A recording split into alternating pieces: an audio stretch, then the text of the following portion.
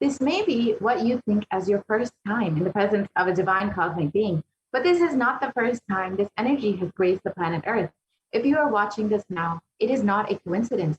This is a cosmic intervention in your life to make you manifest what you want.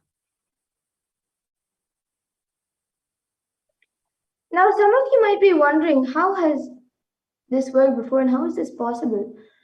So today, here you can experience these answers through the powerful cognitions as referenced from the ancient texts of Hinduism revived by the Supreme Pontiff of Hinduism. So let us understand who is Devi Parashakti, the divine cosmic mother.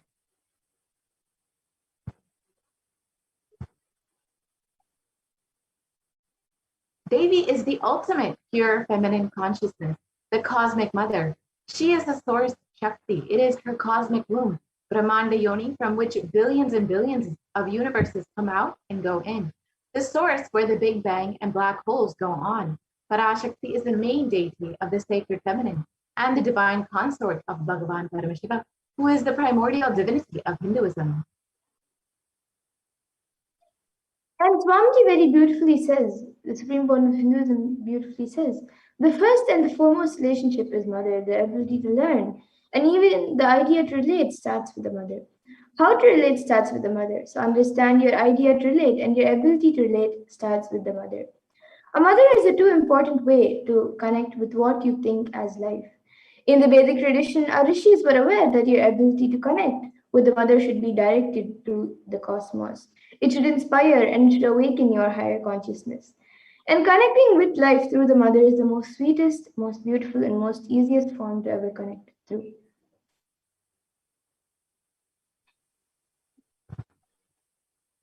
Today, out of his extreme compassion and love, the Supreme Pontiff of Hinduism is manifesting Devi Parashakti herself and gracing us, answering all of our questions, attending to our prayers, giving boons, healing us, revealing our past, present, and future, and delivering profound spiritual truth, and ultimately giving us the experience of Paramashivoham itself.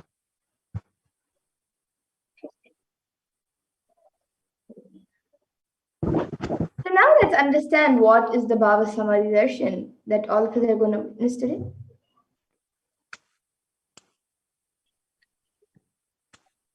So what is Samadhi? Sama is oneness and Adi means source. So Samadhi means one with the source. Bhava means attitude or aspect. Bhava Samadhi means being one with the source through this aspect. And the word darshan means to have a glimpse of. It is used, the word is used in the Vedic tradition to describe the moment when we behold a deity, an avatar, a saint, or an enlightened being, as just seeing such a being can cleanse the karmas of lifetimes and create a deep lasting transformation in the receiver. And it is a powerful superconscious vibration that is present around an avatar at all times. And he simply radiates darshan just as the sun continuously radiates light. And the auspicious moment when the receiver is able to catch it becomes the moment of darshan for you, raising you to the next level of superconsciousness, which is like hitting a reset button on your being. So let us understand the science of Bhava Samadhi Darshan. First thing we need to know is that divine cosmic beings are real. They manifest from Kailasa, the enlightened time-space zone, through deities and incarnations. Divine cosmic beings manifest through Archavataras, the deities in temples, and through the Bhava Samadhi Darshans in Nijavataras, the incarnations. And the Bhava Samadhi Darshan is the science where the Nijavatara manifests Paramashiva, the consciousness. And it is where the formless, the being of Paramashiva, expresses the body and manifests as the Nijavatara, or the physical form and embodied form, for us to experience Paramashiva. So for example, Devi Parashakti manifests through the being of Raja Rajeshwari and manifests as the Nijavatara, the physical form of Devi Meenakshi. And the Archavatar, the deity, reflects the consciousness and manifestation of the superconscious energy. But unfortunately, human beings are not mature enough to receive the higher level experiences from the Archavatar directly. And so the avatar, the physical embodied form, comes down to bridge the gap between the arch avatar and the human beings and create an experience of superconscious energies in all of us.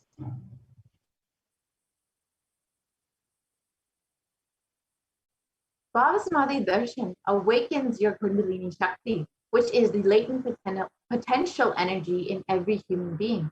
This influx of superconscious energy visibly slows down the aging process and improves immunity to disease.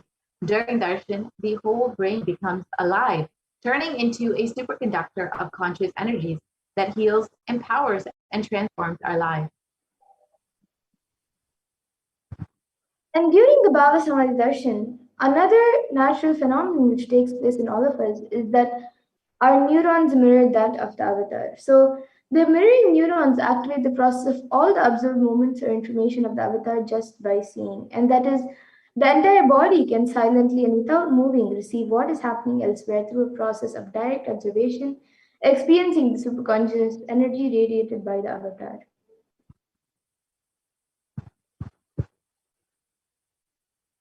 So let us understand what are Akashic readings. They are not predictions, they are the readings from the cosmic archives. Beyond space, creation and destruction happen simultaneously in the dimension of time, starts the past, present, and future. Because Akashic records are stored in the Akasha, the space dimension, there is no past, present, and future. That is why what you call as happening, yet to happen, are clearly already recorded. And now let's look at who is the supreme point of Hinduism. A small introduction of who the supreme point of Hinduism is. The one who, out of his extreme compassion, is giving us the science of the Bhava Samadhi Darshan. The Supreme Jagadguru Mahasanidhanam, His Divine Holiness Bhagavan Nithyananda Paramashivam, is the reviver of Kailasa, a macrocosmic, ancient, enlightened Hindu civilizational nation. The Supreme Pontiff of Hinduism is the 1008th incarnation of Paramashiva, as per Hinduism, and is recognized by his predecessors, who are enlightened masters and adepts. The Supreme Pontiff of Hinduism has made the science of power manifestation, yoga, and temple-based universities as a lifestyle for humanity. And the supreme point of Hinduism is ordained as the 233rd Guru Mahasanidhanam of Kanchi Kailasha Sarvagnipitam, which is the Tandai Mandala Adinam, the incumbent emperor of Suryavamsha Surangi Samrajyam, the present 293rd Jagadguru Mahasanidhanam of Kailasonata Shyamala Pita Sarvagnipitam, and Mahamandaleshwar of the Mahanirvani Akada, which is the largest apex monastic order. The Supreme Pontiff of Hinduism is the 1008th Acharya Mahamandaleshwar of the Atal Guru Mahasanidhanam of the Dharma Mukti Sparigapura Adinam, and has been elected as the Supreme Pontiff of Hinduism by a congregation of over 1,000 Hindu leaders. And the Supreme Pontiff of Hinduism is revered as a teacher of Hinduism, the most prolific, most viewed, read, and watched. He has authored 300 books and 10,000 articles in 3 different languages, which are English, Tamil, and Sanskrit. And these are translated into 50 languages with over 1,000 titles. And over 20 million books, copies of these books and articles have been sold, read, and downloaded. And the Supreme Pontiff of Hinduism has given over 10,000 hours of discourses for humanity and reaching and enriching over 1 billion lives digitally, and is respected as a commentator of all sacred scriptures such as Shiva Sutras, Brahma Sutras, Yoga Sutras, Ashtavakra Gitas, Jain Sutras, and many more.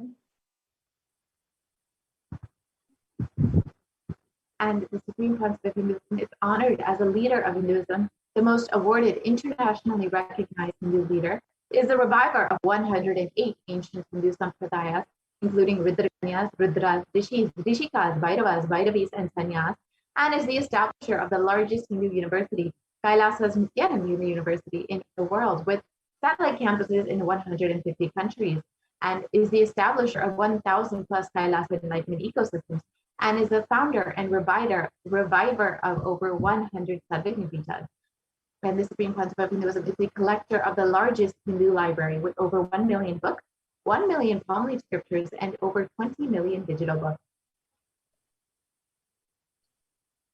Yes, and now with that, We will be moving to the next segment of this program where all of us will be seeing a live demonstration of the extraordinary Shaktis, the divine powers, given as a gift to humanity, to all of us, by the Supreme Font of Hinduism through the science of Diksha, initiation.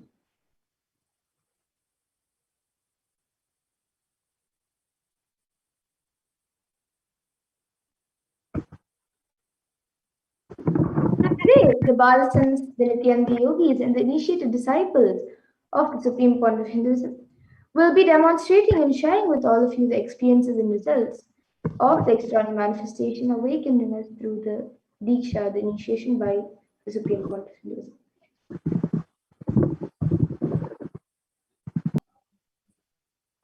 And in today's Bhava Samadhi darshan, all of you will also be receiving the initiations into the power of third eye awakening and various other powers with the blessings and grace of the Supreme Font of Hinduism. And all of you will be manifesting the following powers of third eye, which is seeing with eyes blindfolded, as well as many other powers such as body scanning, remote vision, Ashtamahashaktis, and many more. And for those of you who might be wondering where the third eye is located and how the third eye works. So the third eye is a cosmic browsing center located between the brows, which upon initiation one can effortlessly express powers and see through the third eye just as you would with your two eyes.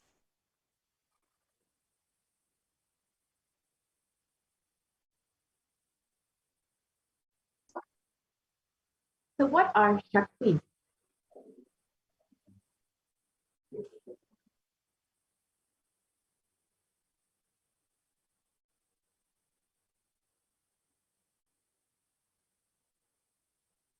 In the Vedagamas, the source scriptures of Hinduism, Paramashiva reveals in elaborate detail that every human being is hardwired to be able to manifest 463 extraordinary Shaktis, the divine powers.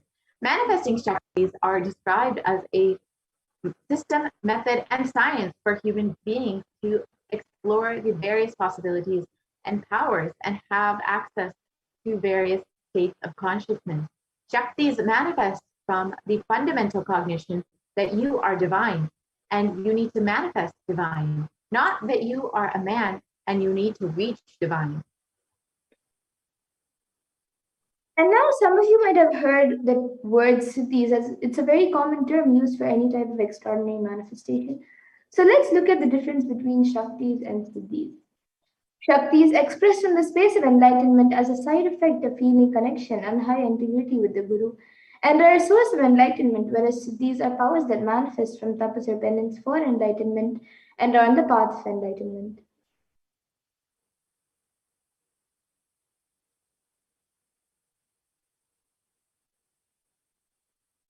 And Shaktis of Paramashiva manifest through ordinary human beings in an extraordinary way after initiation from the avatar, and they are permanent. However, siddhis are not permanent, and they might divert you from enlightenment. And the source of all these Shaktis, Paramashiva, is the primordial divinity in Hinduism, the ultimate reality and cause, which is self-effulgent, Swayam Prakasha, all-pervading, unchanging, beyond time, space, form, and causality. And as the fundamental base of Avyakta, the unmanifest, and Vyakta, the manifest existence, he performs the Panchakritya, or the five cosmic acts of Shrishti, which is creation, Sthiti, sovereign rulership and maintenance, Samhara, rejuvenation, Throbhava, pulling out of delusion, and Anugraha, which is liberating grace for all living entities.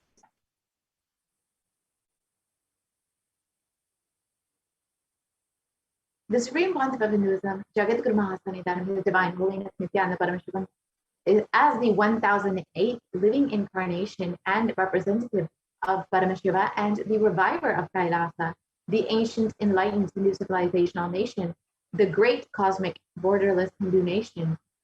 Ever since the beginning of the civilization, the Sanatana Hindu Dharma has been the cradle of enlightened beings and highly advanced sciences. It was where the science of enlightenment and powers, the Shaktis, were lived and taught as a lifestyle. For the first time in modern day, the Supreme Pontiff of Hinduism is reviving these yogic sciences and transmitting it to the world as a record-breaking, never accomplished before. And All of this knowledge and these great sciences are passed down from one generation to the next through the science of Diksha, which is initiation by the enlightened gurus. And the supreme point of Hinduism, being recognized by his gurus as an incarnation at a very young age, was trained and taught these sciences to revive the initiations and knowledge repositories for billions to manifest the science of power manifestation. From the disciplines of Vedanta, Tantra, Sri Vidya, Yoga and Yogic powers, Mantra Shastra, Siddha Vidya, science of Aushadha, Advaita, Bhakti Yoga, Paramashivoham, Paramashivoham, and much more.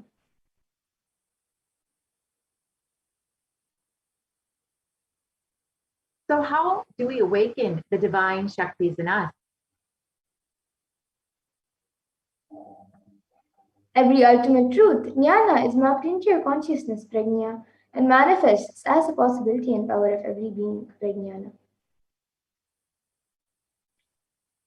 Diksha.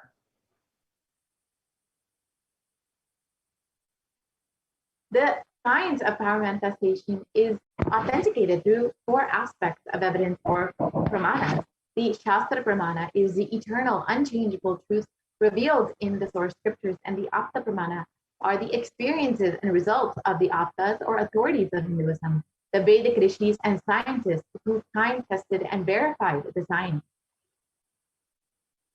And the next is the Atma Pramana, which is the account of the supreme point of Hinduism. This millennium's avatar's personal experience of the power manifestation, and then the Pratyaksha Pramana, which is the empirical evidence from observation and scientific experimentation.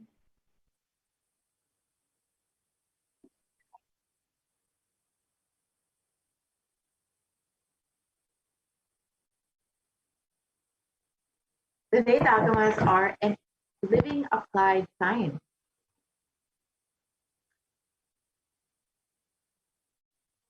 Vedas are the ultimate superior authority of Hinduism. Vedas are pure science where the ultimate truths are explained. The Agamas are the scriptures where the applied technology, the applied science is expanded. The Vedas and Agamas, the Vedagamas are given the status of Shruti as they are directly revealed by Paramashiva. They are the ultimate, eternal, unchangeable truth. A reference cited from these Shastras or source scriptures is called Shastra Pramana. And now, let us all get ready to witness a very unique and very exciting demonstration of the powers of third eye. So we'll be first getting into the power of third eye reading, which is seen with the eyes blindfolded.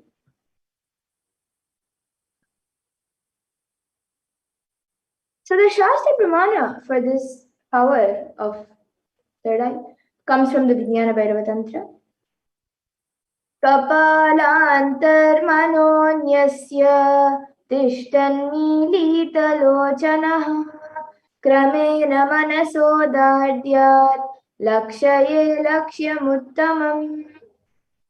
And the translation for this verse is, by fixing the mind on the inner space within the crown center and sitting stably without any movement, having the eyes closed in succession, by that stability of the mind in inner space through the power of the third eye, one directly sees the ultimate goal Lakshyam by having the vision beyond the sight that reveals any object or place, attaining the space of oneness with the source Paramashiva.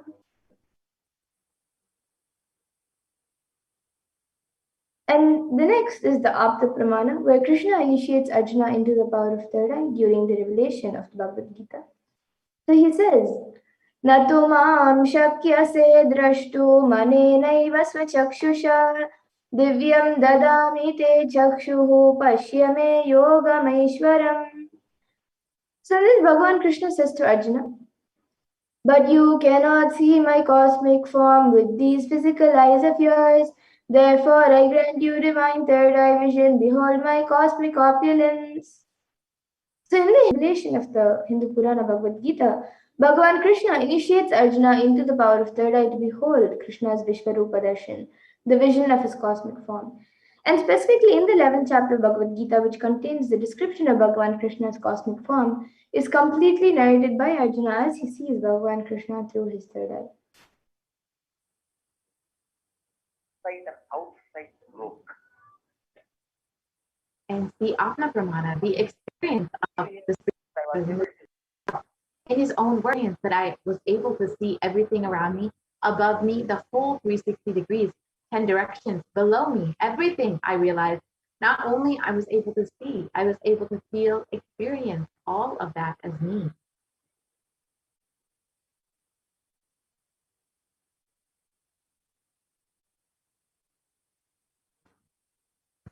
And the Pratiksha Pramana, which is the empirical evidence from observation and scientific experimentation. And experiments were done on the Supreme Pontiff of Hinduism, where they studied and measured, and compared the metabolic cell activity of the brain in the conscious and meditative state, or open third eye state. And this was done using the positron emission tomography, or PET scan. And when doing daily activities, it was found that high activity is measured in the brain, where third eye is located. And when in the deep samadhi state, only the third eye region is active, and almost 90% of the brain is at peace.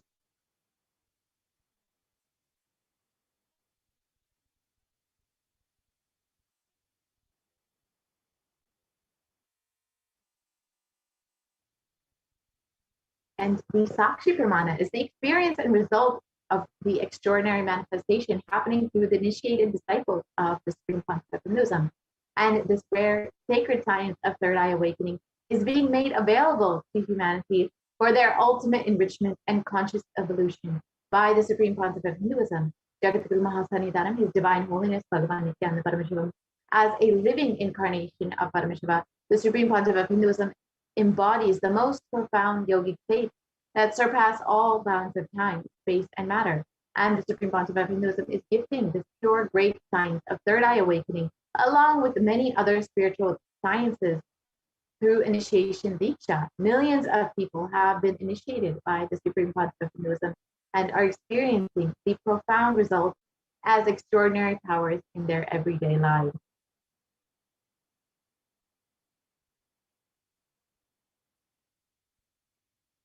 So let us now witness the live Sakshi Pramana, the demonstration of the power of third eye with the Balasins and Nityananda Yogis. And we have Ma Nitya Madhurananda here with us to demonstrate this extraordinary powers. Thank you, Ma. Yeah. So now with me, I have this I-band, which I will be using for the power of third eye. So this I-band by a volunteer, and all of you can see the I-band. In front, it is a thick opaque plastic sheet, and in the back, there is thick black sponge which will not allow any type of light to enter around the eyes. And this I-band will also cover the bridge of the nose over here. So there will be no way for any type of light to enter around. You cannot see without light. So this I-band will be put on my eyes, covering all the physical light around. And then, with the blessings and grace of Swamiji, whatever is being shown as the comments being put in the YouTube comment section through the third eye, I will be reading it. So any of you who would like me to read anything, you can put it in the YouTube live comment section, and I will be reading it. You can put anything you like. And now the volunteer will be putting this I-band on my eyes. And now the volunteer will be putting the I-band on my eyes.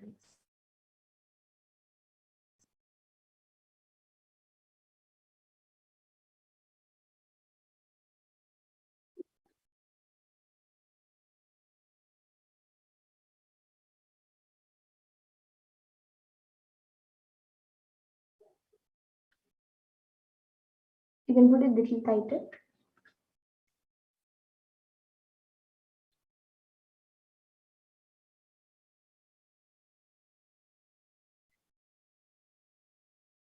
Yes.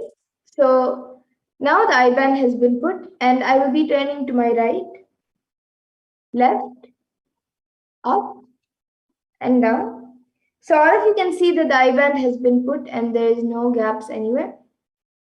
And now the YouTube comments will be projected in front of me, and it will also be projected for all of you.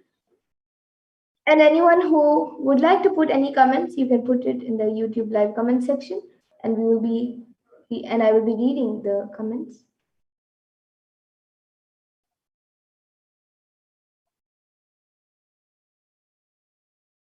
So we have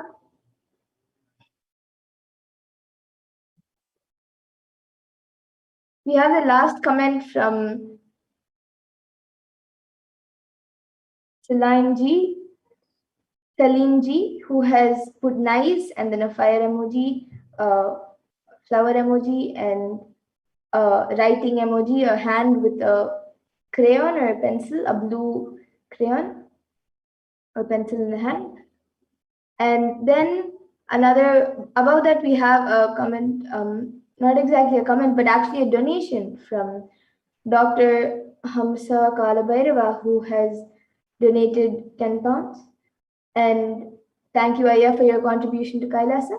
And next to that, he has put emoji with animal showing thumbs up. It's wearing a yellow shirt and a pink hat.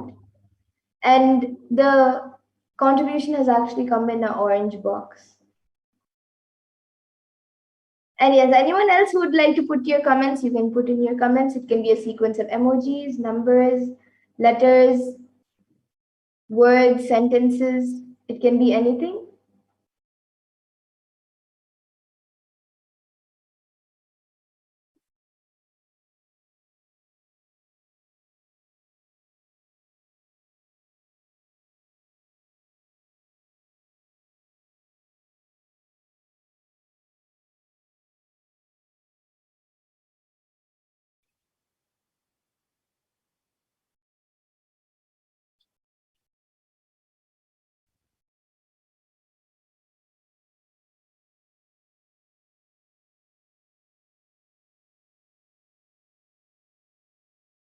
You can all even put a different language if you would like. It can be anything you would like me to read.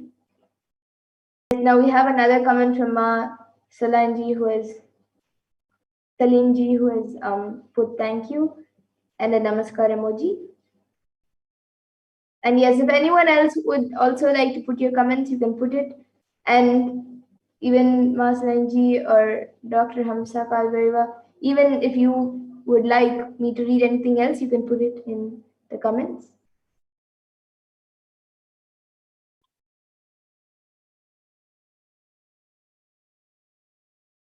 And as we get some comments, I have this book with me, which is Uncommon Answers to Common Questions, written by Swamiji.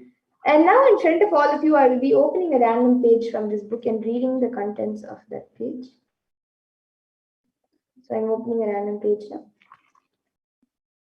So I've opened a random page. And now I will be reading this page. So it is page number 124 and 125. And it says, Beloved Swamiji, in India, we are brought up on rituals and idol worship. Are you for or against these? Then the answer for this question that Swamiji is given is, first of all, I am neither for nor against idol worship or rituals or anything for that matter. Idol worship is so common in India and elsewhere in the East. For a beginner on the spiritual journey, it is difficult to even conceive of the divine in the abstract. When given a form, it is crystallized into something he understands and can relate to. With an idol, he can commune with the divine in the language that he is familiar with. Our thousands of deities are nothing but expressions of the divine. And yet, anyone can talk to them, pray to or play with them, seek solace or give thanks. The whole awesome, indefinable nature of the divine is scaled down to comforting proportions in the form of the deity. It has to be this way. The divine without form is simply too terrifying a concept for the ordinary man. At a deeper, subtler level, there is one more message being reinforced. The idol before you is cast in the same form as yours, and yet it is divine. What does that say about you? Think about it. Even if you are an idol worshipper, there is no need to condemn yourself. As you grow spiritually, you will find yourself able to commune with the divine just as well without an idol. Just as children stop playing with dolls as they grow older, you will drop the idols of your own accord when the time comes. But right now, if it gives you a sense of well being to worship your favorite deity, do so by all means. Spiritually is a vast, shoreless ocean. When you are just learning to swim, it would certainly help your confidence to hold onto a life buoy. Something you can be sure of. Something that won't let you down as you grow stronger and surer. You will naturally shake off its hold and enter the deep waters freely and fearlessly. So that is on page number 124 and 125.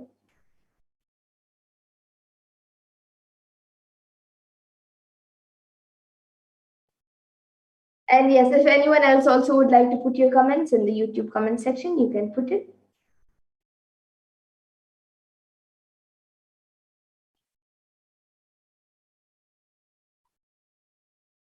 And with that, now we'll be moving to the next power, the power of body scanning. So anyone who would like a body scan can put your comments in the YouTube comment section. And now the volunteer will be removing the IBAN. And all of you can see the IBAN being removed.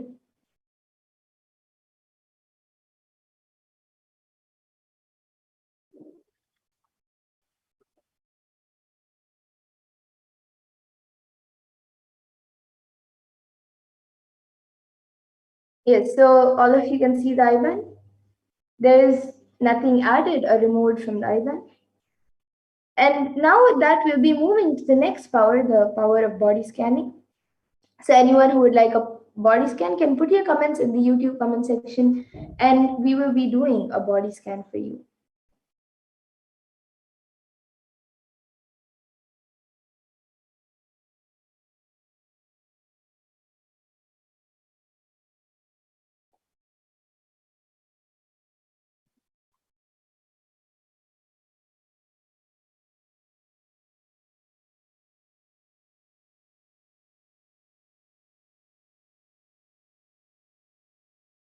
So this power of body scanning awakens the ability to scan any type of illnesses, diseases, or medically diagnosed issues with through the power of third eye.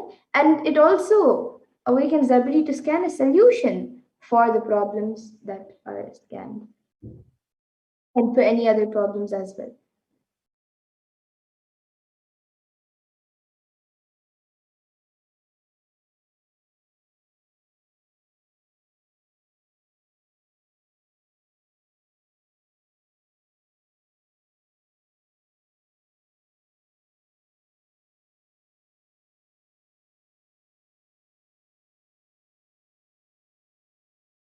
So now we'll be looking at the Shastra Pramana for this power of body scanning. It comes from the Vijnana Bhairava Tantra. Swadehe jagato vapi sukshma sukshmataraani cha tattvani yani nilayam dhyatvante vyajyate para. And in this verse, Bhagavan Paramashiva says, cognize deeply that from the subtle to the subtlest constitutive principles of your whole body, Swadeha, or the whole universe simultaneously consist of the essential reality. They are being absorbed in their source cause, Paramashiva. By the experience of such restful awareness, one becomes complete from all thoughts, and the ultimate universal divine power, Paradevi Adi Shakti, is revealed, and the supreme power manifestation happens.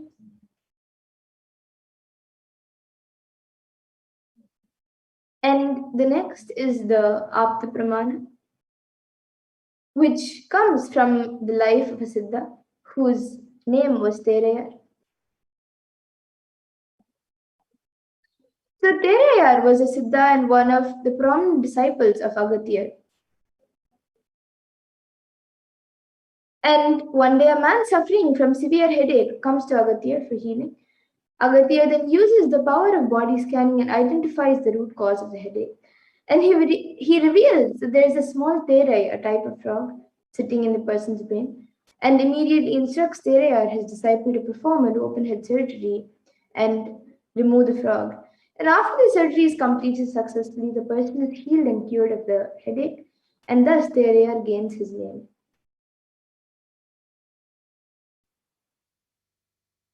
And the Atma Pramana for this power was revealed by the Supreme Point of Hinduism on the 22nd of December 2019 of how he uses the power of body scanning, paraphrasing his own words. Only when I had the multiple compound hand fracture, I was forced to go for surgery and therefore for medical checkups related to that. At that time, they detected heavy metal quantity in my different organs. It was revealed that I had been poisoned without our knowledge. I immediately used diagnostic methods instead of medical facilities to study the body condition due to the poisoning. Through body scanning, I found out what the problems, imbalances had happened and where balances had to be done. And I used allopathy as a second opinion to verify my findings. And here, all of you can see the Sakshi Pramana, which are the experiences and results of the extraordinary manifestation through the initiated disciples. So here are a few sharings taken from social media where a few of the thousands of disciples have shared their experience of how they have successfully manifested the power of body scanning. And with that, now we will be getting into the live demonstration of the power of body scanning. So anyone who would like a body scan can put your comments in the YouTube comment section and we will be doing a body scan for you.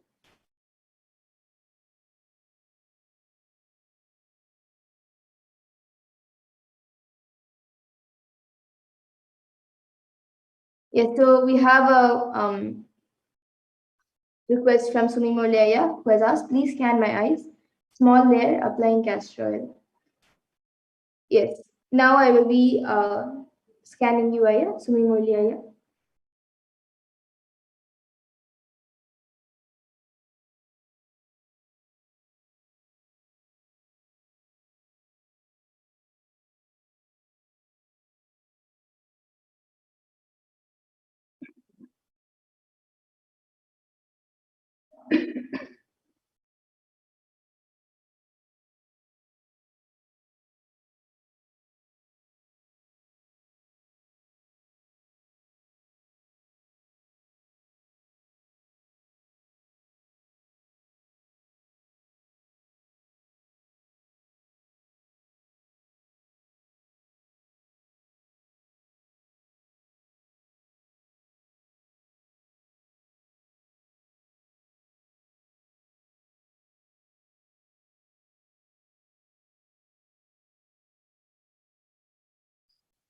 Yes, Aya. So Sumimolaya, I was able to see that your eyes are getting healed. You can continue to apply castor oil. And if you have Jnananjana, you can also apply Jnananjana, not around the eyes, but like how the kajal is applied, you can apply the Jnananjana like that if you have some. If you don't, then you can get it from the nearby temple if possible. Or just, but continue to apply the castor oil and you will see that your eyes start getting healed more. It will get healed soon.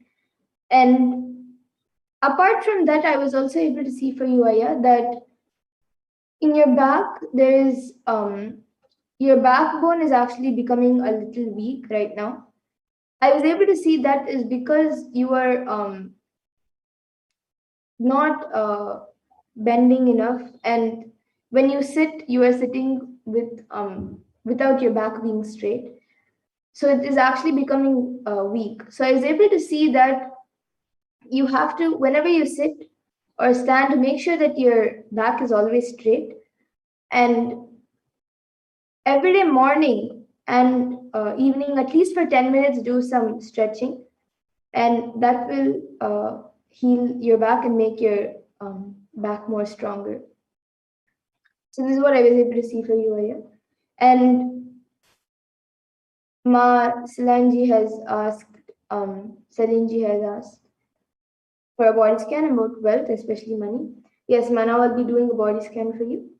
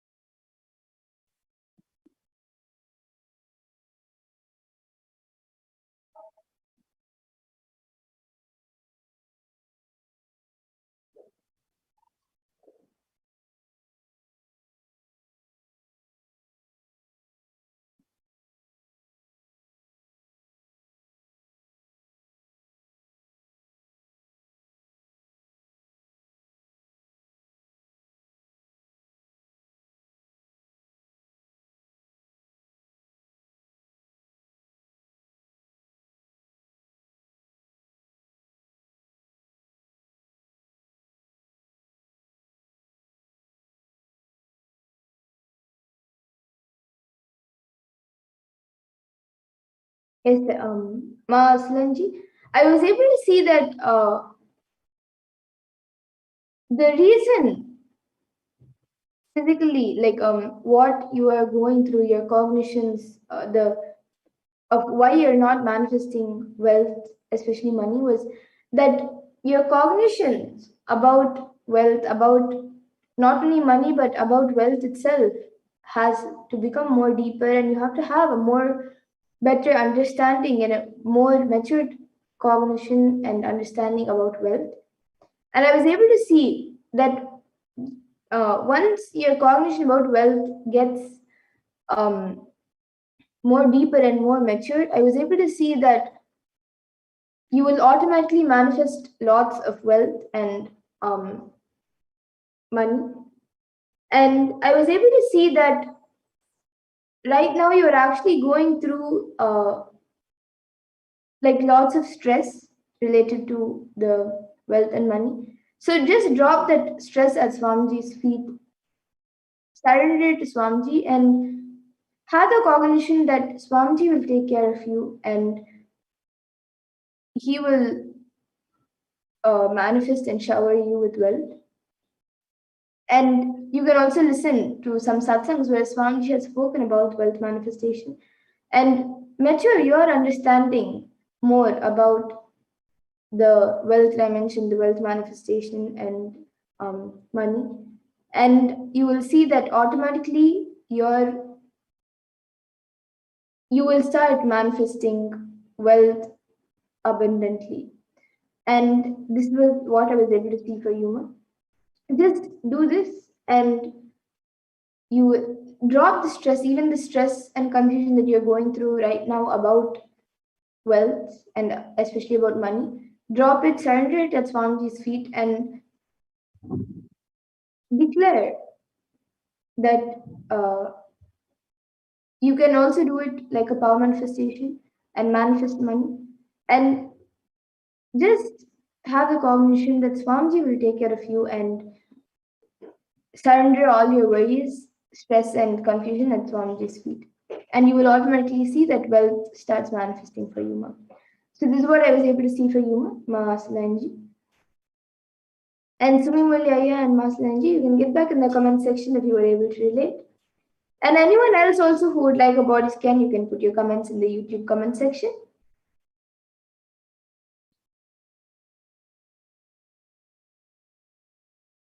Ma Salanji and Sumi Mulyaya, you can get back in the comment section.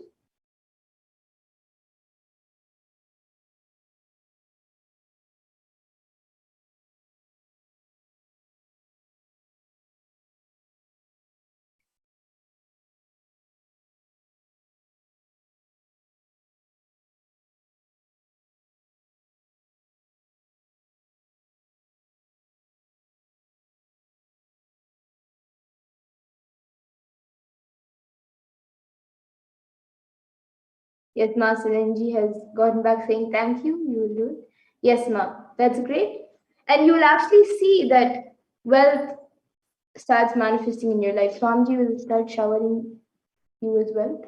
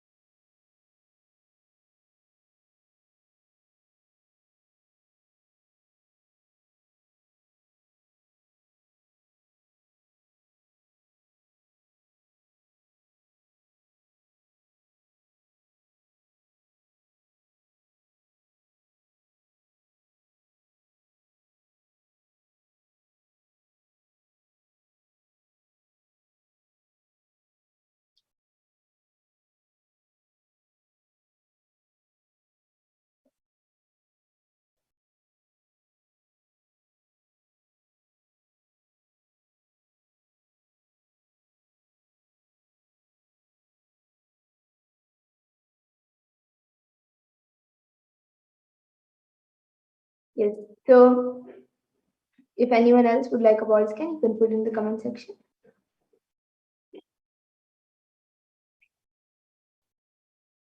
And with that, I now thank all of you who have joined us for this power manifestation segment. I thank all of you who have joined us today. And with that, we'll now be moving to the next segment of this program where all of us will be learning much more about Devi Parashakti, about who is Devi Parashakti, how we can receive Devi Parashakti, what she has received, what she has revealed in the Akashic reading, and much more. So I thank all of you once again for joining us for this power manifestation segment. And please stay tuned for the further segments of this program. And with that, now we'll be moving to the next segment where we will be learning about the divine feminine consciousness, about who is Devi Parashakti.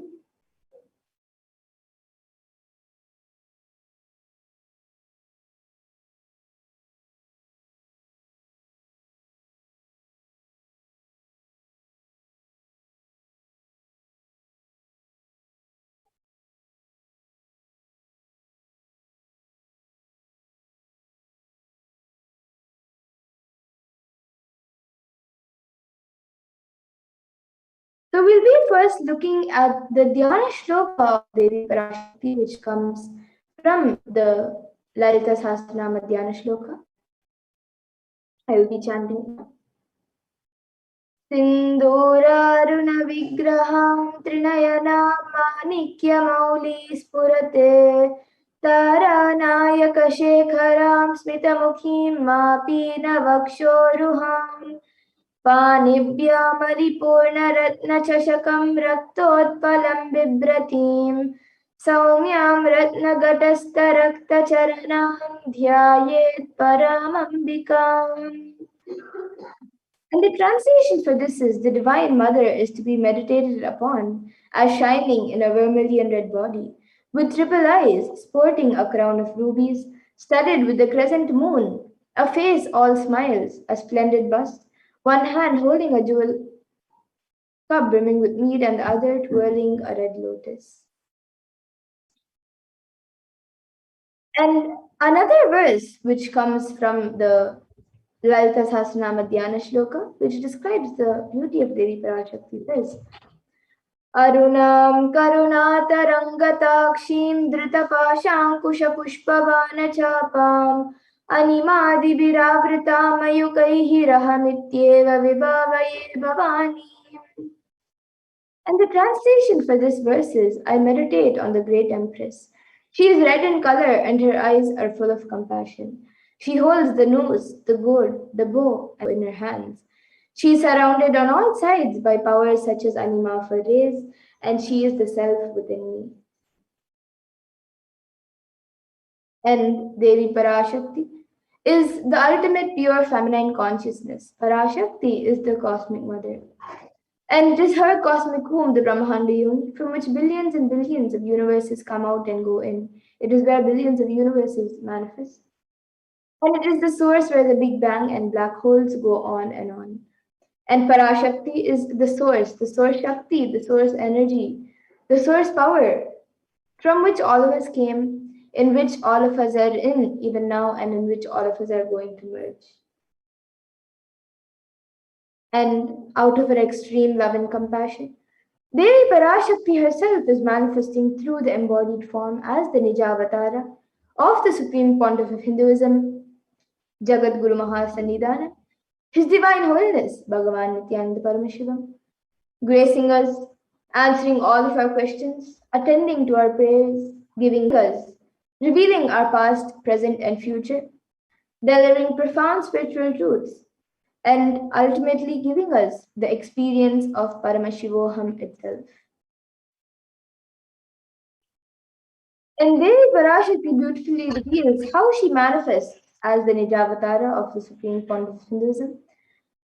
Beautifully, she says, in her own words, she says, raising as Omkara, expressing as Vedas and Agamas, blossomed as Hrimkara, filled as Parashodasi, living in 40 triangles, the Kailasha Swamini, who is in Kailasha, Sri Purachintamani, Parashodasi, sitting as part of Paramashiva, Parameshwari, who rules the world, Paramashakti, Manonmani, Meenakshi, as Nithyananda, I took Nijavatara here to give good boons to everyone, to bestow all goodness. Hiranya Garbha Swarupini, Brahmanda Yoni, Shami, Chandramauli, Rapala, Aparna, Uma, Parvati, Savitri, Navayavana, Samraji Lakshmi, Parameshwari, Parashodasi, Meenakshi. Taking the form of Nithyananda, I came here as Nijavatara. With great compassion and blessing. Listen, people, to do good to all of you, I took the form of Nithyananda and came down as Nijavatara.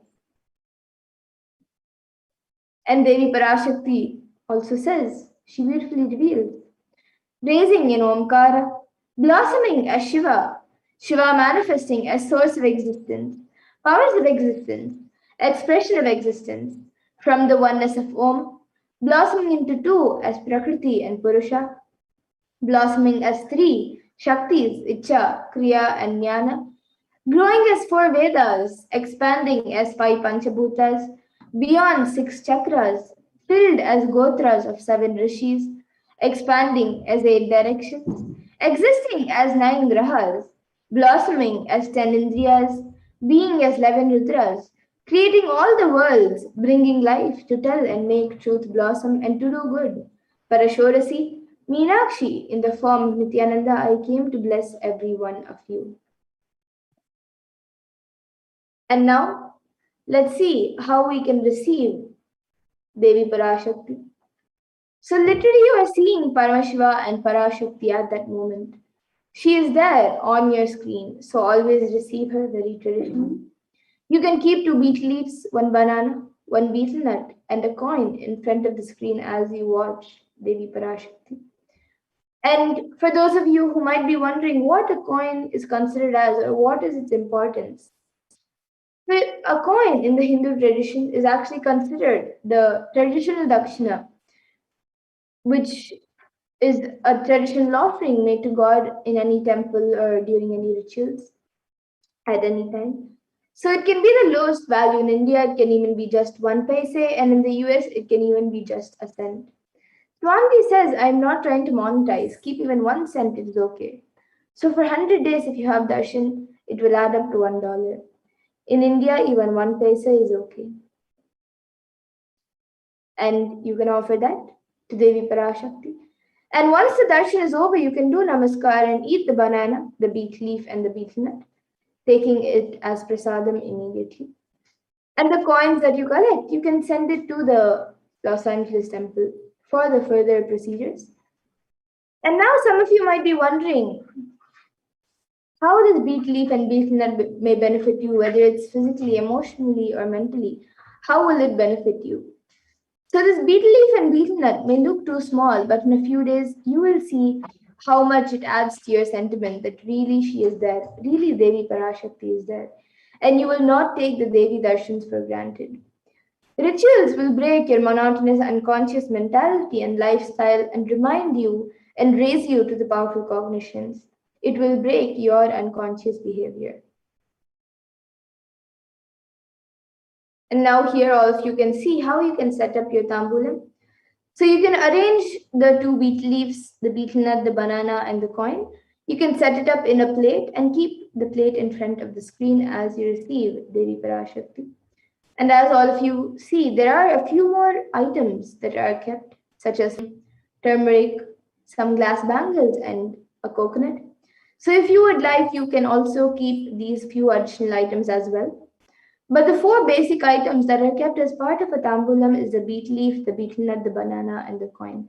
So you can arrange all the items in a plate, keep it in front of the screen as you receive Devi Parashakti when she comes for the darshan.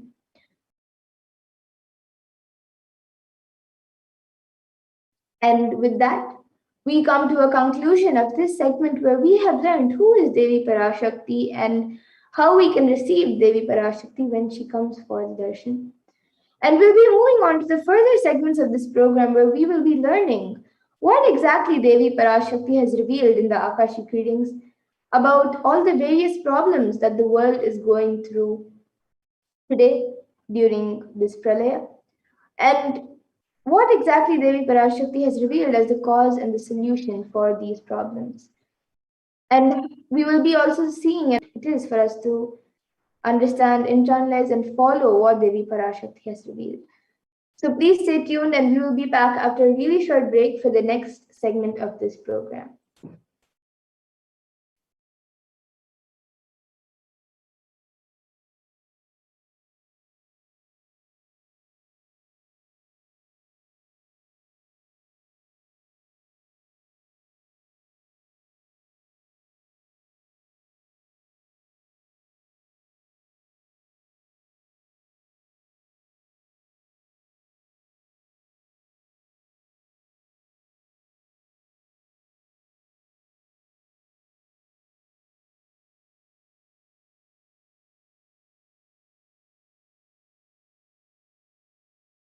Paramashivoham. Om Nithyananda Paramashivoham. Om Nithyananda Paramashivoham. Om Nithyananda Paramashivoham. Nithyananda Paramashivoham. Om Nithyananda Paramashivoham. Om Nithyananda Paramashivoham. Om Nithyananda Paramashivoham. Om Nithyananda Paramashivoham. Om Nithyananda Paramashivoham. Om Nithyananda Paramashivoham. Nithyananda Paramashivoham. Om Nithyananda Paramashivoham.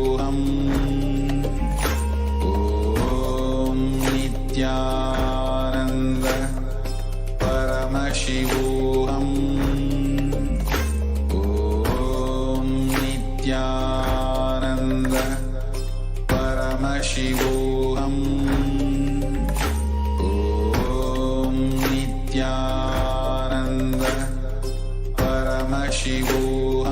Paramashivoham.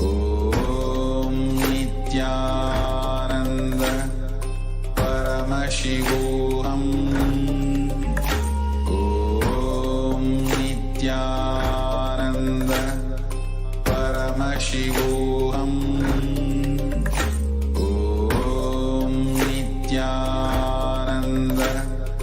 Paramashivoham. Om Nithyananda Paramashivoham. Om Nithyananda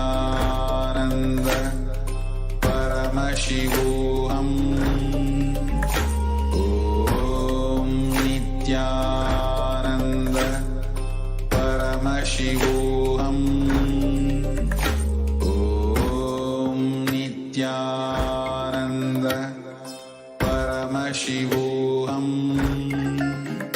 Om Nithyananda Paramashivoham. Om Nithyananda Paramashivoham. Om Nithyananda Paramashivoham. Om Nithyananda Paramashivoham. Om Nithyananda Paramashivoham. Nithyananda, welcome back to your viewers. Nithyananda, now let us go into this next segment where we will understand some of the sacred secrets of Hindu birth. Let us listen to Devi Parashakti's revelation on நன்றாய் கேட்டுக்கொள். உன் கேள்விக்கு உன்மூலமாய் உலகெங்கும் இருக்கும் இந்துக்கள் எல்லோர்க்கும் அளிக்கின்றேன் உத்திரம். கேட்டு வாழ்ந்தால் உங்கள் வாழ்க்கை பத்திரம். கேளுங்கள். பிறப்பின் ரகசியத்தை பிறப்பிலா பெருமை உடைய பரமேஸ்வரி சொல்லுகின்றேன் கேளுங்கள். யோனிஜம், ஜலஜம், பீஜம் எனும் 4 விதமான பிறவிகளில் 84,000 யோனிகளில் பிறக்கும் பிறப்புகளிலேயே பெருமை வாய்ந்ததும் உத்தமமானதும் மனித பிறவி. அந்த மனித பிறவியிலும் பலமுறை பிறந்து உழன்று அரசியல், பொருளாதாரம், சுகபோகம், தர்மம், அர்த்தம், காமம் எனும் ஆசைகள், துக்கங்கள், அச்சங்கள் அனைத்திலும் அழன்று உழன்று இனி வேண்டாம் இப்பிறவி, வேண்டுவது மோட்சமே என்று முடிவெடுத்தோர்க்கு மட்டுமே ஹிந்து மத யோனிஜம், ஹிந்து பெற்றோர்க்கு பிறந்திடும் சனாதன ஹிந்து தர்ம யோனிஜம். மனித பிறவி உத்தமம், சனாதன ஹிந்து தர்ம மனித பிறவி உத்தமோத்தமம். இந்த உத்தமோத்தம பிறவி எடுத்த எல்லோருக்கும் ஜீவன் முக்த விஞ்ஞானத்தையும் சனாதன தர்மத்தையும் காக்கின்ற கடமையும் உண்டு. அதனால் வருகின்ற நன்மையெல்லாம் அனுபவிக்கும் உரிமையும் உண்டு. இந்த கடமையை செய்வோம் என்று சத்தியம் செய்ததனால்தான் அந்த உரிமை அளிக்கப்பட்டது. பூமிக்கு வந்தபின் மனம் மயங்கி மதிமயங்கி சனாதன தர்மம் காக்க மறந்ததனால் மாயை அவர்கள் உயிரை பறிக்கின்றாள். நன்றாய் புரிந்து கொள்ளுங்கள். உயிரை கொடுத்தாலும் தர்மத்தை காப்போம் என்று உறுதி எடுத்தவர்க்கே சனாதன ஹிந்து தர்ம யோனிஜம் அளிக்கின்றேன் யான். உடல் பெற்ற பிறகு ஊழிப் பெருவலியால் ஆசை அச்சங்களை உதறவிடாது, உதறியும் விடாது சனாதன ஹிந்து தர்மம் காக்க மறந்தோரை உயிர் வாழத் தகுதியில்லாதவர் பட்டியலில் உடனடியாய் மாயை சேர்க்கின்றாள். அதனால் ராட்சசர்களும் அசுரர்களும் தானாகவே இவர்கள் உயிரை எடுக்கின்றார். நன்றாய் புரிந்து கொள்ளுங்கள். உயிரை கொடுத்தாலும் தர்மம் காப்போம் என்று நிற்பவர்க்கு நிலைத்திடும் வீரஸ்வர்க்கமும் கைலாச பதவியும் எக்காரணம் கொண்டும் தர்மம் காக்க மறந்த உத்தமோத்தம ஜனனமான சனாதன ஹிந்து ஜனனம் பெற்ற மக்களுக்கு இல்லை வதி. சனாதன ஹிந்து தர்ம மனித ஜனனம் உத்தமோத்தம மனித ஜனனம். உங்கள் உரிமை உலகில் அதிகம், உங்களுக்கு கடமையும் உலகில் பெரிது. தர்மம் காத்தாலே கடமை, தர்மம் காக்காதார்க்கு உயிர் வாழும் உரிமை இல்லை.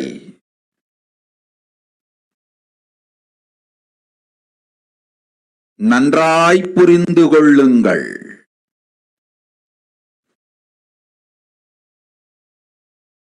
உத்தமோத்தம பிறவியான சனாதன ஹிந்து தர்ம பிறவி எடுத்த எல்லோரும் புரிந்து கொள்ளுங்கள்.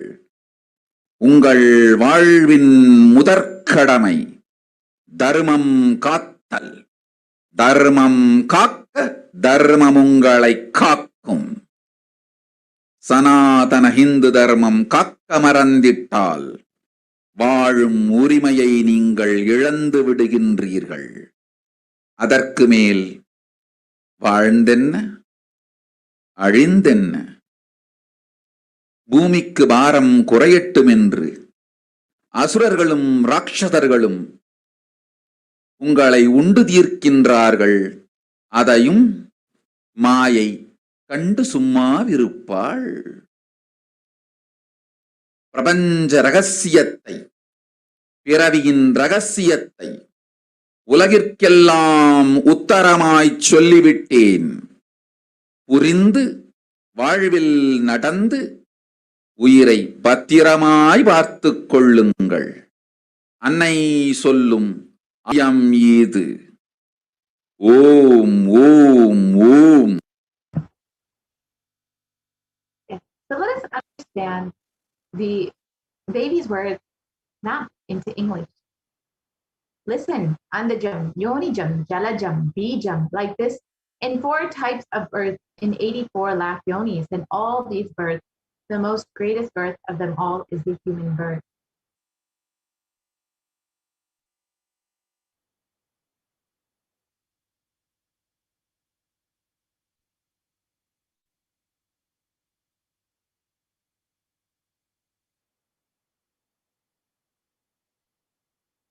Even in that human birth, being toiled many times, after getting burnt and toiled in politics, in finance, in luxuries, in dharma, artha, kama,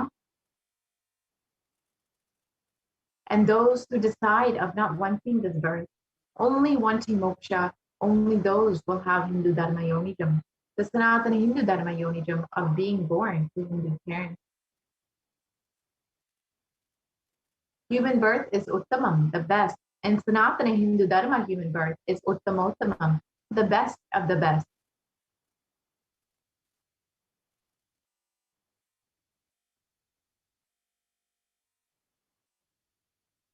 Everyone who took this Uttamottama birth has the responsibility of protecting the science of living enlightenment and Sanatana Hindu Dharma.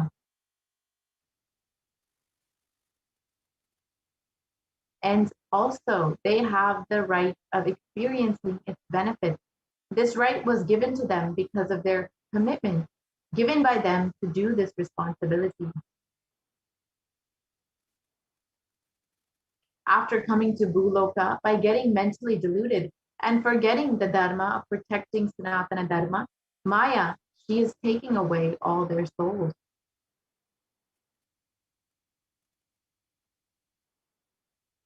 Understand carefully.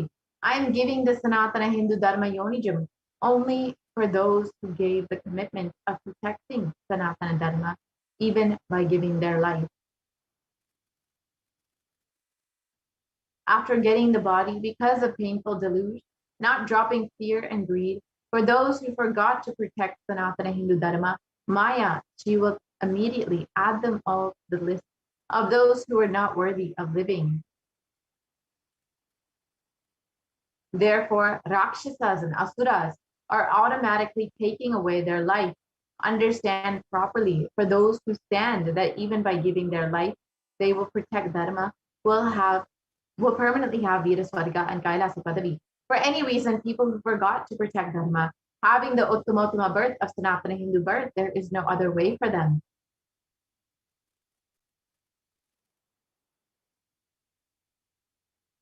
Sanatana Hindu Dharma human birth is Uttamottama human birth. Your rights in this world are immense.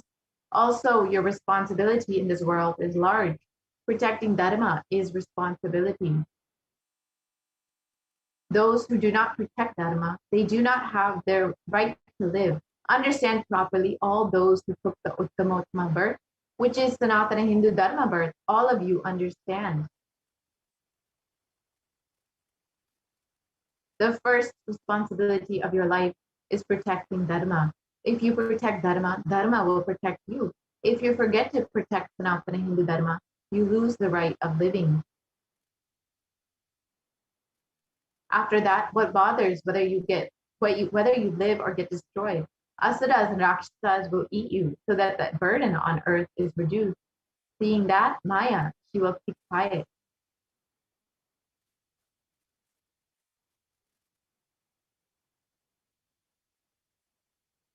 Let us understand what is the responsibility of Hindus revealed, as they be revealed by in the revelations in the Akashic readings.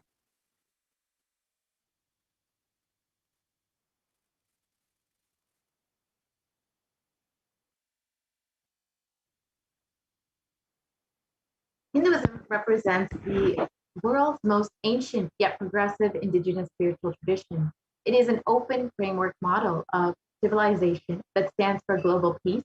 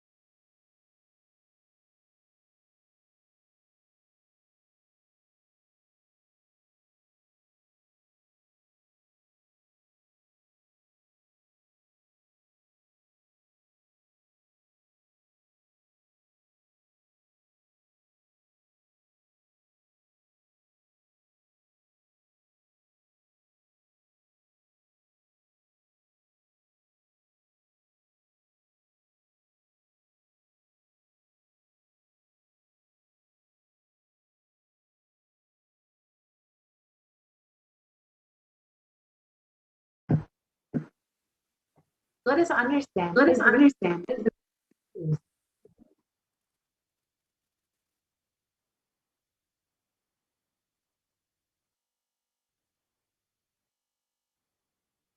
Hinduism represents the world's most ancient yet progressive indigenous spiritual tradition. It is an open framework model stands for global peace, vegetarianism, non-violence, yoga, worship of nature, temple-based living, manifesting spiritual powers, and the inherent divinity of every being.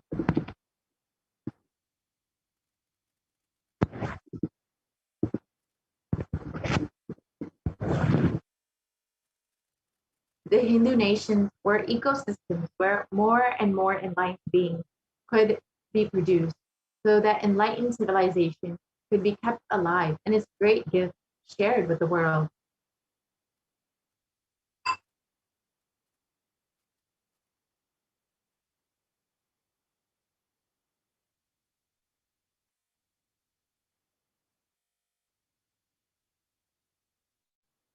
Let us look at the reference of Hindu nations from our Hindu scriptures. And there have been numerous references of the greatness of Hindu nations in our Hindu scriptures. We've seen in the Mahabharata, in the Ramayana, and many, many Puranic stories about how Hindu nations lived and thrived and how everyone in those nations prospered. Let us now look at some of those references. The first reference of the Hindu nation that we'll understand is the Ramaraja, the Hindu nation ruled by Bhagavan Rama. And it was described in the Valmiki Ramayana.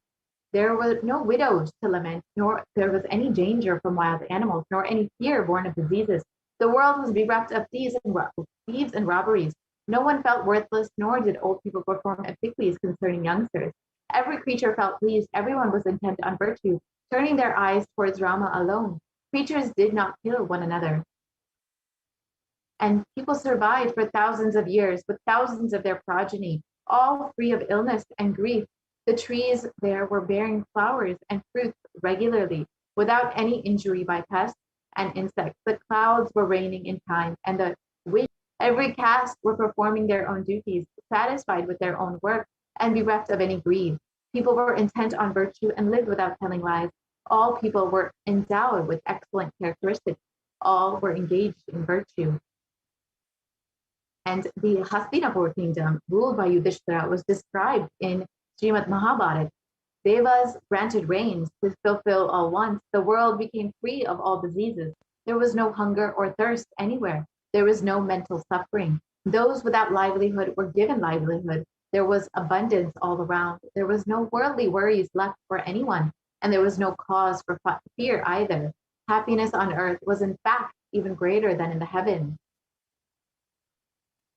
And the contributions of Hindu nations was far and wide. Hindus had so much to contribute to the world in every field, whether it was enlightenment, health, medicine, art, science, technology, aviation, dance and music, clothes and jewelry, social systems, judicial systems, political systems, legal systems.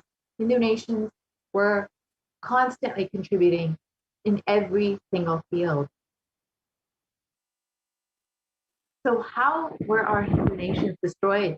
Over the course of 1,000 years, Hindu nations faced continuous onslaught of invaders and attacks. And through these various invaders and attacks, Hindu nations faced a decline. And Kailasa is the Hindu nation left for us. The first phase of the destruction of Hindu nations was the Islamic invasions between 800 and 1700 AD. And this was the physical destruction of the Hindu civilization. And Will Durant described the Mohammedan conquest of India as probably the bloodiest story in history. Islamic historians and scholars have recorded with great glee and pride the slaughters of Hindus, abduction of Hindu women and children, slave markets, and destruction of temples carried out by the warriors of Islam during 800 to 1700 AD. Millions of Hindus were converted to Islam by sword in this period, and millions more were raped and murdered and dismembered. this was the description by Will Durant, and the Islamic law prescribed for Hindus conveyed that Hindus are like mud. If silver is demanded from them, they must, with the greatest humility, offer gold. If a Mohammedan desires to spit into a Hindu's mouth, the Hindu should open it wide for that purpose. So you can see that Islamic invaders were barbaric in their attack on Hindus. And over the course of the Islamic invasions, over 200 million Hindus, babies, and the description of this invasion, the conquering of, sorry for the technical glitch. We will be right back with the slides. So you can see the description of the Islamic invasions were extremely barbaric and cruel. It was a very physical attack and destruction of Hindus during this time. Millions and millions of Hindus were killed and destroyed. And the second phase of the destruction of the Hindu civilization was the British occupation, which was between 1700 and 1947 AD. And this was the economic and psychological destruction of the Hindu civilization. And Will Durant, again, described how barbaric and cruel this destruction was. The next phase was during the second phase, the British Empire used all possible means to destroy Hindu civil and cultural institutions in order to delegitimize and demoralize the indigenous people of India so that they would be slaves in their own homeland. And this included discriminatory laws to instill feelings of racial inferiority, engineered famines to starve natives into submission, and over the course of the British occupation, over $45 trillion was looted from India over the course of 200 years, and over 45 million Hindus died due to artificial famines and imposed poverty by the British policies, and over 680 native kingdoms were usurped by the British Raj. And Sashi Tharoor of the Indian Parliament has described the British came to one of the richest countries of the world, and over 200 years of exploitation and looting and destruction reduced it to a poster child of third world poverty. And the British occupation was the destruction of what was the backbone of India, the Hindu civilization, culture, and cultural institutions. And the phase 3 was the secularization of India. And this was this is current day still going on since 1947, since the independence, and this was ruled by brown faces British attitude. And during this time, minister and principal architect of the Indian Constitution has described, if Hindu Raj does become a fact, it will no doubt be the greatest calamity for this country. No matter what the Hindus say, Hinduism is a menace to liberty and equality and fraternity. It is incompatible with democracy. Hindu Raj must be prevented at any cost. And the modern Indian legal system, academia, and media all systematically undermine, suppress, and delegitimize the Hindu institutions and culture. India's constitutions establish government control and taxation over Hindu temples, schools, and other institutions, while other religions are free from this interference. And India's constitution discriminates against Hindus by giving social rights and benefits to other religious communities. And the phase 3 also includes the media narratives that were used to destroy, were used to stereotype and demoralize Hindus. And Bollywood and other mainstream media outlets consistently portrayed Hindu gods and gurus as cartoonish, dishonest, corrupt sex fiends in a manner that was similar to the British imperial propaganda. So let us understand why we need to revive these Hindu nations. As Devi revealed, it is the responsibility of Hindus to maintain the Sanatana Hindu Dharma, to ensure that it is shared with the world. It is our responsibility to protect Dharma And when you protect Dharma, Dharma will protect you. And you will be able to be benefiting from all of the contributions that Hinduism has given to the world. However, if you forget to protect Dharma, you lose so much in your life. And the supreme concept of Hinduism has given the vision for the Hindu civilization. During the time of the Mahabharata, we Hindus had 56 deshas and 200 states, 1700 samsthanas, and 10,000 sampradayas. Now we have lost all 56. The last one to fall was Nepal. I am the collective voice of all the persecuted Hindus. I will revive and rebuild a Hindu nation built on the Vedagamic principles.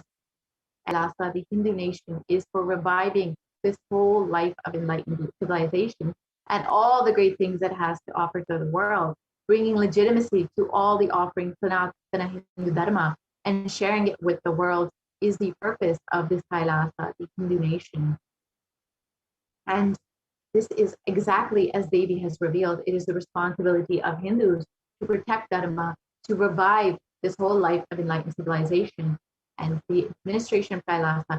Kailasa is revival of the cosmic constitution. Kailasa is a model nation of how enlightened civilization should be living and administered. Politics, judiciary, education, economy, everything will be revived as per Paramashiva revealed in the Vedagamic Sanatana Hindu Dharma scriptures.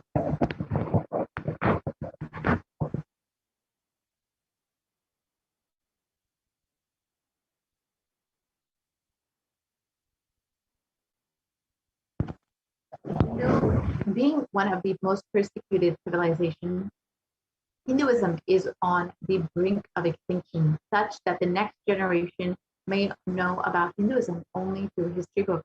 What can we do to stand up for Hindu civilization and all that it has offered to the world?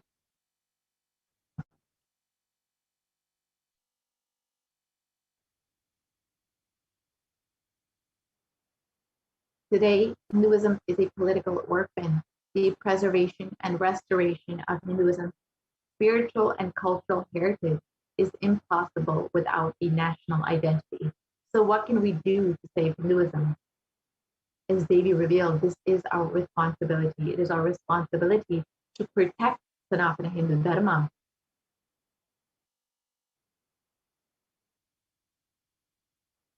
So let us reclaim our Hindu identity.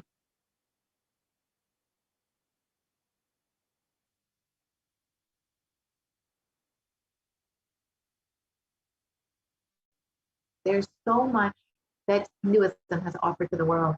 And unfortunately, we Hindus have forgotten about it and have lost our Hindu identity, our pride of being a Hindu, and have diluted into the Western civilizations. And Hinduism represents is responsible for our healthy, wealthy, rich, successful, peaceful, happy, respectable, have a stable family, and have the best mental health.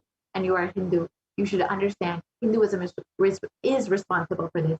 Hindu identity is responsible for this. Hindu scriptures are responsible for this. It is the Hindu scriptures which gave us the best mental setup. All the best things that we Hindus have is from our scriptures and our Hindu gurus. Hindus are the richest and most successful ethnic community in the world. Hindu scriptures, Hindu lifestyle, our enlightened masters are responsible for this. Hindu thought currents are responsible for this. And in a study done by Pew, it was reported that Hindus are the most educated religious group in the US. This was reported in the Hindustan Times.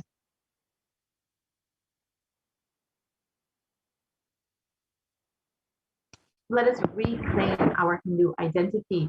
It is not just anti-Hindu elements being active. It is the responsible Hindus being inactive that is responsible for this whole destruction of Hinduism. Let us now take responsibility for Hinduism and let all the Hindus all over the world reclaim our Hindu identity.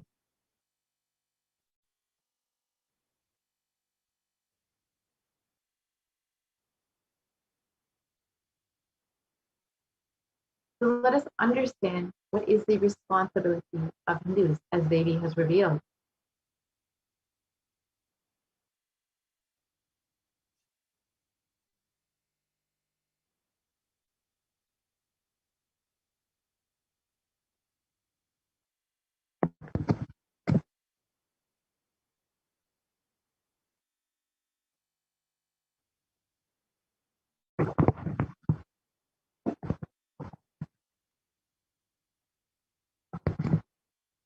it is the responsibility of Hindus to revive this enlightened civilization and again and give all the gift of the enlightened civilization to humanity. Revival of the enlightened civilization, the Kailasa, is the Hindu nation is the survival need of humanity. And Devi has revealed that is why we have been gifted the blessing of having Sanatana Hindu Dharma Yonijam. The Hindu Yonijam is the birth, being born to Hindu parents. So this is an invitation to all of the Hindus out there, to all the ones, the born Hindus, to all the practicing Hindus, to all those who are sympathetic towards Hinduism, who are curious about Hinduism, who want to explore Hinduism and enjoy Hinduism. Please come and become a part of this revival. You can sign up to become an e-Kailashian, an e-citizen of Kailasa by going to kailasa.org and signing up today. So let us understand why Kailasa. What is the need for the only Hindu nation? Why is it needed for humanity? Let us watch that video now.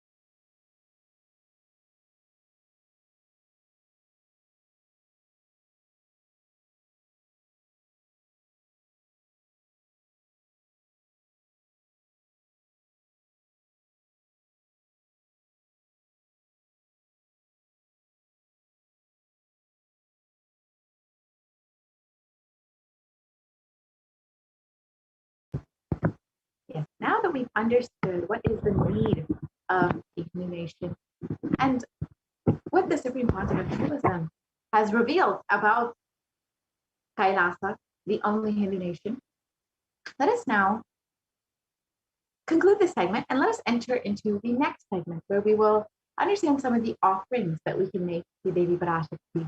We'll be right back after a very short break and enter into this next segment.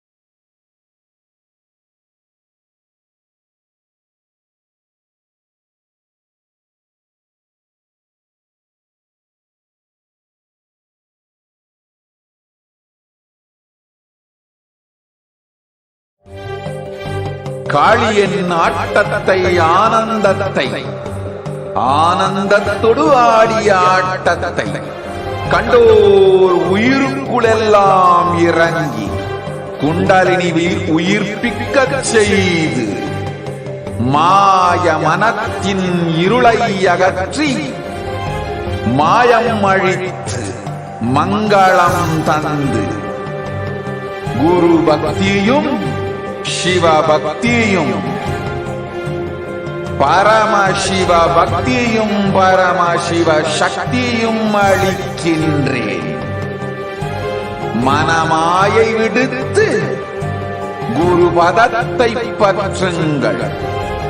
நித்யானந்தமாய் நிஜாவதாரமாய் வந்துதித்த என்னை பற்றி வாழ்வில் எல்லா நலமும் பெற்றிடுங்கள்.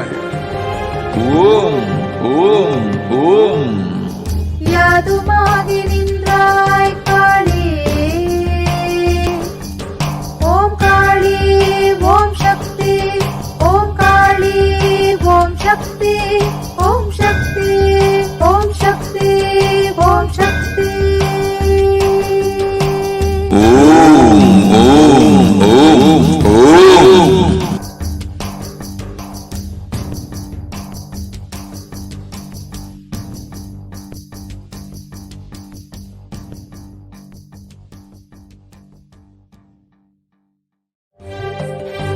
காளியின் ஆட்டத்தை ஆனந்தத்தை ஆனந்தத்தொடு ஆடிய ஆட்டத்தை கண்டோர் உயிருக்குளெல்லாம் இறங்கி குண்டலினிவில் உயிர்ப்பிக்கச் செய்து மாய மனத்தின் இருளை அகற்றி மாயம் அழித்து மங்களம் தந்து குரு பக்தியும் சிவ பக்தியும் பரமசிவ பக்தியும் பரமசிவ சக்தியும் அளிக்கின்றேன். மனமாயை விடுத்து குரு பதத்தை பற்றுங்கள். நித்யானந்தமாய் நிஜாவதாரமாய் வந்துதித்த என்னை பற்றி வாழ்வில் எல்லா நலமும் பெற்றிடுங்கள். ஓம் ஓம் ஓம். யாதுமாகி நின்றாய் காளியே, ஓம் காளி ஓம் சக்தி, ஓம் காளி ஓம் சக்தி, ஓம் சக்தி ஓம் சக்தி ஓம் சக்தி. ஓம் ஓம் ஓம் ஓம்.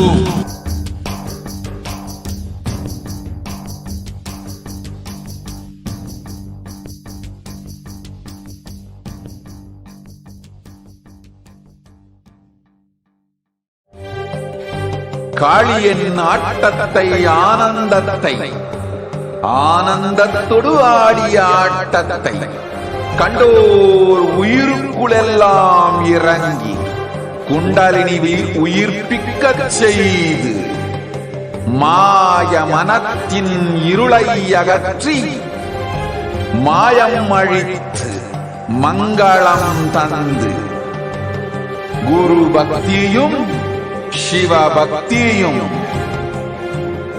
பரமசிவ பக்தியும் பரமசிக்கின்றேன்.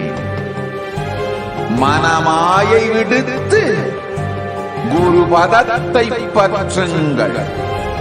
நித்யானந்தமாய் நிஜாவதாரமாய் வந்துதித்த என்னை பற்றி வாழ்வில் எல்லா நலமும் பெற்றிடுங்கள்.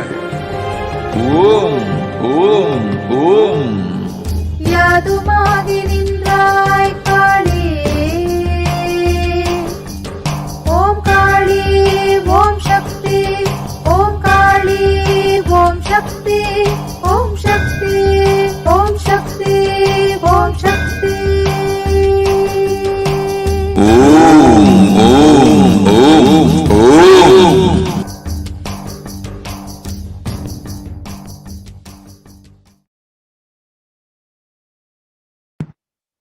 Nithyananda, welcome back, dear viewers. Let us now enter into this next segment where we'll understand how we can connect with Devi Parashakti more deeply.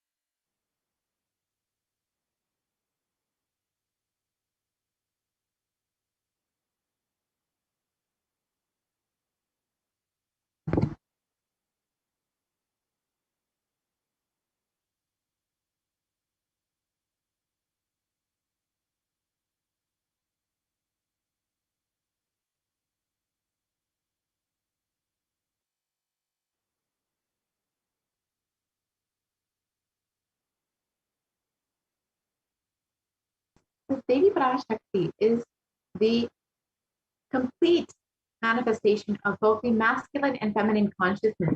And both consciousness have to be expressed equally by every human being to be enlightened. Until enlightenment, only the masculine dimension expresses more than the feminine dimension, irrespective of male or female physical body. And every human being has to complete with 5 to achieve enlightenment: the Pitrus or the ancestors, the Kula Devatas or the family deities, the parents, nature, and ultimately good enlightenment upon you.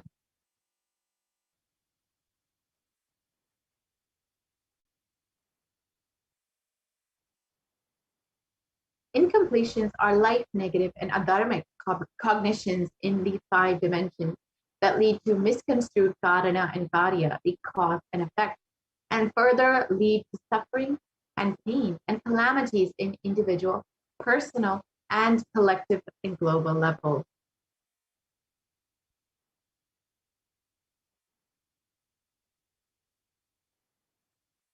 Being sensitive is being aware and in gratitude to life, everything from the air that we breathe, to the place that we sit, to the energy to feel that you exist, and the energy to celebrate your existence is what we should be grateful for.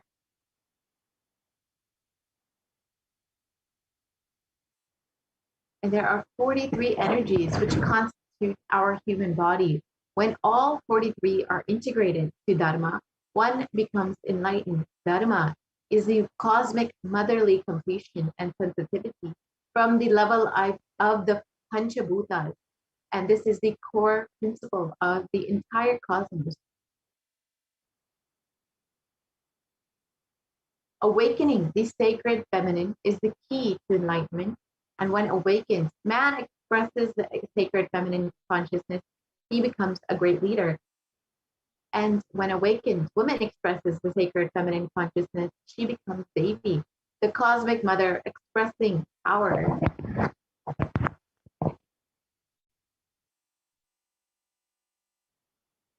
And the key to awaken the sacred feminine consciousness is conscious sovereignty.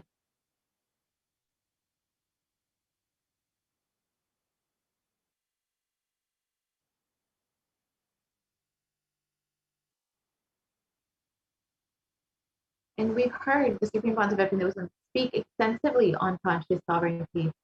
And out of the millions of paths, the easiest, sweetest, and most beautiful path to enlightenment is connecting with the cosmic mother, with the cosmos as mother, Devi Parashakti, the cosmic feminine consciousness.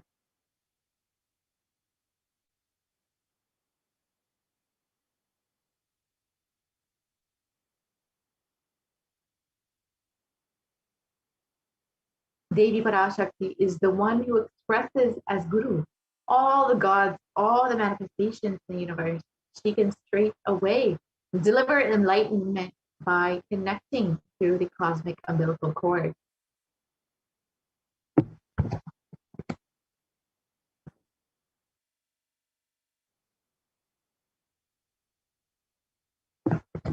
offerings are not to benefit, to close the gap with the divine consciousness and us.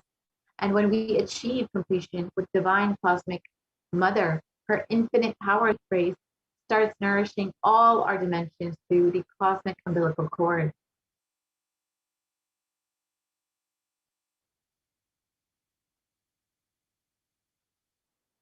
There is nothing too big or too small one can offer to connect with the Divine Mother.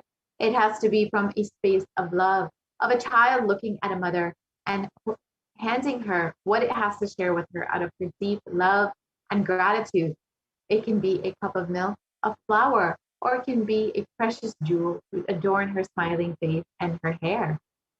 The Vedic rishis have clearly stated the technique to connect with the sacred feminine consciousness, to awaken the same qualities in us. One can connect with Paramashiva through oneness, but with the divine cosmic mother, it is only by worshiping her feet with true devotion.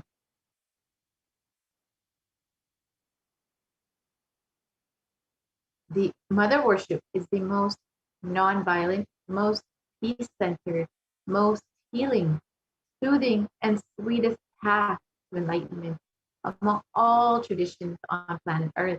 Worshipping Mother includes contemplating, meditating through the sacred offerings of mantras and oblations at her divine lotus feet. And as we just stated, Mother worship is the sweetest path to enlightenment. And when we have Guru himself manifesting the cosmic mother, the Devi Parashakti, we are the most blessed beings to be able to connect with the physical form, the Nijavatara of the Supreme Concept of Hinduism as Devi Parashakti. So why worship the cosmic mother? Why the divine feminine? Because she is the ultimate, and she can make us experience the ultimate, especially when she is manifesting through our very own Guru, who is the supreme concept of Hinduism and the avatar of Paramashivoham himself.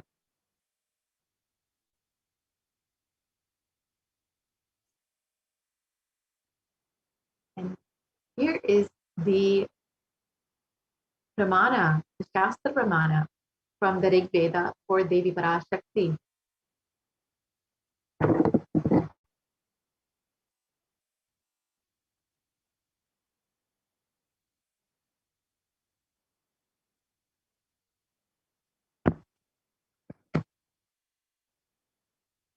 And this verse translates, I walk as the 11 Rudras, I walk as the Vasus, I walk as Vishnu and other Adityas and all the divine forms, the Vishvadevas, assuming the form of the inner self of all the gods.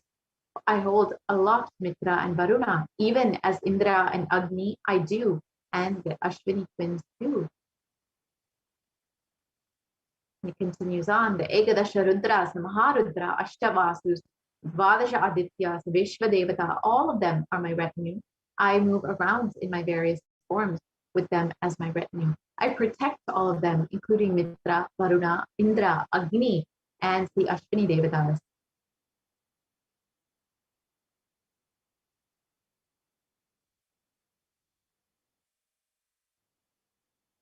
Devi declares herself as the inner self of all the gods, the divine energies. She is all pervading and all permeating, and we are the most blessed beings to have her continuously manifesting through the Nijavatara of the Supreme Concept of Hinduism, continuously making herself available for each and every one of us. And we are able to ask and receive all the blessings that we want from Devi Parashakti. And if we want to receive these blessings and the energy of Devi Parashakti more deeply, want to connect with Devi more, you can stay tuned for this segment where we will go through the various offerings that we can make to Devi Parashakti. And the first offering is the E-Hundi, which can be done in any amount. And it is stated that Devi is fond of true devotion and is realized through true devotion. She can be won over through true devotion, and she removes all fears. And you can offer this E-Hundi offering, this general donation with your true devotion to Devi Parashakti. You can be sure that she will remove fear from all the minds of the devotees. And it is stated that Devi likes to be worshipped in autumn. This is not the autumn, the season, but rather the autumn of our lives, when our thoughts turn more and more inward and the role of the divine becomes much more clear. And it's stated that Devi is the one who bestows happiness on all her devotees. So you can offer this general donation to Devi Parashakti and be ensured that you will be bestowed with all happiness in your life. The next offering is the Sankalpa chanting, the offering of the conscious resolution. And in Saundarya Lahari, it states that the mantras I chant with the sacrifice of my soul become chanting of your name. Let all my movements become auspicious mudras. Let my travel become perambulation of thee. And this is the context that you can offer this Sankalpa chanting to Devi Parashakti. When you offer this with true devotion and just full surrender to Devi Parashakti, you can be ensured that Devi will bless you with all your wishes, asked and unasked, remembered and forgotten. And the next offering is the Sahasranama Swarnakas, which is the gold coin with the inscription of Devi Parashakti's various names.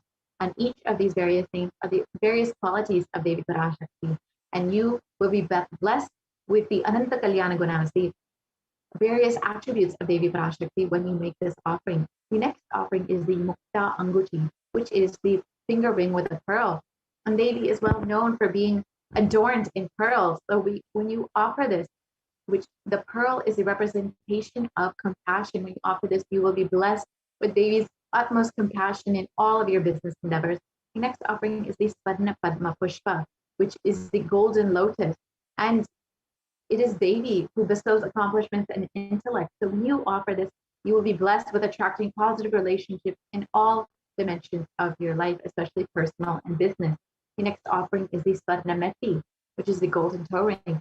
And in the Saundarya Lahari, it describes that Lord Brahma, the creator of your, collects a dust from your feet and creates this world. That Devi's feet have the power to create this entire world. So when you offer this Swarnameti, this golden toe ring, you will be blessed with a life of leadership qualities by offering worship to the divine lotus feet of Devi Parashakti, achieved by even worshipping a grain of dust from her divine feet. The meti is the gold toe ring, and it adorns the divine lotus feet of Devi Parashakti.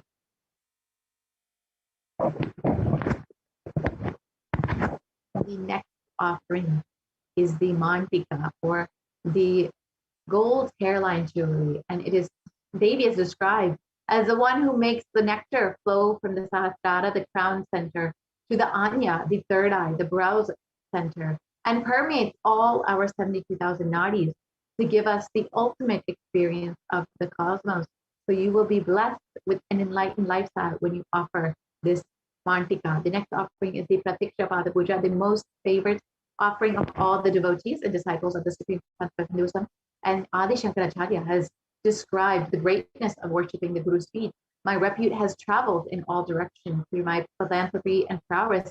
All things of this world are in my hands as rewards for my virtues. Yet if one's mind is not centered upon the lotus feet of the Guru, what then, what then, what then? When you are able to offer this Pratiksha Pada Puja at the divine lotus feet of your very own Guru, who is manifesting Devi Parashakti, the one who is beyond the idea of male and female, you will be blessed with the most auspicious, sweetest path to enlightenment, and you will experience all auspiciousness in your life. Next offering is the Vastra Seva, the cloth that you can offer to the Guru, the dimension of the Cosmic Mother, during the Pratiksha Pada Puja, and you will be blessed with the sweetest path to enlightenment and with complete protection in your life.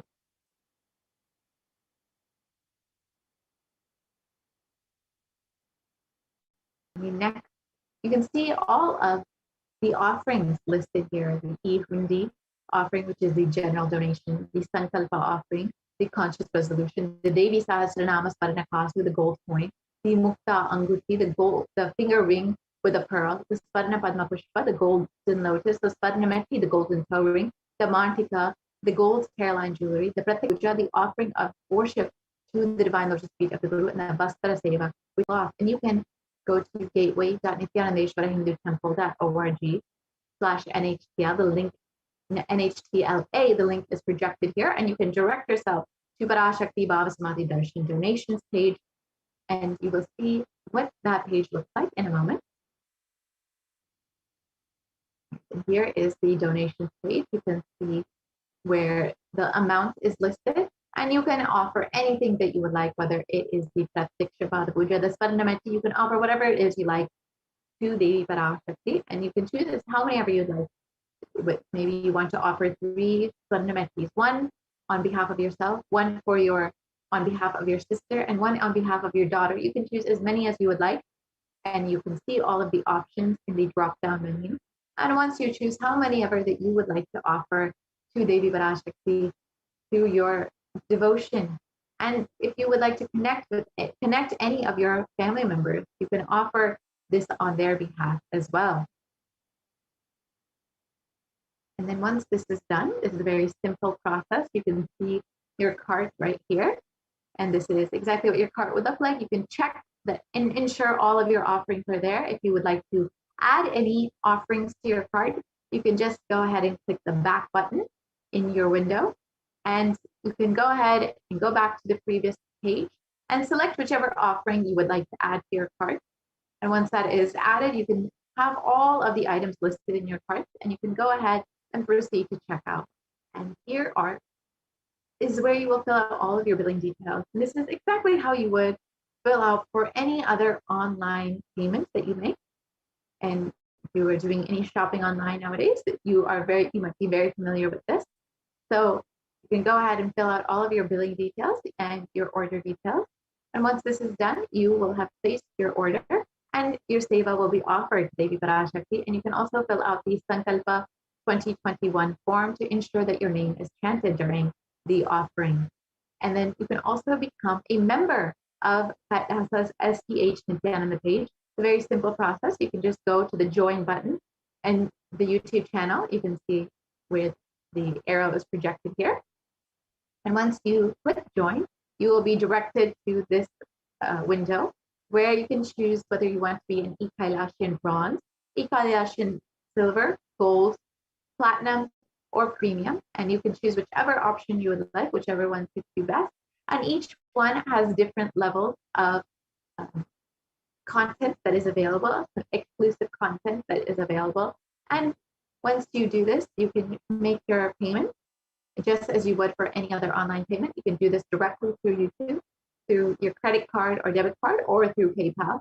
And once you have done this, once you have become a member of Kailasa, E-Kailasa, through the YouTube channel, you have the opportunity to ask your questions during the live Devi Parashakti Akashic reading directly to Devi Parashakti in the comment section. You are welcome to leave a comment with your prayer request or question to Devi, and it will fall directly in her eyes and be blessed by Devi Parashakti.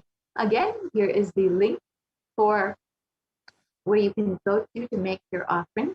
gateway.nithyanandeshwarahindutemple.org/NHTLA products. With this, we will be concluding this portion of the program, and we'll be right back after a short break. We'll be entering into the next segment where we will be hearing from Adi Kailasa Savidyapita about all of the various activities that are happening there for the Kailasa's COVID care centers. And as many of you have heard, this will be all of the Kailasas in India for Kailasa COVID care centers for the multi-layer quarantine. As the Supreme Council of Hinduism and Devi Parashakti have continuously been warning us, the only priority, the only profit for this year is to keep yourself alive, and to ensure this out of his utmost compassion. The Supreme Council of Hinduism has opened up all of the Kailasas in India for the sake of multi-layer quarantine, and this has included free food, free accommodation, free internet services, free classes and activities to ensure that everyone is staying both physically safe and mentally protected during this time, as so much of suffering is going on. The people who are able to quarantine themselves in Adi Kailasa are blessed with not just full protection, but also a beautiful ecosystem for their consciousness to flower during this time. So please stay tuned for this next segment, where we will be hearing from Adi Kailash's Sarvityampita directly about all the activities that the Supreme Council of Hinduism has made available there. So thank you so much. We'll be right back after a very short break.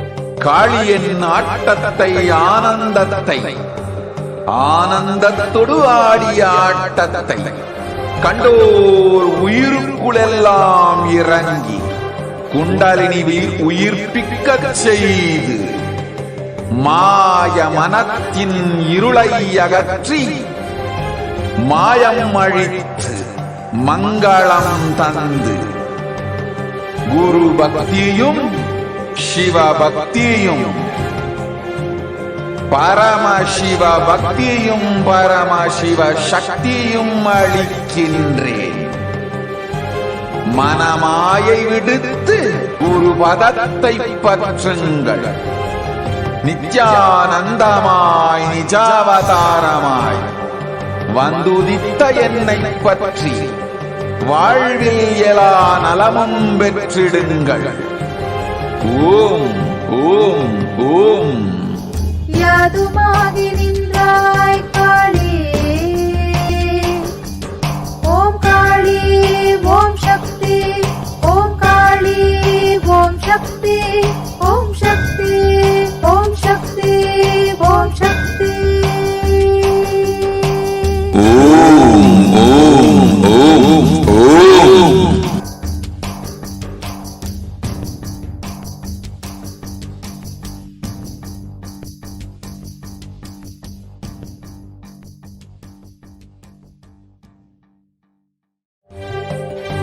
காளியின் ஆட்டத்தை ஆனந்தத்தை ஆனந்தத்தொடு ஆடிய ஆட்டத்தை கண்டோர் உயிருக்குளெல்லாம் இறங்கி குண்டலினிவில் உயிர்ப்பிக்கச் செய்து மாய மனத்தின் இருளை அகற்றி மாயம் அழித்து மங்களம் தந்து குரு பக்தியும் சிவ பக்தியும்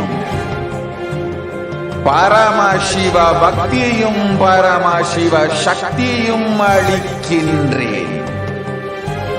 மனமாயை விடுத்து குரு பதத்தை பற்றுங்கள். நித்யானந்தமாய் நிஜாவதாரமாய் வந்துதித்த என்னை பற்றி வாழ்வில் எல்லா நலமும் பெற்றிடுங்கள். ஓம் ஓம் ஓம். யாதுமாகி நின்றாய் காளி, ஓம் காளி ஓம் சக்தி, ஓம் காளி ஓம் சக்தி, ஓம் சக்தி ஓம் சக்தி ஓம் சக்தி. ஓம் ஓம் ஓம் ஓம்.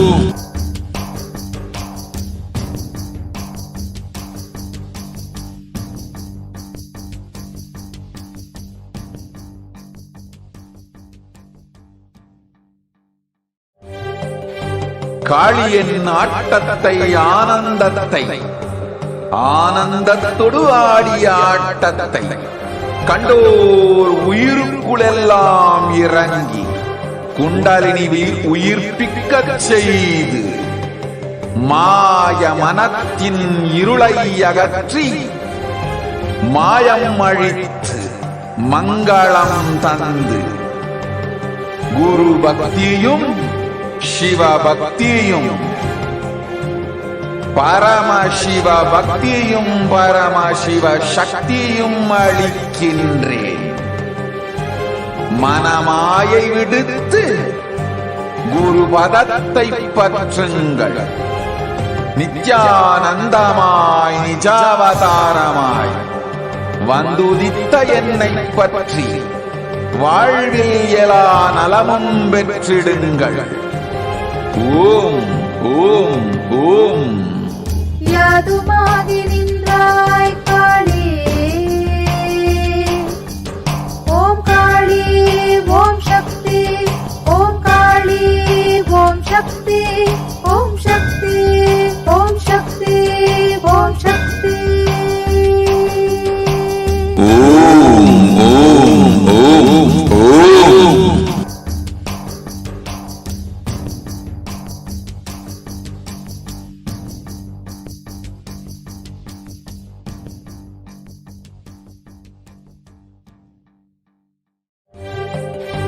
காளியின் ஆட்டத்தை ஆனந்தத்தை ஆனந்தத்தொடு ஆடிய ஆட்டத்தை கண்டோர் உயிருக்குளெல்லாம் இறங்கி குண்டலினிவில் உயிர்ப்பிக்கச் செய்து மாய மனத்தின் இருளை அகற்றி மாயம் அழித்து மங்களம் தந்து குரு பக்தியும் சிவ பக்தியும் பரமசிவ பக்தியும் பரமசிவ சக்தியும் அளிக்கின்றேன். மனமாயை விடுத்து குரு பதத்தை பற்றுங்கள். நித்யானந்தமாய் நிஜாவதாரமாய் வந்துதித்த என்னை பற்றி வாழ்வில் எல்லா நலமும் பெற்றிடுங்கள். ஓம் ஓம் ஓம். யாதுமாகி நின்றாய் காளி, ஓம் காளி ஓம் சக்தி, ஓம் காளி ஓம் சக்தி, ஓம் சக்தி ஓம் சக்தி ஓம் சக்தி. ஓம் ஓம் ஓம் ஓம்.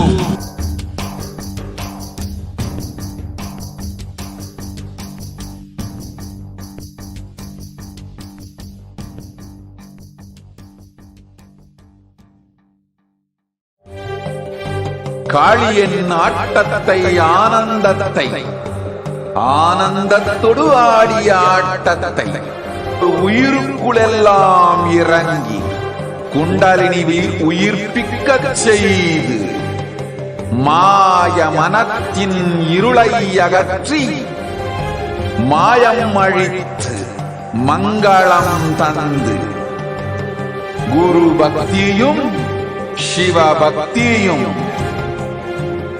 பரமசிவ பக்தியும் பரமசிவ சக்தியும் அளிக்கின்றேன். மனமாயை விடுத்து குரு பதத்தை பற்றுங்கள். நித்யானந்தமாய் நிஜாவதாரமாய் வந்துதித்த என்னை பற்றி வாழ்வில் எல்லா நலமும் பெற்றிடுங்கள். ஓம் ஓம் ஓம். யாதுமாகி நின்றாய் காளி,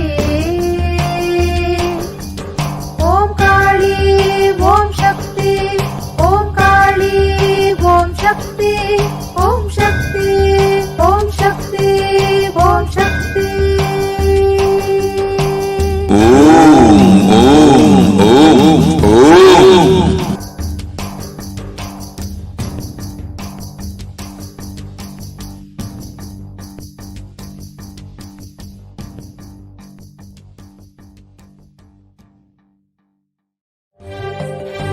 காளியின் ஆட்டத்தை ஆனந்தத்தை ஆனந்தத்தொடு ஆடிய ஆட்டத்தை கண்டோர் உயிருக்குளெல்லாம் இறங்கி குண்டலினிவில் உயிர்ப்பிக்கச் செய்து மாய மனத்தின் இருளை அகற்றி மாயம் அழித்து மங்களம் தந்து குரு பக்தியும் சிவ பக்தியும்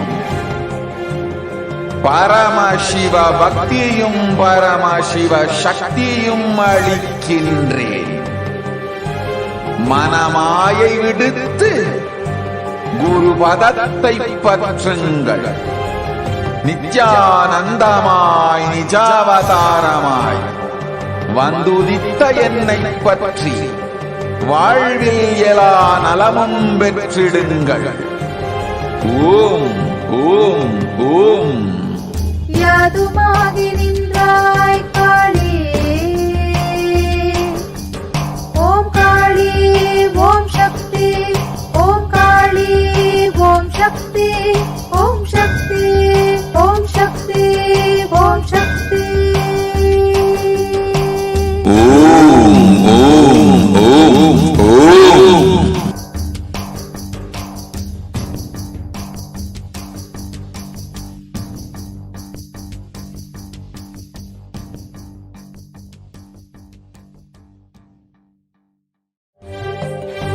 காளியின் ஆட்டத்தை ஆனந்தத்தை ஆனந்தத்தொடு ஆடிய ஆட்டத்தை கண்டோர் உயிருக்குளெல்லாம் இறங்கி குண்டலினிவில் உயிர்ப்பிக்கச் செய்து மாய மனத்தின் இருளை அகற்றி மாயம் அழித்து மங்களம் தந்து குரு பக்தியும் சிவ பக்தியும் பரமசிவ பக்தியும் பரமசிவ சக்தியும் அளிக்கின்றேன்.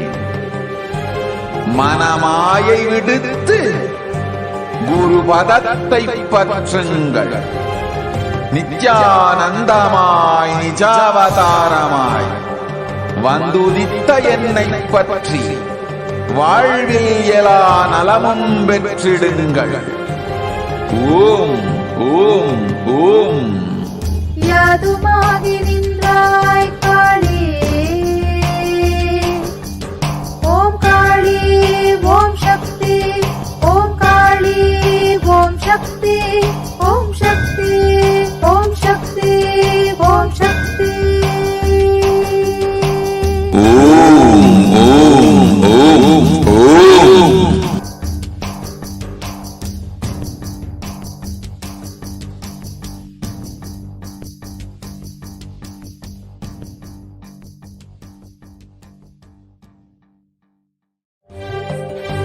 காளியின் ஆட்டத்தை ஆனந்தத்தை ஆனந்தத்தொடு ஆடிய ஆட்டத்தை கண்டோர் உயிருக்குளெல்லாம் இறங்கி குண்டலினிவில் உயிர்ப்பிக்கச் செய்து மாய மனத்தின் இருளை அகற்றி மாயம் அழித்து மங்களம் தந்து குரு பக்தியும் சிவ பக்தியும் பரமசிவ பக்தியும் பரமசிவ சக்தியும் அளிக்கின்றேன். மனமாயை விடுத்து குரு பதத்தை பற்றுங்கள். நித்யானந்தமாய் நிஜாவதாரமாய் வந்துதித்த என்னை பற்றி வாழ்வில் எல்லா நலமும் பெற்றிடுங்கள். ஓம் ஓம் ஓம். யாதுமாகி நின்றாய் காளி.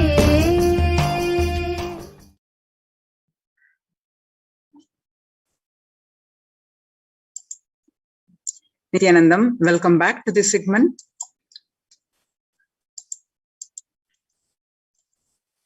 With the blessings of the Supreme Pontiff of Hinduism, Jagat Guru Mahasannidhanam, His Divine Holiness Bhagwan Nithyananda Paramashivan's blessings. In this segment, we are going to learn about the multi-layer quarantine COVID care protection centers at Kailasa's de facto spiritual embassies. How they're adding joy, peace, bliss to one and all and adding to the world peace. With the blessings of the Supreme Pontiff of Hinduism, Jagadguru Mahasannidhanam, His Divine Holiness, Bhagwan Nithyananda Paramashivam blessings, let's start with the Sadguru Vandanam. Nithyanandam Paramasukadam Kevalam Jnanamurtim Dvandvatitam Gagana Sadusham Tattvamasya Ekam Nityam Vimalamachalam Sarvadi Sakshibhutam Bhavatitam Triguna Rahitam Sadgurum Tam Namami. If we see world across today, the statistics, how the COVID-19 pandemic made the world less peaceful.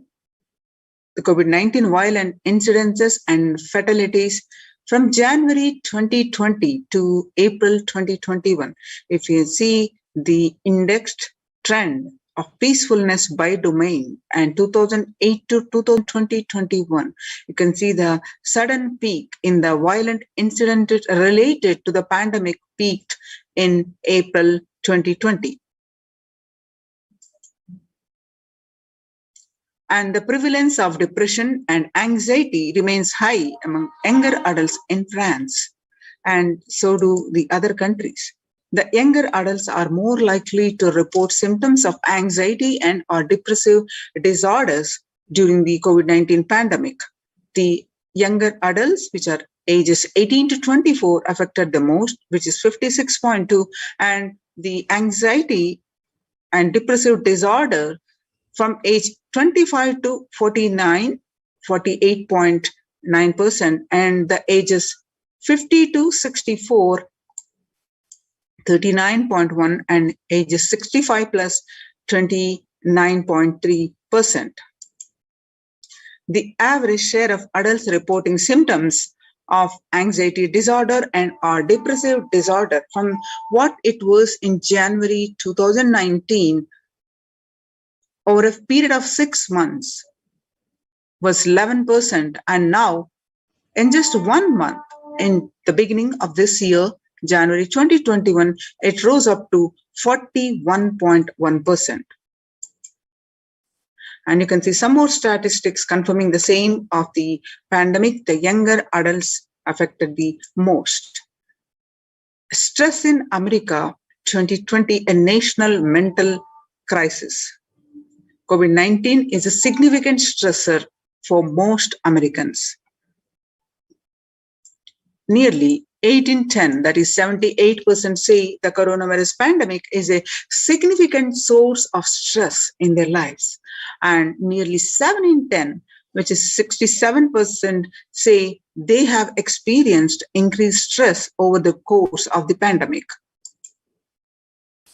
COVID-19 could exacerbate the doctors' existing mental health burden.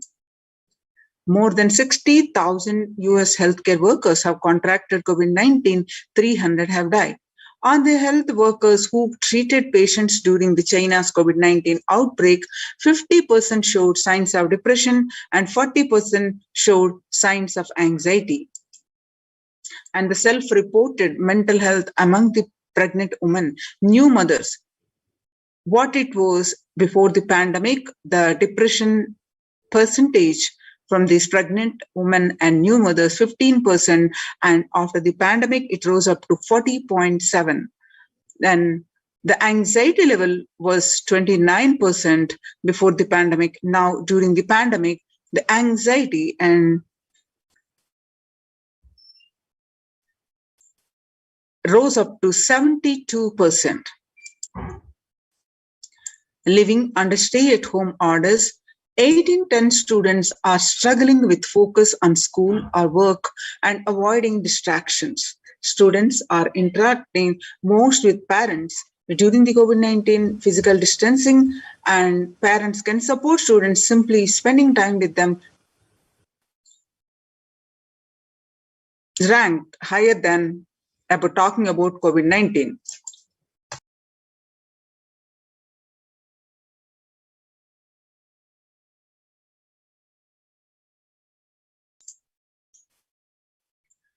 The number one for college students, material mental wellness, virtual face-to-face time for high school students, digital social gatherings. 55% of students did not know where to go for help for their mental health. Nearly 20 working women. What is the impact of the working woman? Nearly 82% of women surveyed said their lives have been negatively disrupted by the pandemic. Nearly 70% of women who have experienced these disruptions are concerned their career growth may be limited as a result. Nearly 70% of women who said they have experienced adverse changes to their daily routines during the pandemic believe these shifts have prevented or will prevent them from progressing. Nearly 70% of women who have experienced these disruptions are concerned their career growth may be limited as a result, and as related to the dimension of work environment, nearly 1/3, that is 29% of women who feel they always need to be available are concerned that if they are not able to fulfill this need, their career progression may be impeded. The global economic outlook during the COVID-19 pandemic, a changed world. According to the World Bank, the pandemic is expected to plunge most countries into recession in 2020, with per capita income contracting in the largest fraction of countries globally since 1870. COVID-19 threatening global peace and security, UN chief warns. While the COVID-19 pandemic is first and foremost a health crisis, its implications are far more reaching and could threaten global peace and security, the UN Secretary General told members of the Security Council in a closed video conference held on Thursday. But the pandemic also poses a significant threat to the maintenance of international peace and security, potentially leading to an increase in social unrest and violence that would greatly undermine our ability to fight the disease. He warned that, later stating that Council's engagement will be critical to mitigate these implications.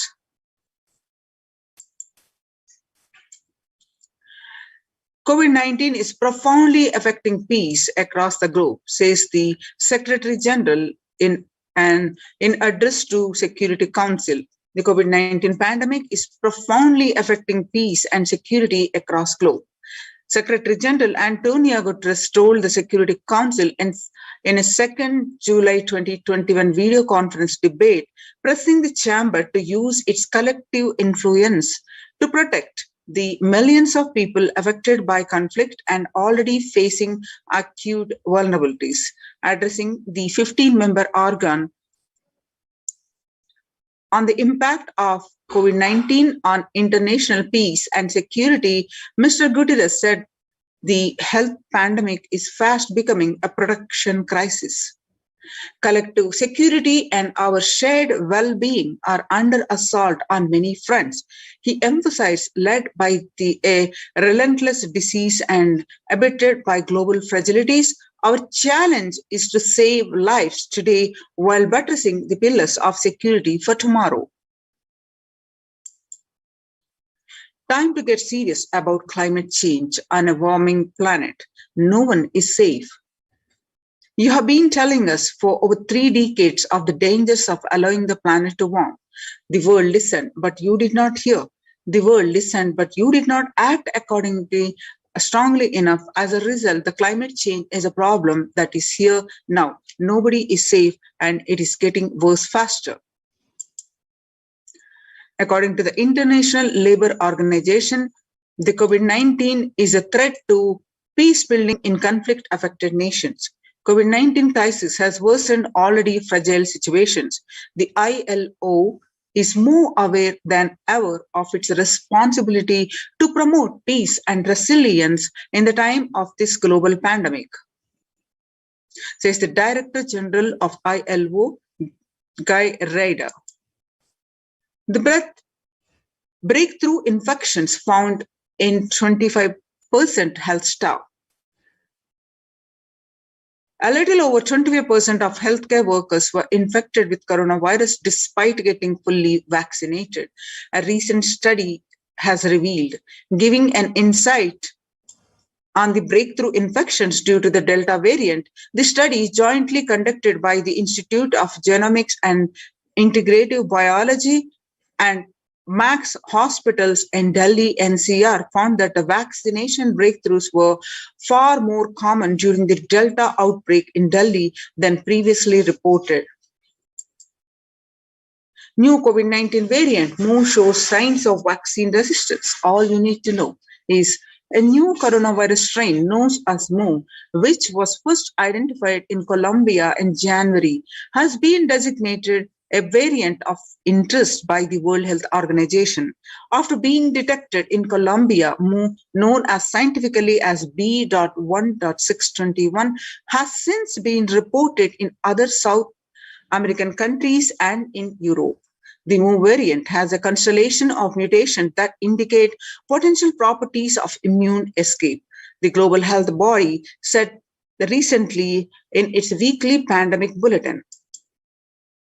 New strain of COVID-19 detected in 6 countries. The ongoing coronavirus pandemic is not over yet, and the new highly mutated COVID C.1.2 strain discovered in South Africa is testimony to how dangerously the virus can adapt to bypass vaccines when the world decides to reopen prematurely. The C.1.2 variant has been termed the world's most mutated variant since the beginning of the pandemic. The World Health Organization said that to date, there are 100 sequences of C.1.2 reported globally. From the earliest report from May 21 from South Africa, and currently it does not appear to be increasing in circulation. The speed of evolution for this variant is 1.8 times faster than average. Join the COVID Care Protection Centers. Register now through the link below, https://kailasa.org/kailasa-care. Join the Kailasa's COVID Care Protection Centers and save your lives.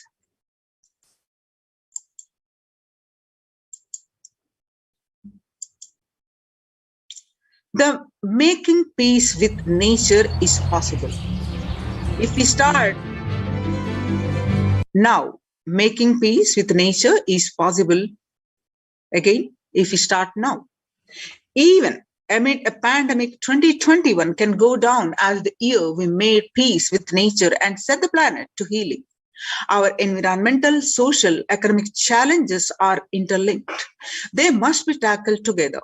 For example, we cannot achieve a sustainable developmental goals, including ending poverty by 2030, if climate change and ecosystem collapse are undermining food and water supplies in the world. We have no choice but to transform our economies and societies by valuing nature and putting its health at the heart of all decisions. Now let's watch a small video clip on the making peace with nature.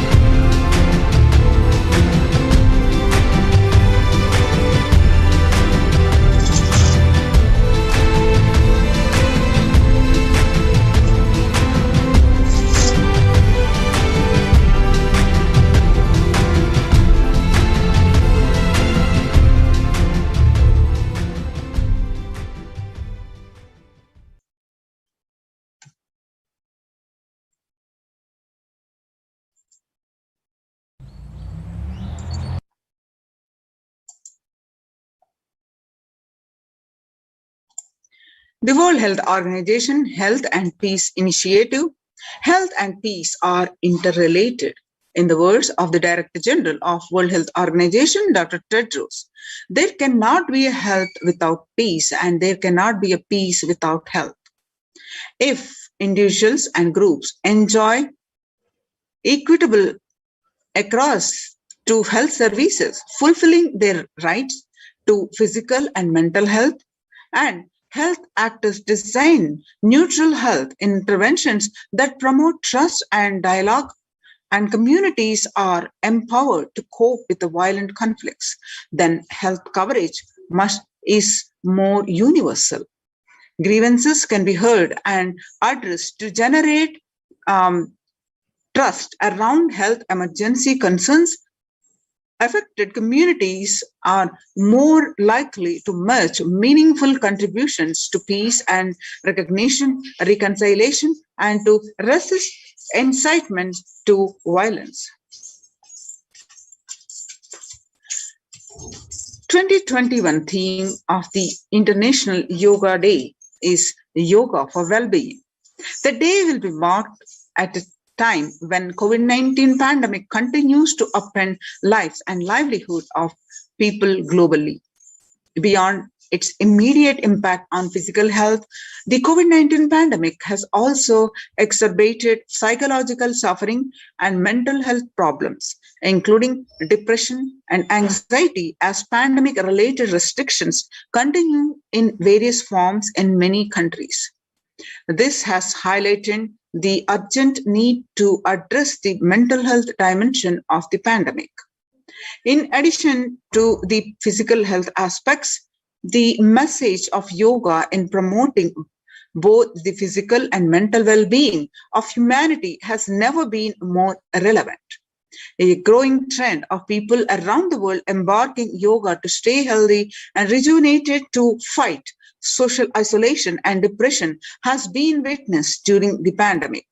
Yoga is also playing a significant role in the psychosocial care and rehabilitation of COVID-19 patients in quarantine and isolation. It is particularly helpful in allaying their fears and anxiety. Amidst the COVID-19, we need enhanced international coordination to build peace. Tackling the pandemic and building resilience in fragile states requires concerted international action at local, national, and global levels. As the humanitarian and economic toll of COVID-19 pandemic continues to grow, so does the risk that the crisis will fuel new conflicts around the world, whilst stemming prospects for resolving ongoing ones. The world today, the US spotlights health benefits of yoga, ancient practice that can ease stress of our modern laptop lives. Yoga is a practice that can be relevant to all ages, relevant to all cultures, irrespective of what socio-economic status people represent. It can be used to unite our complex and difficult world, to promote not only healthy lifestyles, but to promote peace and security in the world, said the Dr. Nata Manabde, Executive Director of the New York office of the World Health Organization, at an event entitled Conversation Yoga for Health. The stronger health systems and universal health coverage must be a priority. The effects of COVID-19. For the first time in 1945, the entire world is a common threat, regardless of nationality and ethnicity or faith.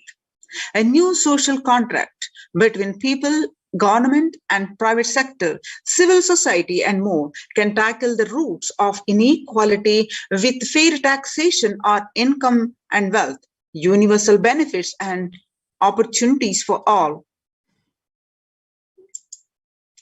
Effects of COVID-19 pandemic. The UN has noted the dramatic increase in world hunger. According to the state of the food security and nutrition in the world, 1/10 of global population, as many as 811 million people, were undernourished in 2020, an increase of 108 million from 2019, according to the EAT, the Lancet Commission. Moving forward, diets with the diversity of plant-based foods, low amount of animal source foods, unsaturated rather than saturated fats, and limited amounts of refined grains, highly processed food, and added sugars could prevent between 19 to 24% of all adults each year. The international peace and security, our contemporary world is showing no signs of decline in the intensity of violent conflicts, crime, displacement, and the prevalence of a continued state of tension in many regions of the world. According to the UN report, in the year 2019 alone, about 55% of 358 political conflicts worldwide involve the use of violence. Geopolitical tensions, which have been on the rise even before the COVID-19 pandemic, have only prolonged violent conflicts, making it difficult for policymakers to come together and resolve their differences peacefully and amicably. The last decade witnessed the higher number of people internally displaced by conflict and violence. International peace and security, what Vedic tradition beautifully describes, that yasta sarvani bhutani atmani ivanu pashyati sarva bhuteshu chatmanam tato na vigu gupyati. It is from the scriptural reference from Isha Upanishad verse 6. That means inner peace leads to world peace. Now let us see the Supreme Pontiff of Hinduism's contributions to the world.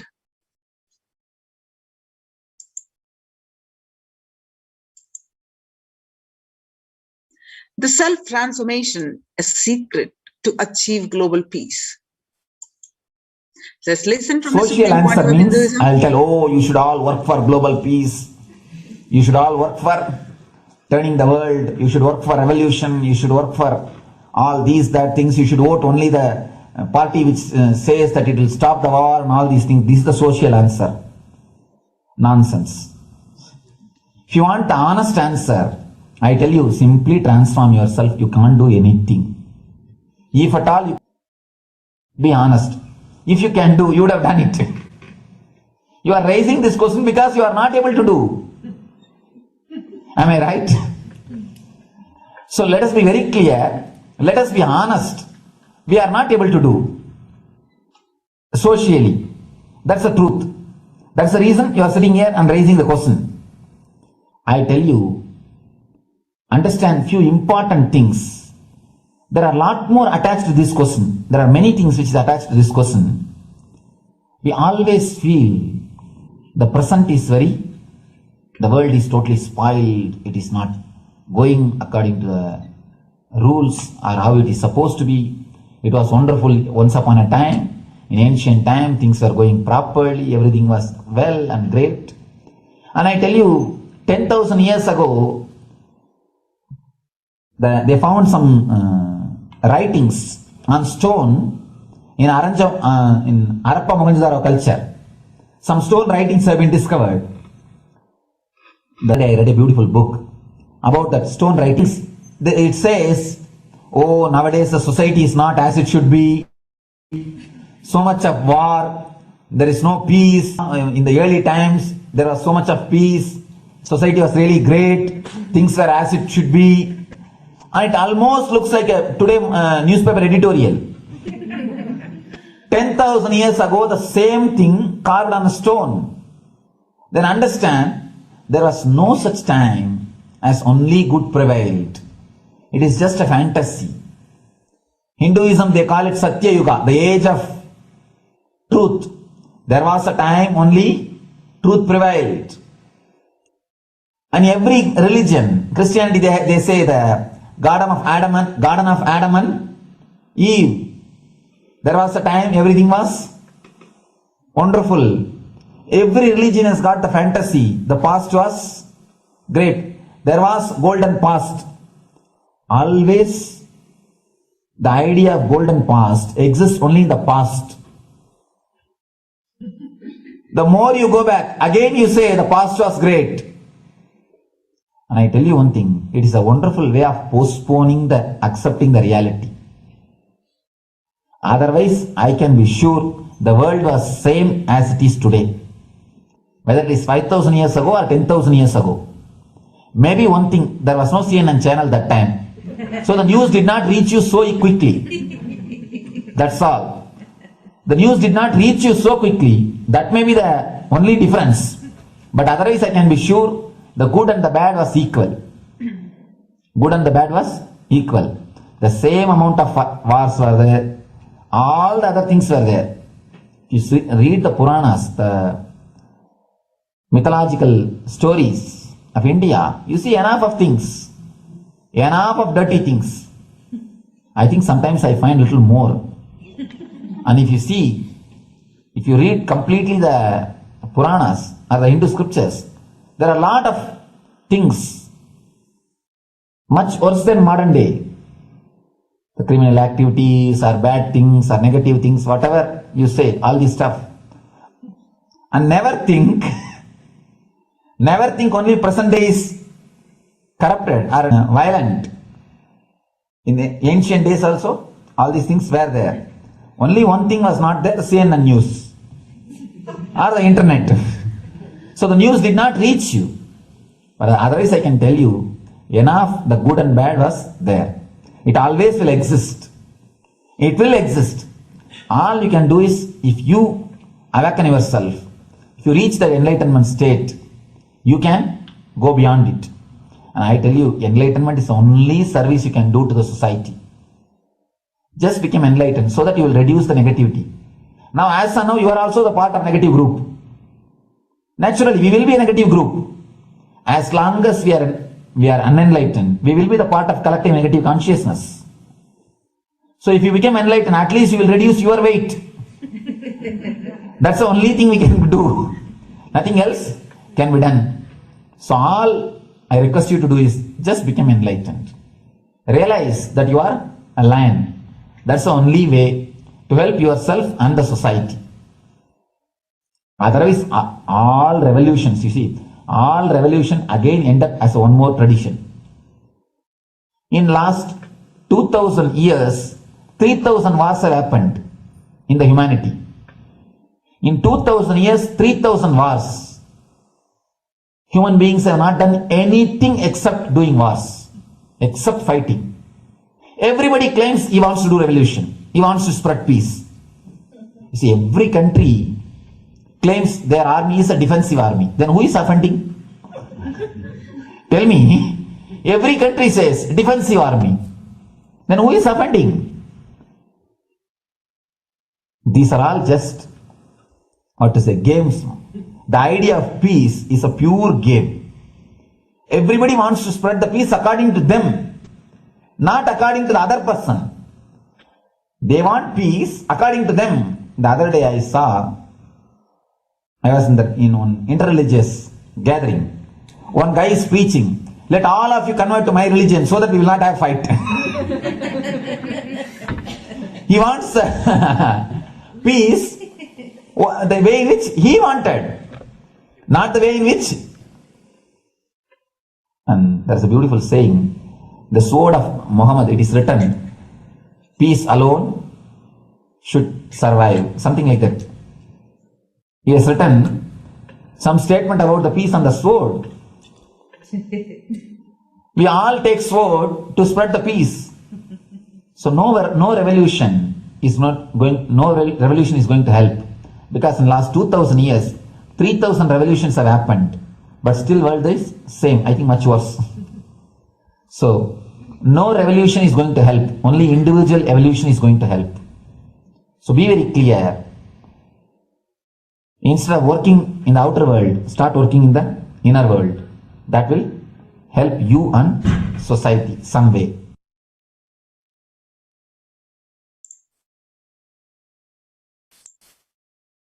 Now, the self. Social answer means I'll tell, oh, you should all work. Now, let us listen from the Supreme Pontiff of Hinduism that Sri Kailas is all about peace and peace-based powerfulness. Listen carefully. The space of Shanti, the space of Shanti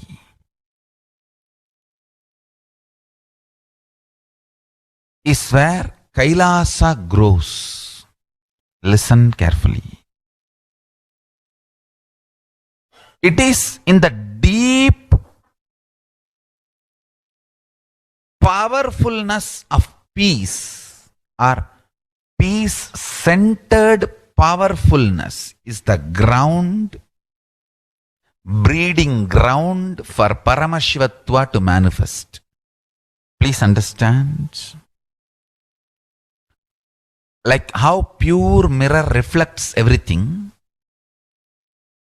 pure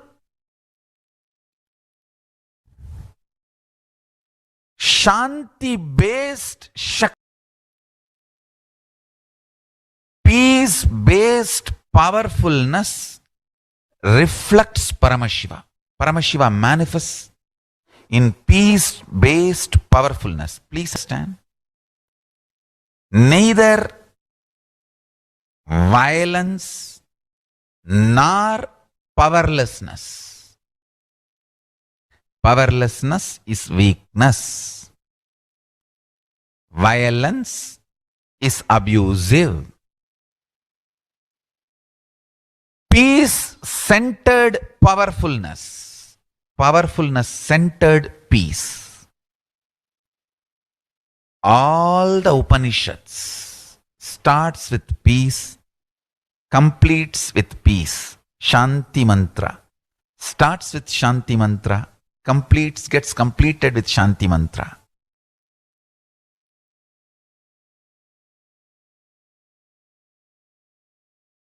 Peace-based powerfulness is a fundamental requirement for Paramashivatva to manifest. That is why people who don't want us to manifest Paramashivatva or power manifestation do not want to allow the peace in our life, or do not want peace in our campus. Understand?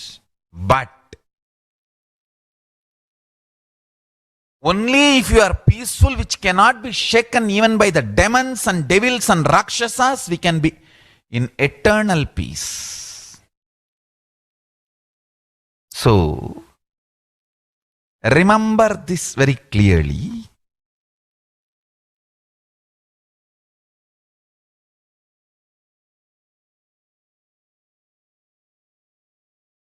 Peace alters the very DNA structure, genetic structure, the core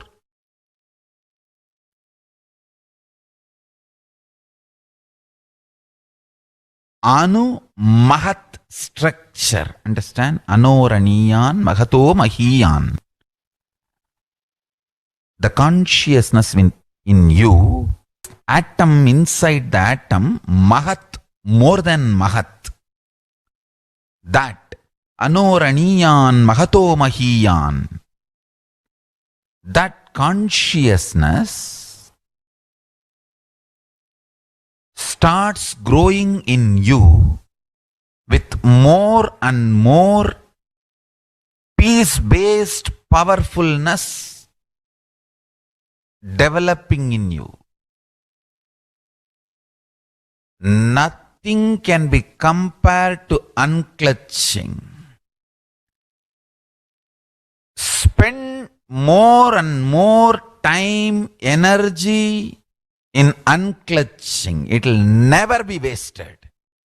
Time spent on unclutching is the most productive time for you in your life, because unclutching completely makes you altogether a different material. Understand? It makes your very biomemory, muscle memory, core structure, molecular structure, genetic structure, DNA structure, everything, all the 8 energy flow circuits 7 energy flows. 1, the pure conscious explosion. So totally 8 energy flow circuits exist in you. All the 8 explodes when you unclutch. Understand? Unclutching is the space of Sri Kailasa.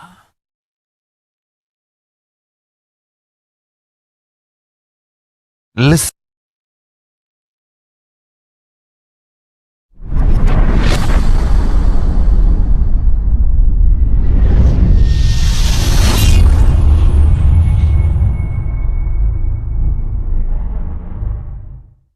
Every chanting, every prayer in Hinduism ends with Shanti, Shanti, Shanti 3 times.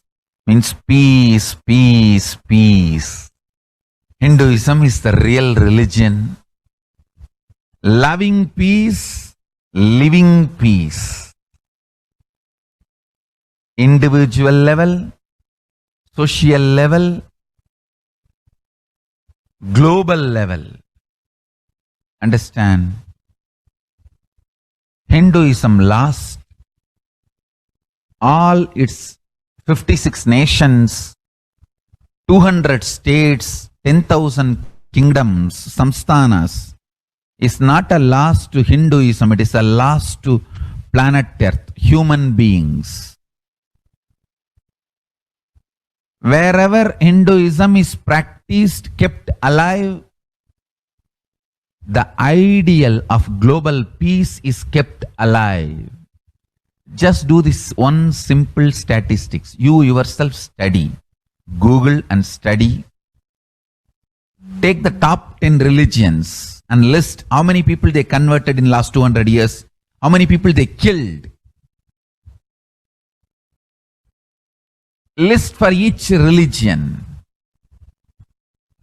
I can be 200% sure you yourself will realize Hinduism is the most peace-loving and peace-living religion, neither conversion nor terrorism.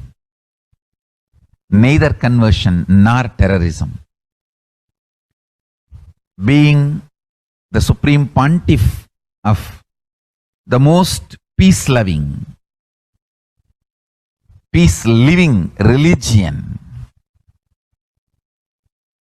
I give you all my blessings on this International Peace Day. Understand? It is we Hindus need to keep the global peace as a living possibility, and we need to make this global peace as reality. Just talking about global peace will not work. Working for global peace only is the responsibility of the real living Hindu. Anyone who wants to claim themselves practicing Hindu should work for global peace. Global peace is our responsibility.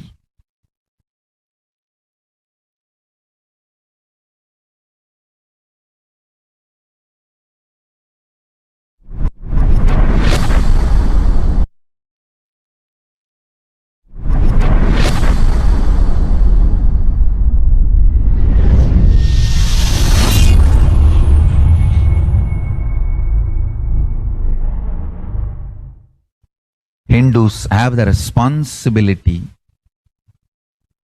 to bring global peace. So you can also throw a challenge. See, if you are making a Hindu micronation, you can throw this challenge to each one, your friends, family, 10 people.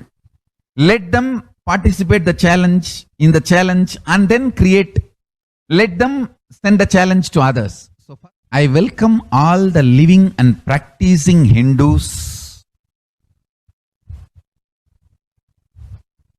to become founding fathers of Kailasa micronation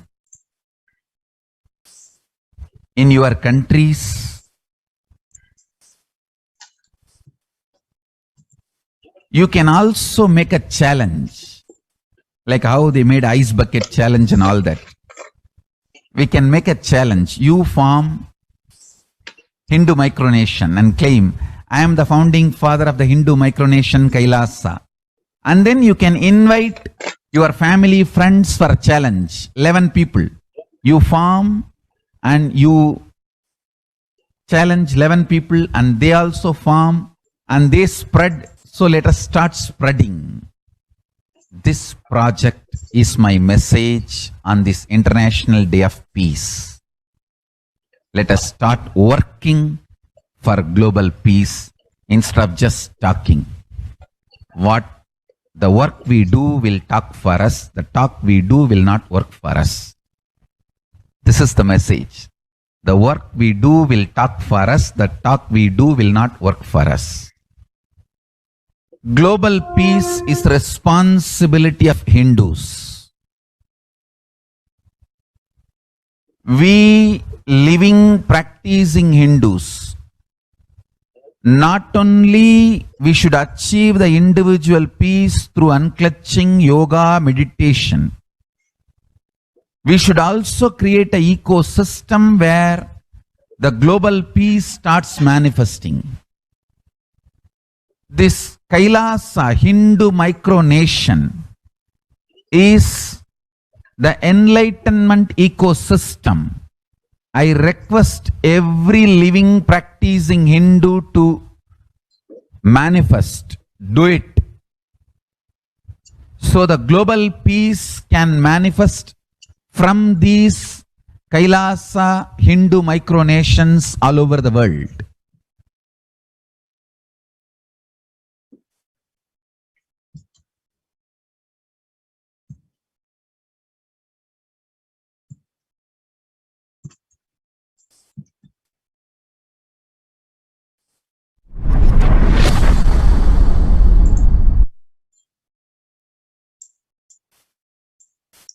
Yes.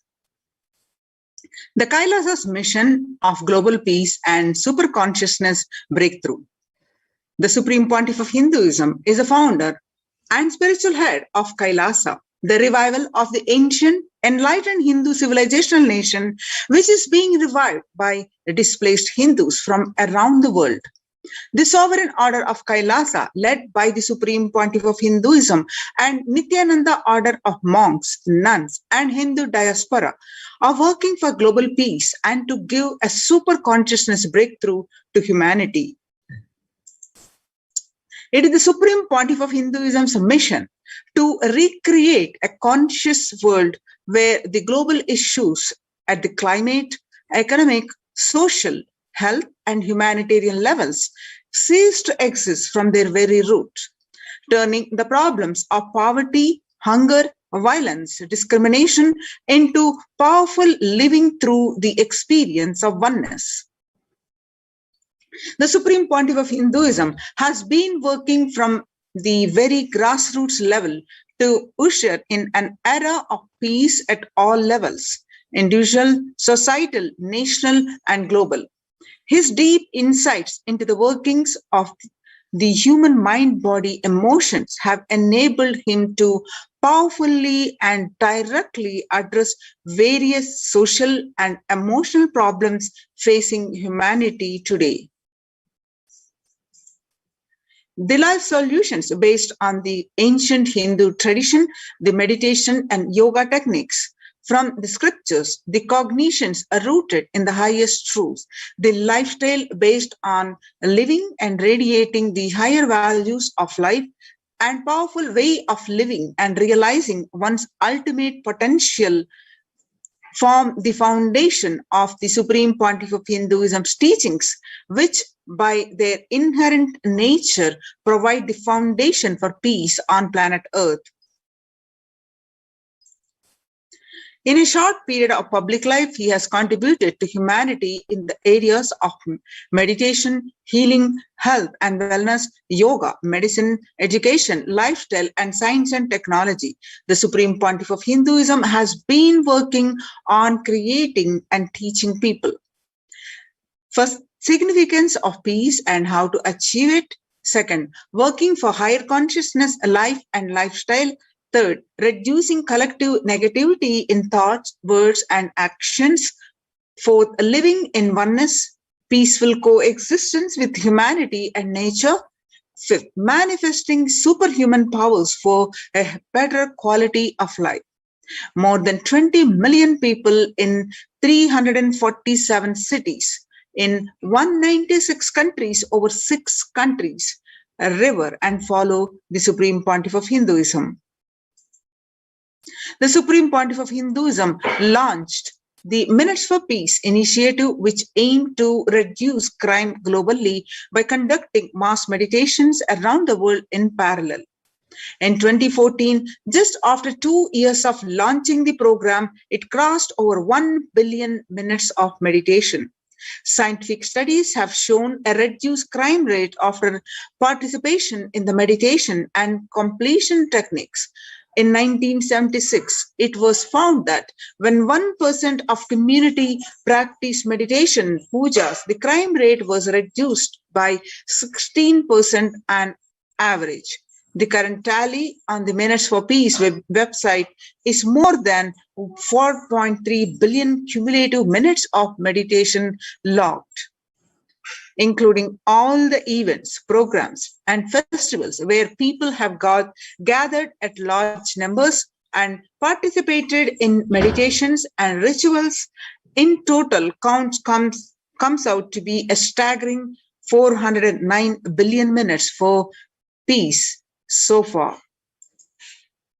You can see the pictures about 5,000 devotees gathered and participated in a 48-day meditation program called Shuddhadvaitam. The Supreme Pontiff of Hinduism has hosted Kumbh Mela, United States of America in Los Angeles since 2007. Nithyananda Sangha is entrusted as the only organization to host Kumbh Mela outside India by the Akhila Bharatiya Akhada Parishad. In September 2006, the Supreme Pontiff of Hinduism organized the first confluence for world peace to honor the memory of those who lost their lives saving others on September 11, 2001 at Irvine, California, United States. The second confluence for world peace was held in Los Angeles in 2007 in collaboration with BAPS, ISKCON, Siddha Yoga, and other organizations. The Kumbh Mela festival spread fast to other countries, including Canada. In 2009, the Supreme Pontiff of Hinduism, a month-long peace walk covering 1,000 kilometers and 1,000 villages to bring together in harmony from all walks of life to promote feeling connection and oneness among people. During the walk, the health camps were conducted in villages along the Supreme Pontiff of Hinduism has conducted a large-scale collective meditations in September 21st on International Peace Day to raise the collective consciousness and awareness of peace. And sannyas is our social responsibility. Let us have Hinduism and humanity. Supreme Pontiff of Hinduism has revitalized the monastic tradition of sannyas by initiating hundreds of people into the Nithyananda monastic order. The all-renouncing monks contribute the best things to human civilization, living their life with the cognition that life is for others. These monks and nuns act as the harbingers of peace and empowerment for the human society distraught with violence, depression, and other forms of life negativity. The Supreme Pontiff of Hinduism revived the ancient practice of embarking on pilgrimages, that is, spiritual journeys, taking the spiritual aspirants to a high energy sacred spots such as the Himalayas, Kailas, Varanasi, Angkor Wat, which is in Cambodia, and various powerful temples of India.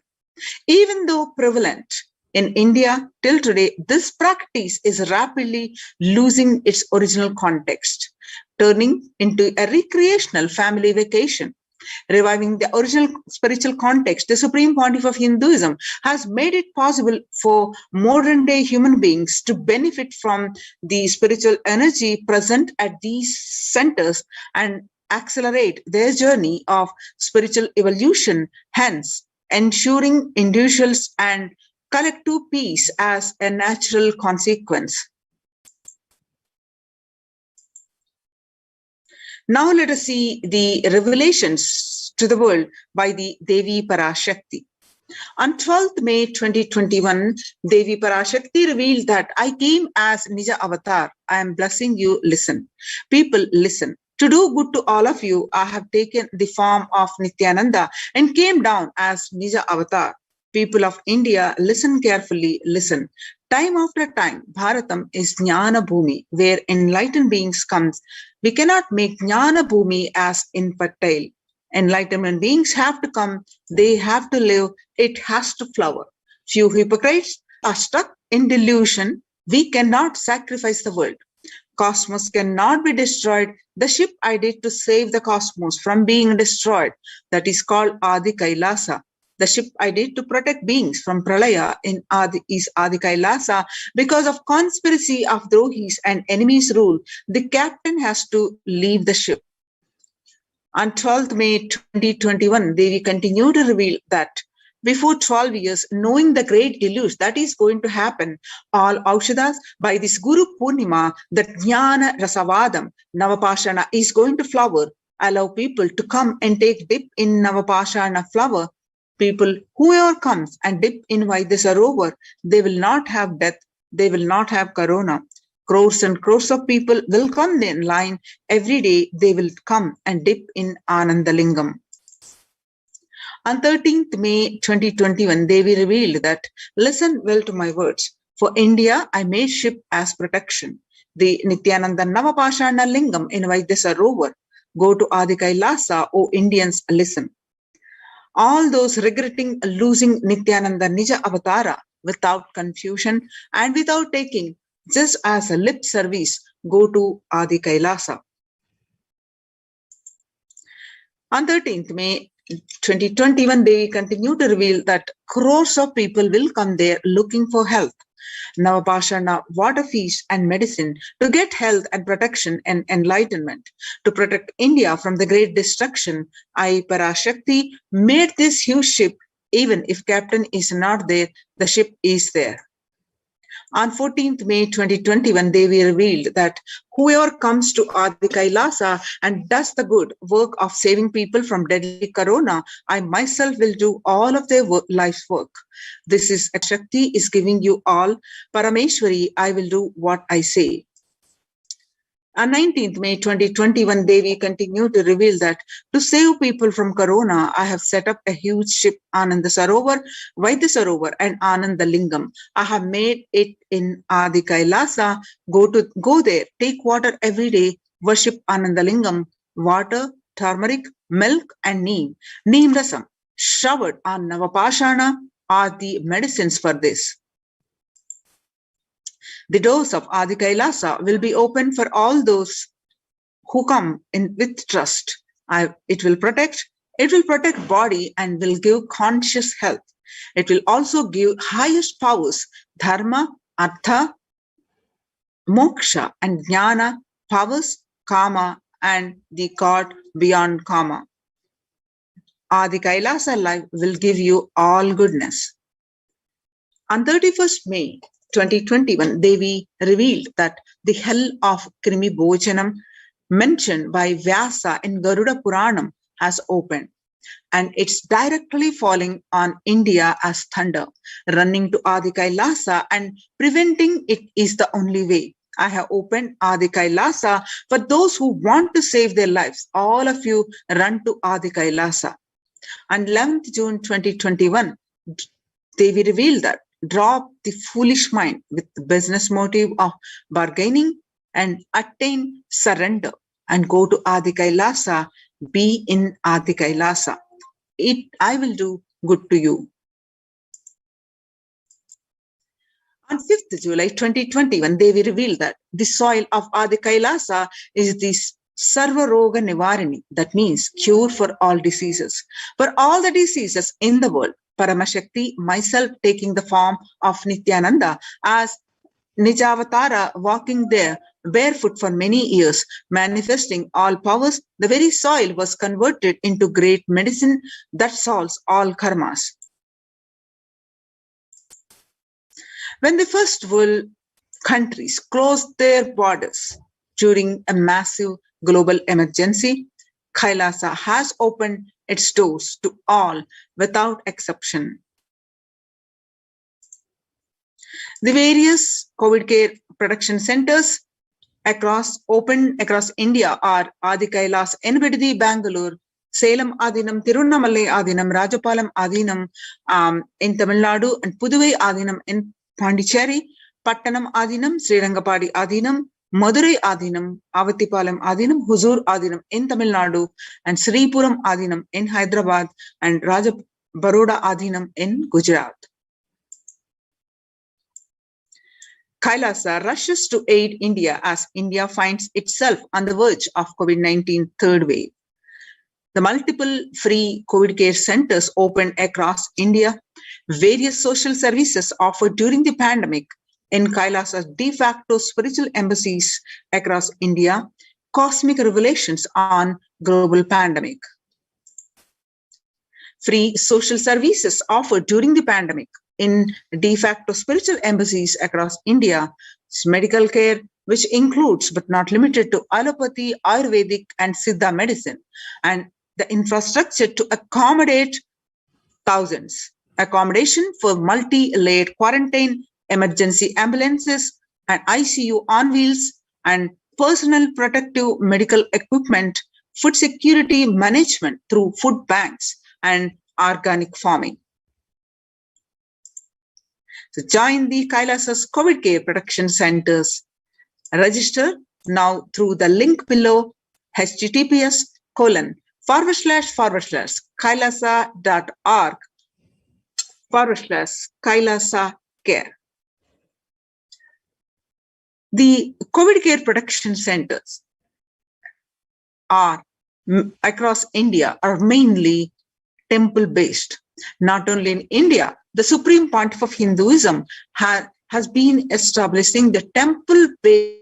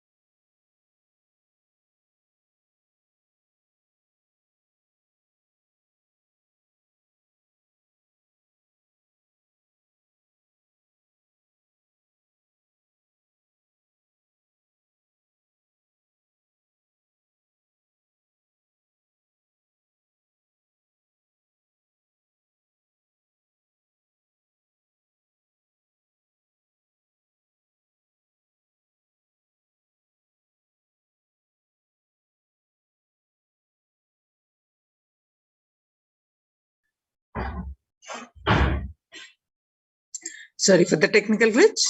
We'll be right back with you.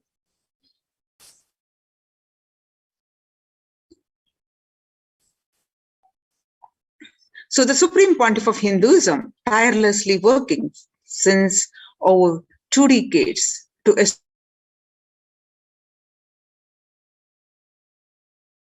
and these temple-based ecosystems, adding the peace, joy, and bliss to one and all, and protecting the participants of these Kailasa's COVID care production centers, the Kailasa's de facto spiritual embassies from their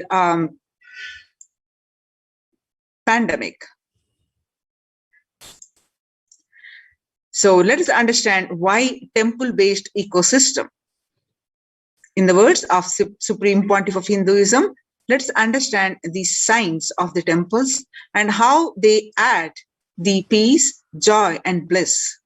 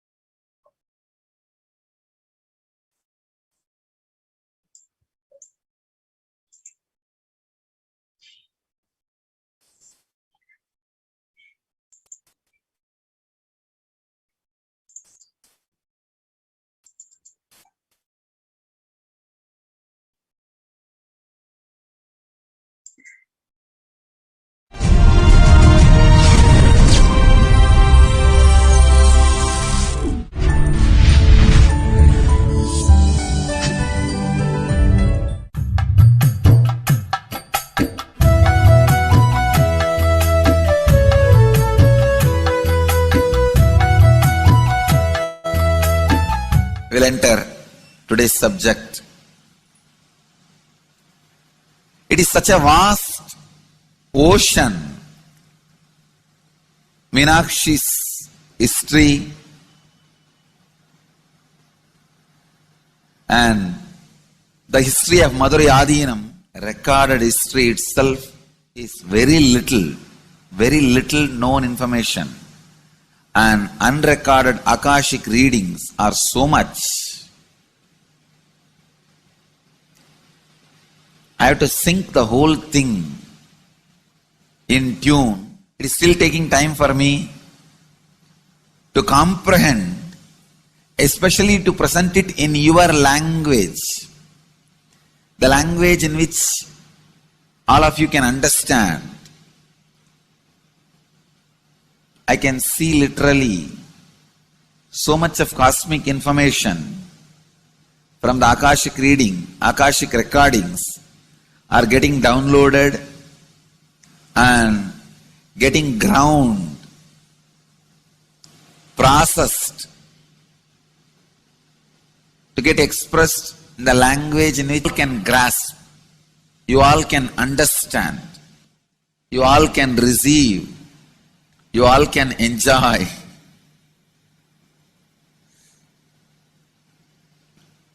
So it is taking little time. I'll answer some of your questions today related to this temple culture. As part of this Satsang series, Madurai Adinam series. This is a question from Rajiv, India. Beloved Master, people not belonging to this culture knows little about this particular Meenakshi temple. Please tell us who is Devi Meenakshi and her husband. Why this grand temple? What are the visible and invisible functions of this temple? Please tell us, Swamiji. Read the next question also. Both.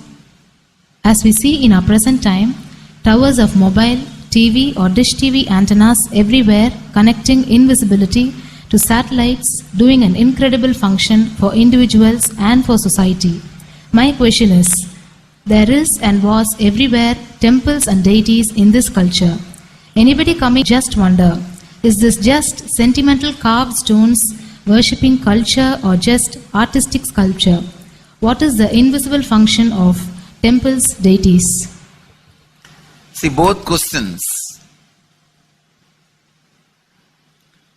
same answer. That is the reason I wanted to answer both the questions together. Modern day dish TVs, antennas, mobile towers, all of them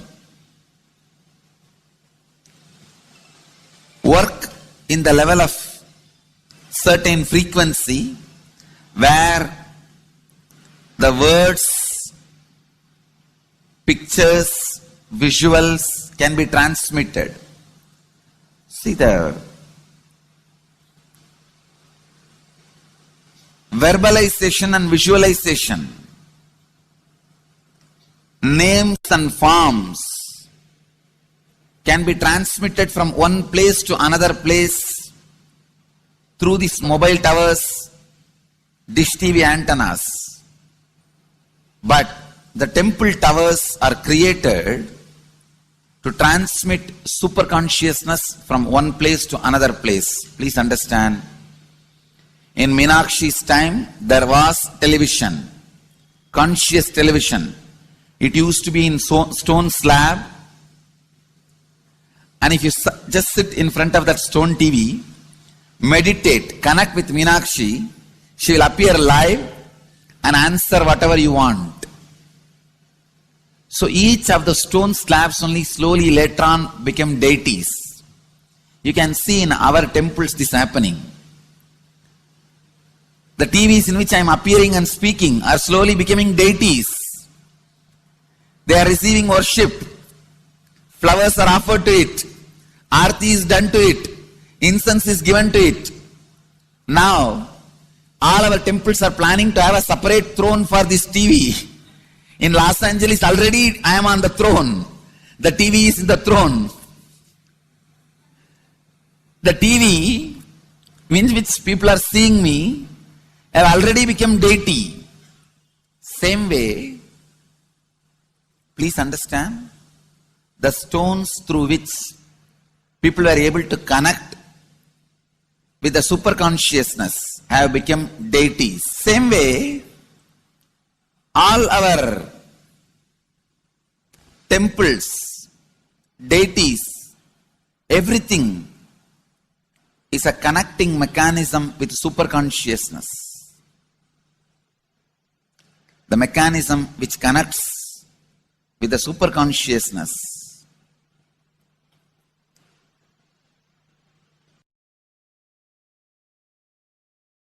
Please understand, the deities and temples are not just sentimental carved stones, or they are not just artistic sculptures. They are conscious transmitters. They raise you to the super consciousness. In each house in Vedic tradition, we have a puja room. All the puja rooms are your private conscious airport, are conscious transmission centers. The main temple is a place from where continuous super consciousness is radiating. So if you just sit and connect with a deep feeling connection, see, in those days human beings were so beautiful and simple. Just remembering the name of the deity is enough. They are already in connection with the deity. That feeling connection. When I read Patanjali's Yoga Sutra, it says, sit in Siddhasana and be in Samadhi. That's all. So the human beings were so simple in those days. Just if you sit in Siddhasana, you are already in Samadhi. If you sit, your mind sits. Now, if you sit, your mind sits. Mind is completely away from the body. In those days, human beings were so simple and intelligent.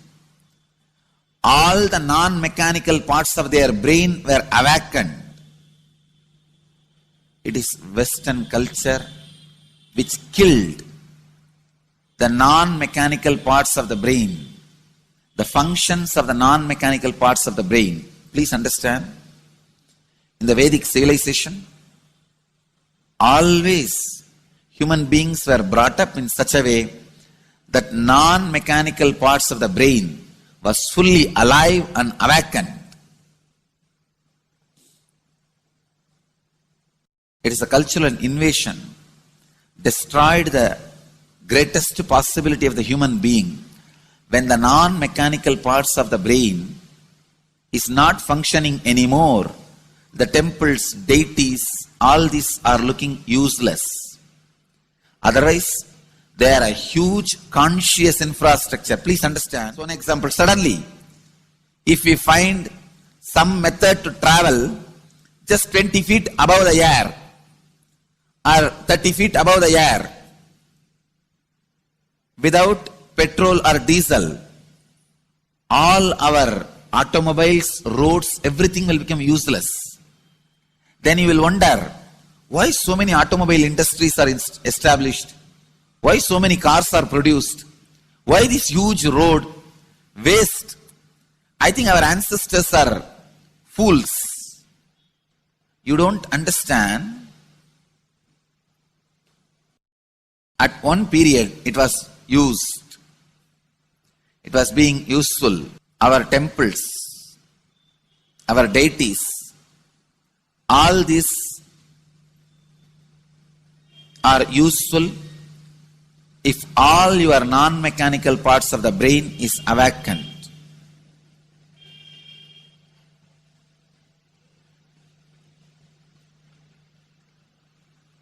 Unclutching is the process to awaken your non-mechanical parts of the brain. When your non-mechanical parts of the brain is awakened, you will understand temples, deities, how useful they are, how directly useful they are, how they are part of our life, how they enrich our life, and how they make human beings intelligent, enlightened. These are the methods created to create enlightened civilization.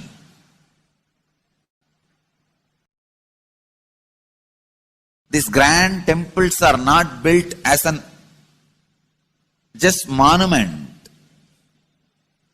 They are built as a conscious movement. It is not like Egyptian pyramids, monuments. No. It is conscious movement to raise human beings to the highest consciousness, to make human beings experience the highest purpose.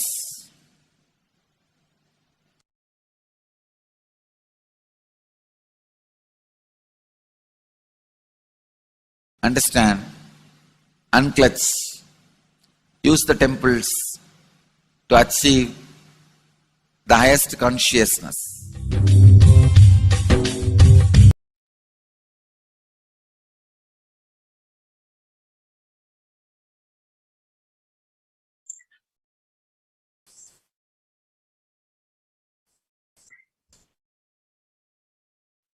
Now, with this understanding of the temples, science of temples, the Supreme Pontiff of Hinduism, now he has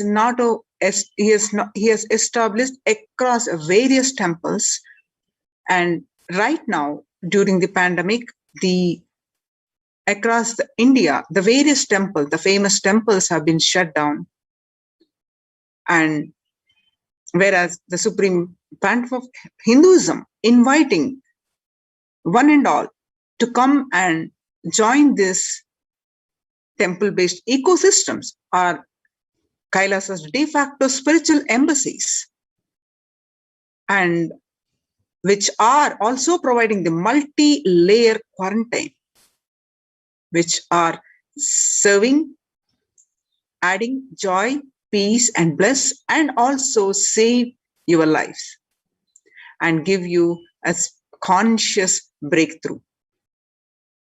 So join the Kailasa's COVID care protection centers and save your life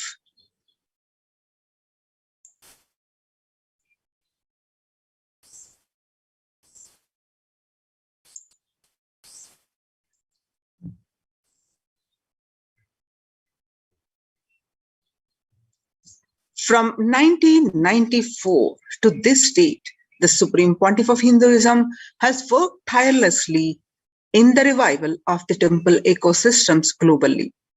Through Kailasa's Department of Religion and Worship and Department of Human Services, led by the Supreme Pontiff of Hinduism, this lifelong commitment to the mission and vision of bringing global harmony, sustainable living, and reproducible ecosystems has been proven in building active, contributing temple ecosystems around the world. You can see the various glimpses how the Supreme Pontiff of Hinduism tirelessly worked, conducting the various workshops for thousands of people, taking people on pilgrimages, the processions to the temple services, and various reviving the festivals to celebrate in an authentic way and with the original context, explaining, serving the free meals, and standing by example as doing the Karaseva by himself and serving the needy and the famine hit areas and natural calamities, being his peacekeepers of Kailasa, serving the affected relief efforts. So many activities, the medical camps. So Supreme Pontiff of Hinduism established the Kailasas ecosystems around the world across the continents, starting from 1994 and continuing. You can see the glimpses, more and more glimpses, not only in India, across the globe. You can see the Western, and various places. He has established the temples, United States, Canada, Europe, many other places. He has established the temple-based ecosystems, which are now adding to each and everyone the joy, peace, and bliss, and the spiritual conscious breakthrough. Kailasa's Department of Religion and Worship and Department of Human Services and each of Kailasa's temple ecosystems consider the right of happiness to be the highest fundamental right of all humans. In fact, all beings, the ultimate goal for Hinduism and Kailasa, led by the Supreme Pontiff of Hinduism, Jagadguru Mahasannidhanam, His Divine Holiness Bhagwan Nithyananda Paramashivam, is the material and spiritual well-being and prosperity of humanity. Join the Kailasa's COVID Care Protection Centers. Register now through the link below, https:/kailasa.org/Kailasa Care. Projected on the screen, https:/kailasa.org/Kailasa Care. We'll moving on to the next segment of this program after a very short break.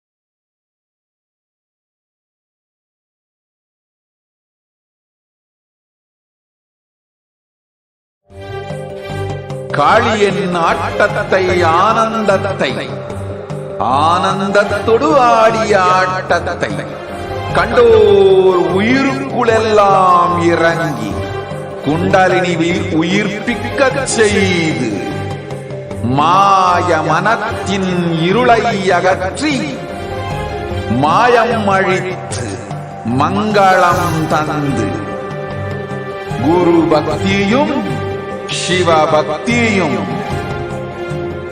Paramasiva பக்தியும் பரமசிவ சக்தியும் அளிக்கின்றேன். மனமாயை விடுத்து குரு பதத்தை பற்றுங்கள். நித்யானந்தமாய் நிஜாவதாரமாய் வந்துதித்த என்னை பற்றி வாழ்வில் எலா நலமும் பெற்றிடுங்கள். ஓம் ஓம் ஓம். யாதுமாகி நின்றாய் காளி, ஓம் காளி ஓம் சக்தி, ஓம் காளி ஓம் சக்தி, ஓம் சக்தி ஓம் சக்தி ஓம் சக்தி. ஓம் ஓம் ஓம் ஓம்.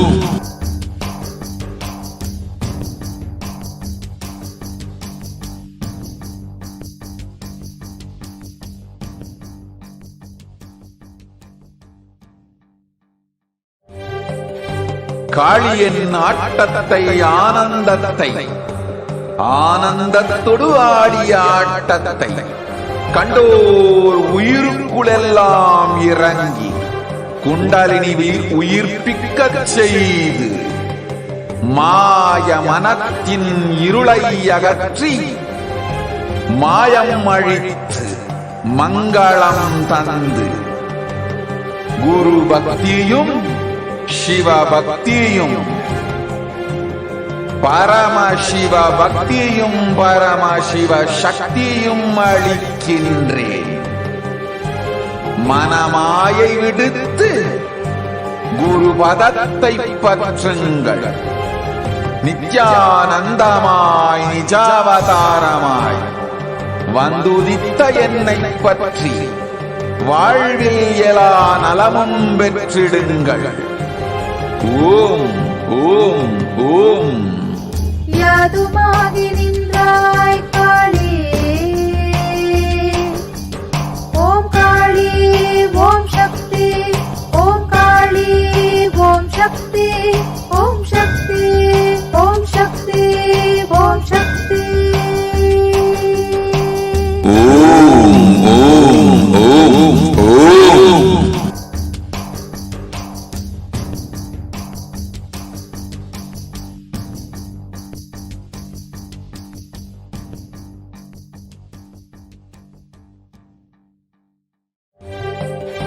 காளியின் ஆட்டத்தை ஆனந்தத்தை ஆனந்தத்தொடு ஆடிய ஆட்டத்தை கண்டோர் உயிருக்குளெல்லாம் இறங்கி குண்டலினிவில் உயிர்ப்பிக்கச் செய்து மாய மனத்தின் இருளை அகற்றி மாயம் அழித்து மங்களம் தந்து குரு பக்தியும் சிவ பக்தியும்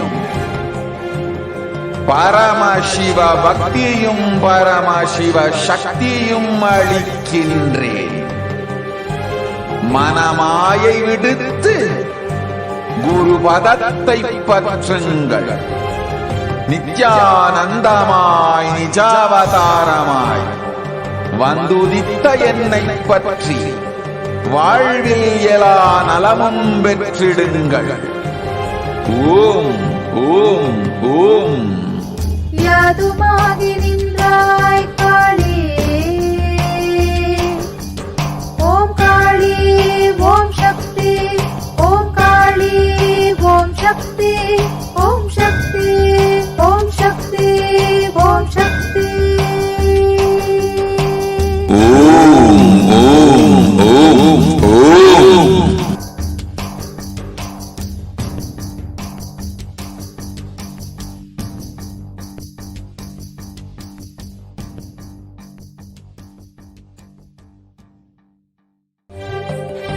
காளியின் ஆட்டத்தை ஆனந்தத்தை ஆனந்தத்தொடு ஆழித்து மங்களம் தந்து குரு பக்தியும் சிவ பக்தியும் பரமசிவ பக்தியும் பரமசிவ சக்தியும் அளிக்கின்றேன். மனமாயை விடுத்து குரு பதத்தை பற்றுங்கள். நித்யானந்தமாய் நிஜாவதாரமாய் வந்துதித்த என்னை பற்றி வாழ்வில் எலா நலமும் பெற்றிடுங்கள். ஓம் ஓம் ஓம் யாதுமாகி நின்றாய் காளி. ஓம் காளி ஓம் சக்தி. ஓம் காளி ஓம் சக்தி. ஓம் சக்தி ஓம் சக்தி ஓம் சக்தி.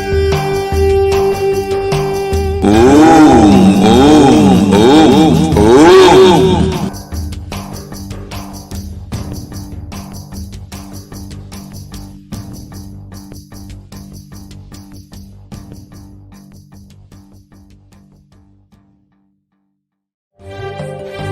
காளியின் ஆட்டத்தை ஆனந்தத்தை ஆனந்தத்தொடு ஆடிய ஆட்டத்தை கண்டோர் உயிருக்குளெல்லாம் இறங்கி குண்டலினிவில் உயிர்ப்பிக்கச் செய்து மாய மனத்தின் இருளை அகற்றி மாயம் அழித்து மங்களம் தந்து குரு பக்தியும் சிவ பக்தியும்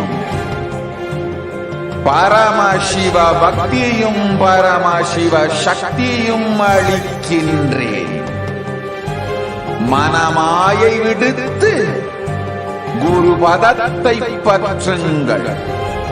நித்யானந்தமாய் நிஜாவதாரமாய் வந்துதித்த என்னை பற்றி வாழ்வில் எல்லா நலமும் பெற்றிடுங்கள். ஓம் ஓம் ஓம். யாதுமாகி நின்றாய் காளி. ஓம் காளி ஓம் சக்தி. ஓம் காளி ஓம் சக்தி. ஓம் சக்தி ஓம் சக்தி ஓம் சக்தி.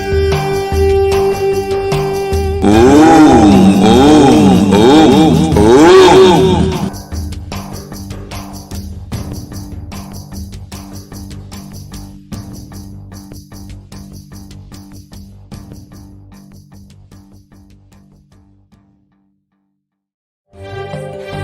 காளியின் ஆட்டத்தை ஆனந்தத்தை ஆனந்தத்தொடு ஆடிய ஆட்டத்தை கண்டோர் உயிருக்குளெல்லாம் இறங்கி குண்டலினிவில் உயிர்ப்பிக்கச் செய்து மாய மனத்தின் இருளை அகற்றி மாயம் அழித்து மங்களம் தந்து குரு பக்தியும் சிவ பக்தியும் பரமசிவ பக்தியும் பரமசிவ சக்தியும் அளிக்கின்றேன். மனமாயை விடுத்து குரு பதத்தை பற்றுங்கள். நித்யானந்தமாய் நிஜாவதாரமாய் வந்துதித்த என்னை பற்றி வாழ்வில் எல்லா நலமும் பெற்றிடுங்கள்.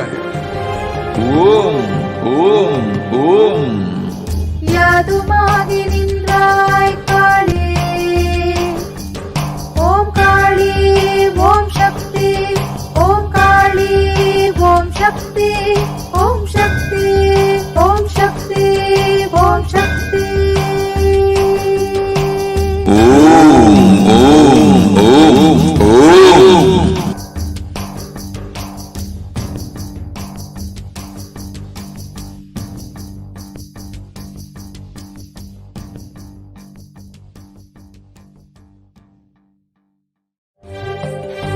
காளியின் ஆட்டத்தை ஆனந்தத்தை ஆனந்தத்தொடு ஆடிய ஆட்டத்தை கண்டோர் உயிருக்குளெல்லாம் இறங்கி குண்டலினிவில் உயிர்ப்பிக்கச் செய்து மாய மனத்தின் இருளை அகற்றி மாயம் அழித்து மங்களம் தந்து குரு பக்தியும் சிவ பக்தியும் பரமசிவ பக்தியும் பரமசிவ சக்தியும் அளிக்கின்றேன். மனமாயை விடுத்து குரு பதத்தை பற்றுங்கள். நித்யானந்தமாய் நிஜாவதாரமாய் வந்துதித்த என்னை பற்றி வாழ்வில் எலா நலமும் பெற்றிடுங்கள். ஓம் ஓம் ஓம். யாதுமாகி நின்றாய் காளி, ஓம் காளி ஓம் சக்தி, ஓம் காளி ஓம் சக்தி, ஓம் சக்தி ஓம் சக்தி ஓம் சக்தி. ஓம் ஓம் ஓம் ஓம்.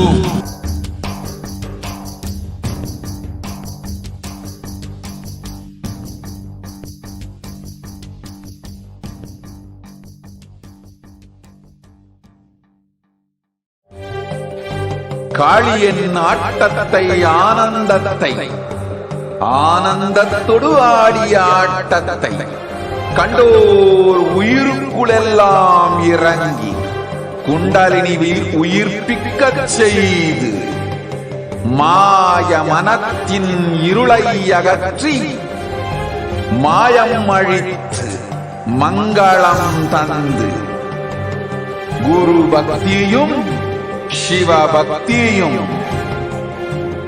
பரமசிவ பக்தியும் பரமசிவ சக்தியும் அளிக்கின்றேன்.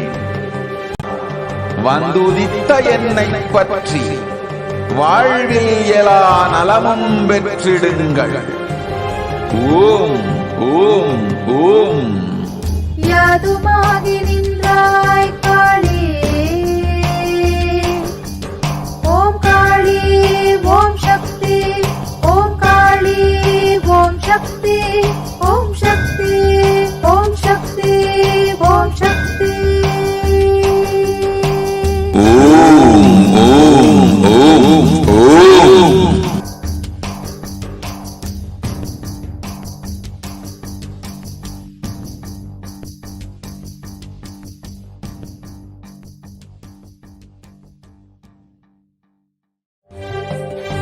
காளியின் ஆட்டத்தை ஆனந்தத்தை, ஆனந்தத்தொடு ஆடிய ஆட்டத்தை கண்டோர் உயிருக்குளெல்லாம் இறங்கி குண்டலினிவில் உயிர்ப்பிக்கச் செய்து மாய மனத்தின் இருளை அகற்றி மாயம் அழித்து மங்களம் தந்து குரு பக்தியும் சிவ பக்தியும்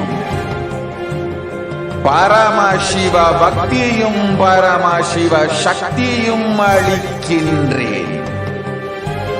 மனமாயை விடுத்து குரு பதத்தை பற்றுங்கள். நித்யானந்தமாய் நிஜாவதாரமாய் வந்துதித்த என்னை பற்றி வாழ்வில் எலா நலமும் பெற்றிடுங்கள். ஓம் ஓம் ஓம்.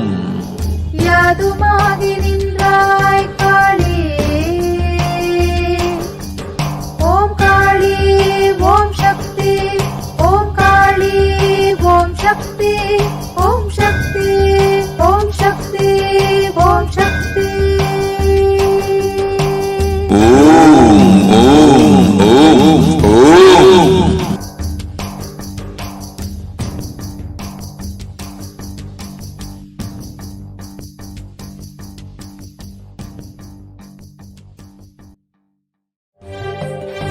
காளியின் ஆட்டத்தை ஆனந்தத்தை, ஆனந்தத்தொடு ஆடிய ஆட்டத்தை கண்டோர் உயிருக்குளெல்லாம் இறங்கி குண்டலினிவில் உயிர்ப்பிக்கச் செய்து மாய மனத்தின் இருளை அகற்றி மாயம் அழித்து மங்களம் தந்து குரு பக்தியும் சிவ பக்தியும் பரமசிவ பக்தியும் பரமசிவ சக்தியும் அளிக்கின்றேன்.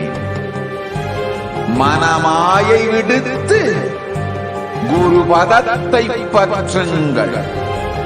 நித்யானந்தமாய் நிஜாவதாரமாய் வந்துதித்த என்னை பற்றி வாழ்வில் எலா நலமும் பெற்றிடுங்கள். ஓம் ஓம் ஓம். யாதுமாகி நின்ற நின்றாய் காளி. ஓம் காளி ஓம் சக்தி, ஓம் காளி ஓம் சக்தி, ஓம் சக்தி ஓம் சக்தி ஓம் சக்தி.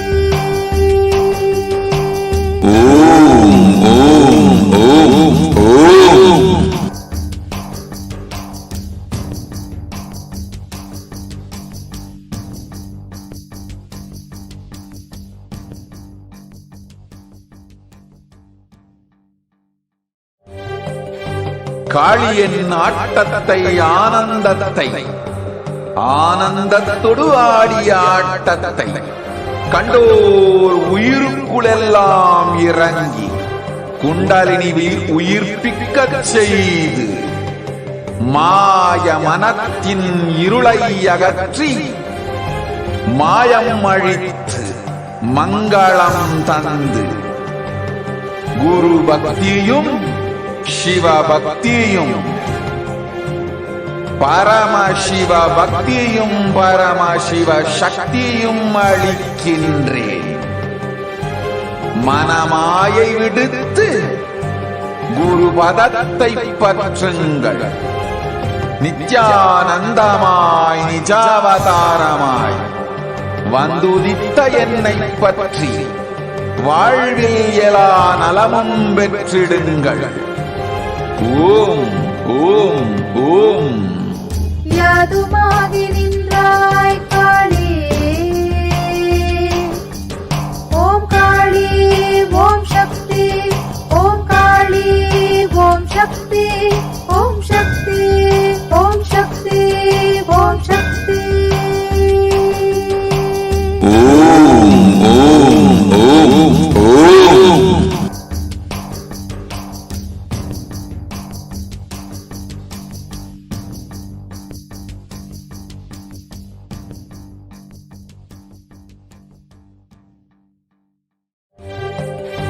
காளியின் ஆட்டத்தை ஆனந்தத்தை, ஆனந்தத்தொடு ஆடிய ஆட்டத்தை கண்டோர் உயிருக்குளெல்லாம் இறங்கி குண்டலினிவில் உயிர்ப்பிக்கச் செய்து மாய மனத்தின் இருளை அகற்றி மாயம் அழித்து மங்களம் தந்து குரு பக்தியும் சிவ பக்தியும் பரமசிவ பக்தியும் பரமசிவ சக்தியும் அளிக்கின்றேன். மனமாயை விடுத்து குரு பதத்தை பற்றுங்கள். நித்யானந்தமாய் நிஜாவதாரமாய் வந்துதித்த என்னை பற்றி வாழ்வில் எல்லா நலமும் பெற்றிடுங்கள். ஓம் ஓம் ஓம். யாதுமாகி நின்றாய் காளி. ஓம் காளி ஓம் சக்தி, ஓம் காளி ஓம் சக்தி, ஓம் சக்தி ஓம் சக்தி ஓம் சக்தி. ஓம் ஓம் ஓம் ஓம்.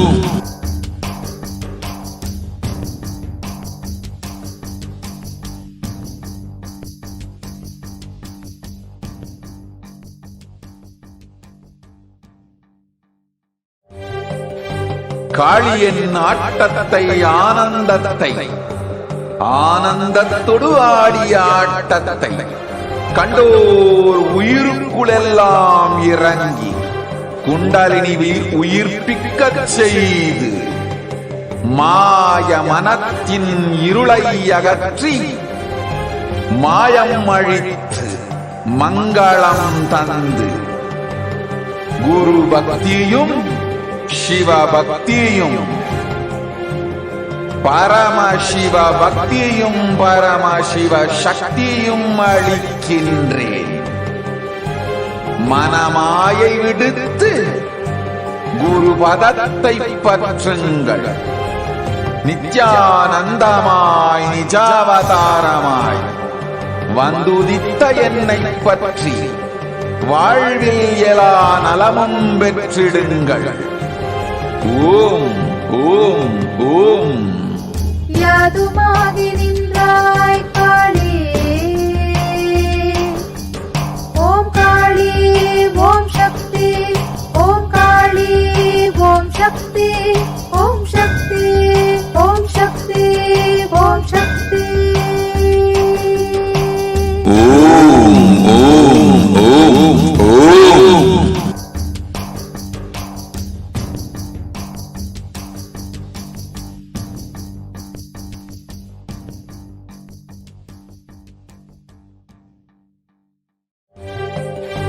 காளியின் ஆட்டத்தை ஆனந்தத்தை ஆனந்தத்தொடு ஆடிய ஆட்டத்தை கண்டோர் உயிருக்குளெல்லாம் இறங்கி குண்டலினிவில் உயிர்ப்பிக்கச் செய்து மாய மனத்தின் இருளை அகற்றி மாயம் அழித்து மங்களம் தந்து குரு பக்தியும் சிவ பக்தியும்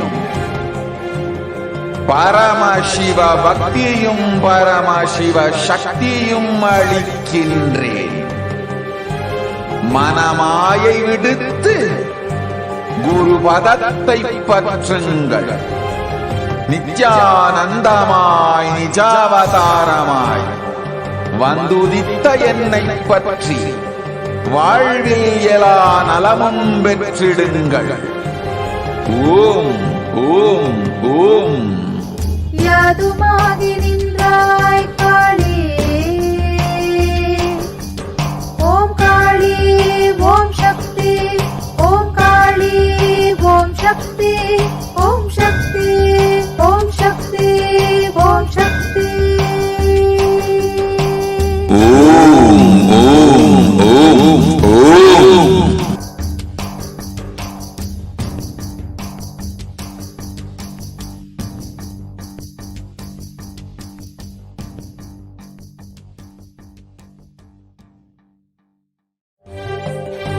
காளியின் ஆட்டத்தை ஆனந்தத்தை ஆனந்தத்தொடு ஆடிய ஆட்டத்தை கண்டோர் உயிருக்குளெல்லாம் இறங்கி குண்டலினிவில் உயிர்ப்பிக்கச் செய்து மாய மனத்தின் இருளை அகற்றி மாயம் அழித்து மங்களம் தந்து குரு பக்தியும் சிவ பக்தியும் பரமசிவ பக்தியும் பரமசிவ சக்தியும் அளிக்கின்றேன். மனமாயை விடுத்து குரு பதத்தை பற்றுங்கள். நித்யானந்தமாய் நிஜாவதாரமாய் வந்துதித்த என்னை பற்றி வாழ்வில் எல்லா நலமும் பெற்றிடுங்கள். ஓம் ஓம் ஓம். யாதுமாகி நின்றாய் காளி. ஓம் காளி ஓம் சக்தி. ஓம் காளி ஓம் சக்தி. ஓம் சக்தி ஓம் சக்தி ஓம் சக்தி. ஓம் ஓம் ஓம் ஓம்.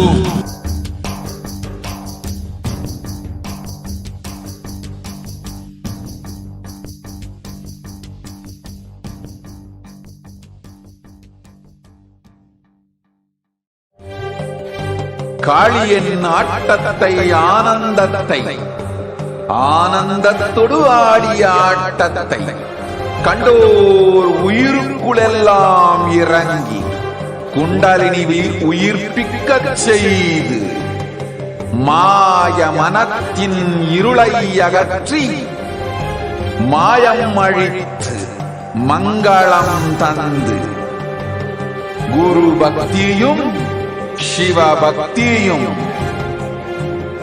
பரமசிவ பக்தியும் பரமசிவ சக்தியும் அளிக்கின்றேன். மனமாயை விடுத்து குரு பதத்தை பற்றுங்கள்.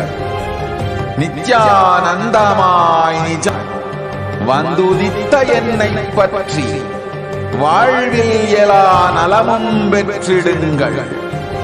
ஓம் ஓம் ஓம். யாதுமாகி நின்றாய் காளி. ஓம் காளி ஓம் சக்தி. ஓம் காளி ஓம் சக்தி. ஓம் சக்தி ஓம் சக்தி ஓம் சக்தி. ஓம் ஓம் ஓம் ஓம்.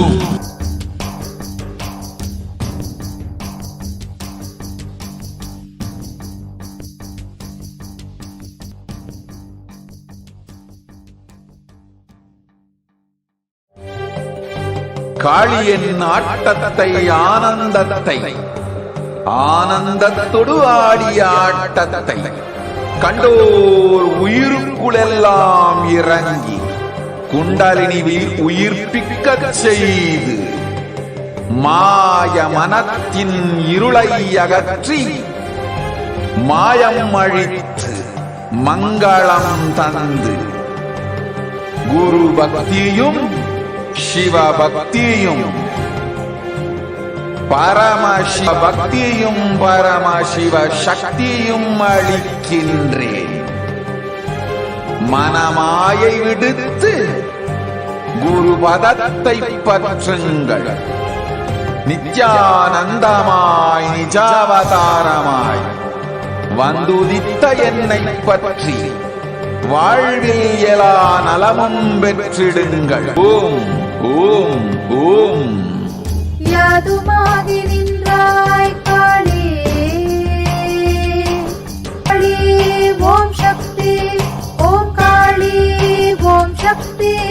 ஓம் சக்தி ஓம் சக்தி ஓம் சக்தி. ஓம் ஓம் ஓம் ஓம்.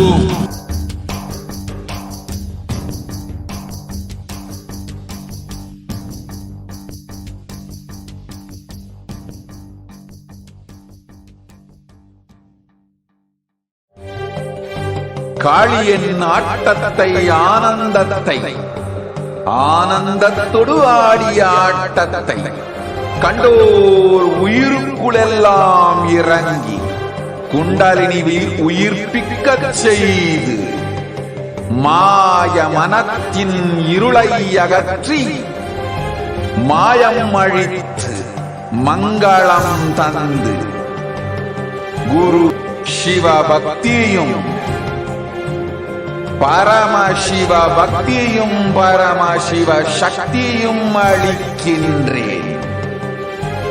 மனமாயை விடுத்து குரு பதத்தை பற்றுங்கள்.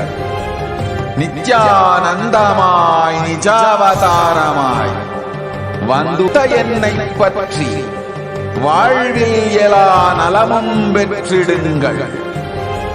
ஓம் ஓம் ஓம். யாதுமாகி நின்றாய் காளி. ஓம் காளி ஓம் சக்தி. ஓம் காளி ஓம் சக்தி. ஓம் சக்தி ஓம் சக்தி ஓம் சக்தி. ஓம் ஓம் ஓம் ஓம்.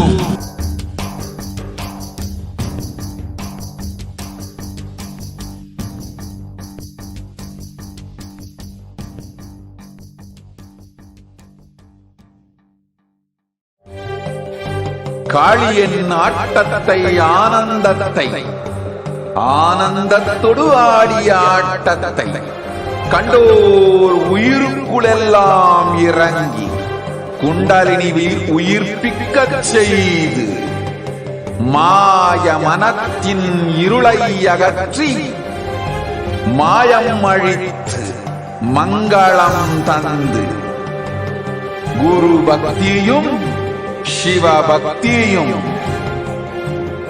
பரமசிவ பக்தியும் பரமசிவ சக்தியும் அளிக்கின்றேன். மனமாயை விடுத்து குரு பதத்தை பற்றுங்கள். நித்யானந்தமாய் நிஜாவதாரமாய் வந்துதித்த என்னை பற்றி வாழ்வில் எல்லா நலமும் பெற்றிடுங்கள். ஓம் ஓம் ஓம் யாதுமாகி நின்றாய் காளி ஓம் காளி ஓம் சக்தி ஓம் காளி ஓம் சக்தி ஓம் சக்தி சக்தி ஓம் சக்தி ஓம் ஓம் ஓம் ஓம்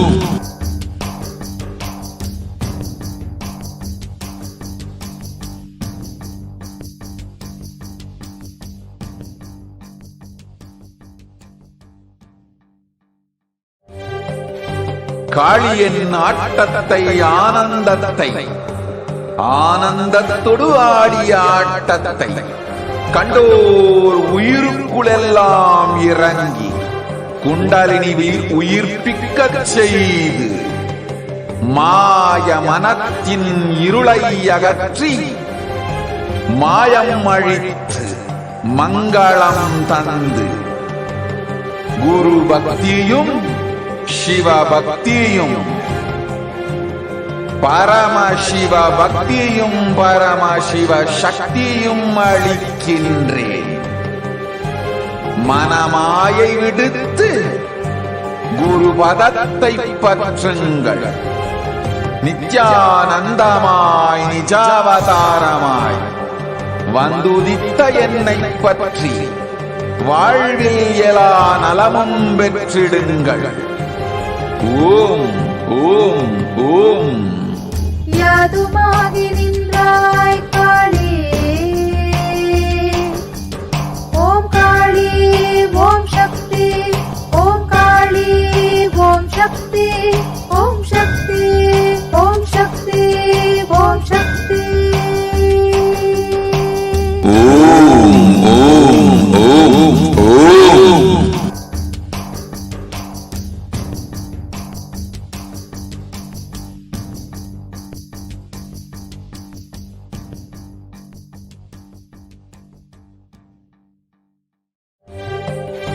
காளியின் ஆட்டத்தை ஆனந்தத்தை ஆனந்தத்தொடு ஆடிய ஆட்டத்தை கண்டோர் உயிருக்குளெல்லாம் இறங்கி குண்டலினிவில் உயிர்ப்பிக்கச் செய்து மாய மனத்தின் இருளை அகற்றி மாயம் அழித்து மங்களம் தந்து குரு பக்தியும் சிவ பக்தியும் பரமசிவ பக்தியும் பரமசிவ சக்தியும் அளிக்கின்றேன். மனமாயை விடுத்து குரு பதத்தை பற்றுங்கள். நித்யானந்தமாய் நிஜாவதாரமாய் வந்துதித்த என்னை பற்றி வாழ்வில் எல்லா நலமும் பெற்றிடுங்கள். ஓம் ஓம் ஓம் யாதுமாகி நின்றாய் காளி ஓம் காளி ஓம் சக்தி ஓம் காளி ஓம் சக்தி ஓம் சக்தி ஓம் சக்தி ஓம் சக்தி ஓம் ஓம் ஓம் ஓம்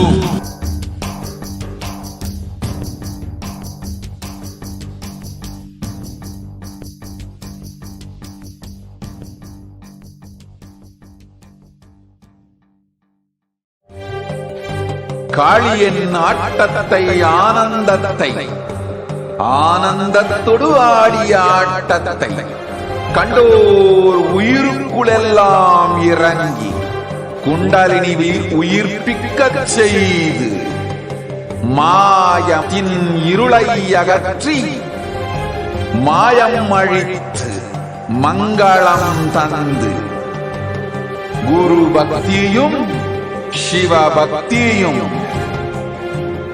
பரமசிவ பக்தியும் பரமசிவ சக்தியும் அளிக்கின்றேன்.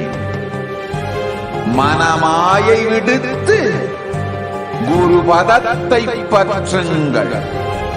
நித்யானந்தமாய் நிஜாவதாரமாய் வந்துதித்த என்னை பற்றி வாழ்வில் எலா நலமும் பெற்றிடுங்கள். ஓம் ஓம் ஓம். யாதுமாகி நின்றாய் காளி. ஓம் காளி. Connecting with the divine with your eyes closed is meditation. Connecting with the divine with your eyes open is darshan. Come, let us all now move from meditation to darshan. Slowly, very slowly, please open your eyes.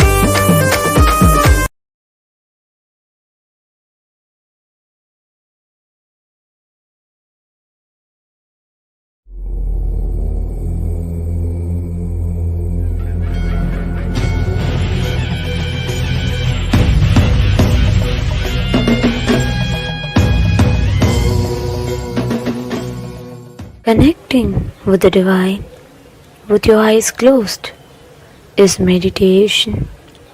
Connecting with the divine with your eyes open is darshan. Come, let us all now move from meditation to darshan. Slowly, very slowly, please open your eyes.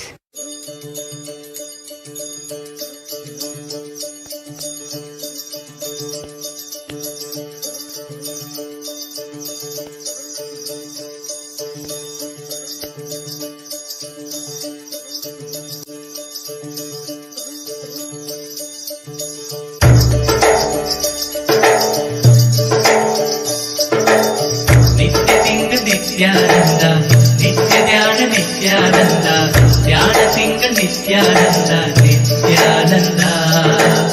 Nitya Single Nithyananda, Nithyadhyana Nithyananda, Dhyana Single Nithyananda, Nithyananda. Nitya Single Nithyananda, Nithyadhyana Nithyananda, Dhyana Single Nithyananda. Nitya Single Nithyananda, Nithyadhyana Nithyananda, Dhyana Single Nithyananda. Nithyanandane Nithyananda, Satyavendane Nithyananda, Veda Rupane Nithyanandane. Nithyanandane Nithyananda, Satyavendane Nithyananda, Veda Rupane Nithyanandane.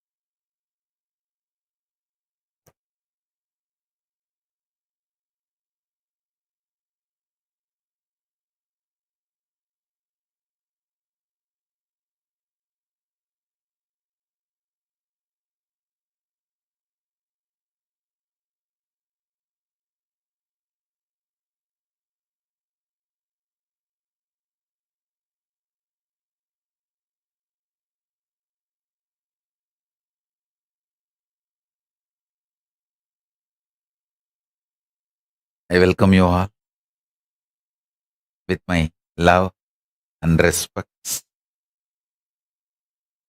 I welcome all the devotees, disciples, Samajis, Satsangis, Srimahans, Mahans, Tanedar Kotari, visitors, viewers, Sarvanyapita Kartas, Sarvanyapita Yajamans, manifestors, Sarvaparityagis, Srimahans, Mahans, ministers, ambassadors, Mantreshwaras, Vidyeshwaras, Ganeshwaras, Lokeshwaras, Astreshwaras, everyone sitting with us all over the world. I welcome all of you with my love and blessings.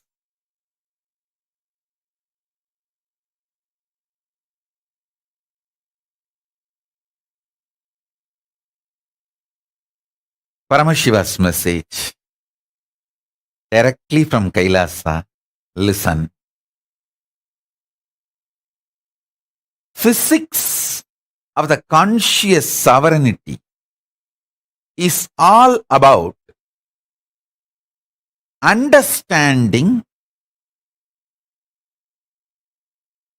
the way your body exists, understanding the mechanism of your body. Please understand,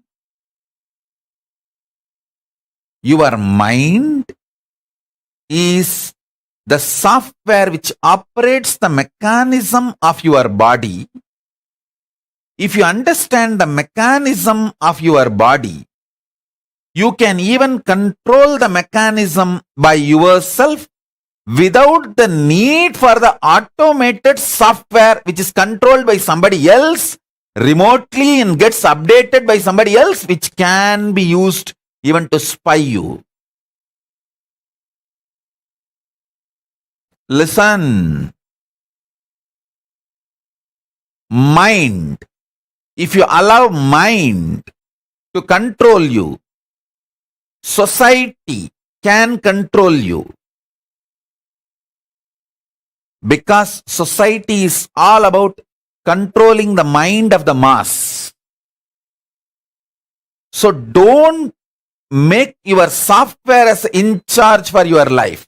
Make your mechanism as the in charge of your life. Your mechanism is different. Your software is different.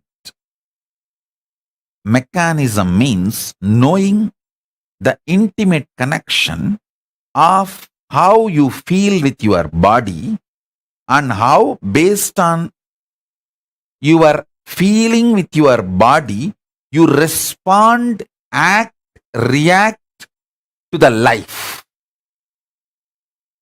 I tell you,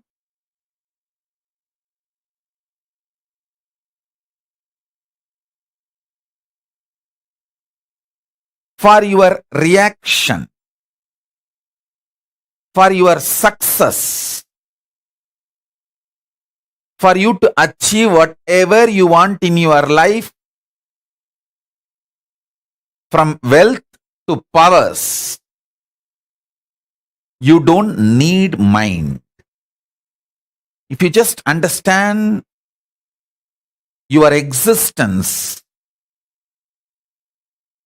physically and your inner mechanism, that is enough.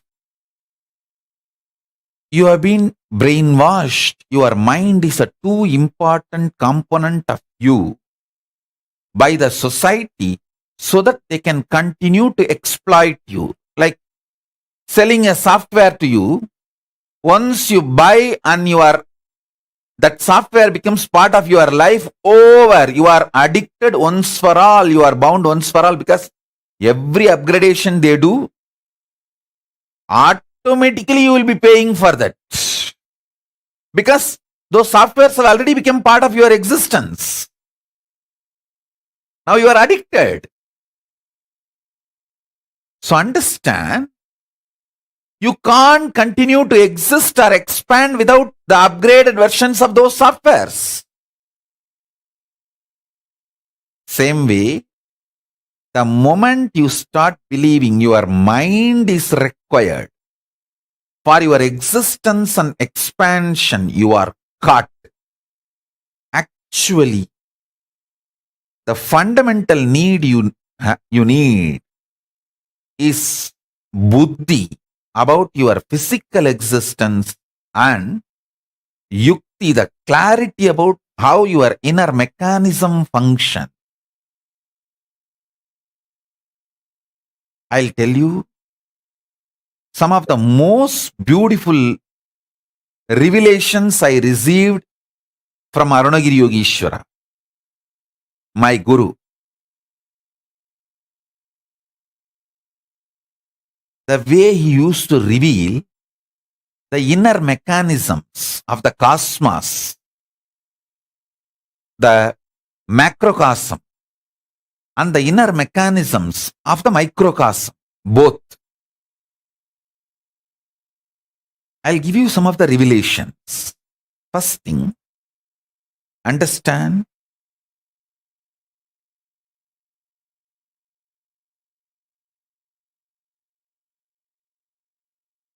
the source and core of your existence is Paramashiva. Don't feel bored when I repeat this. Till you become Paramashiva, or till your mind gets bored and leaves you once for all. Oh God, this fellow,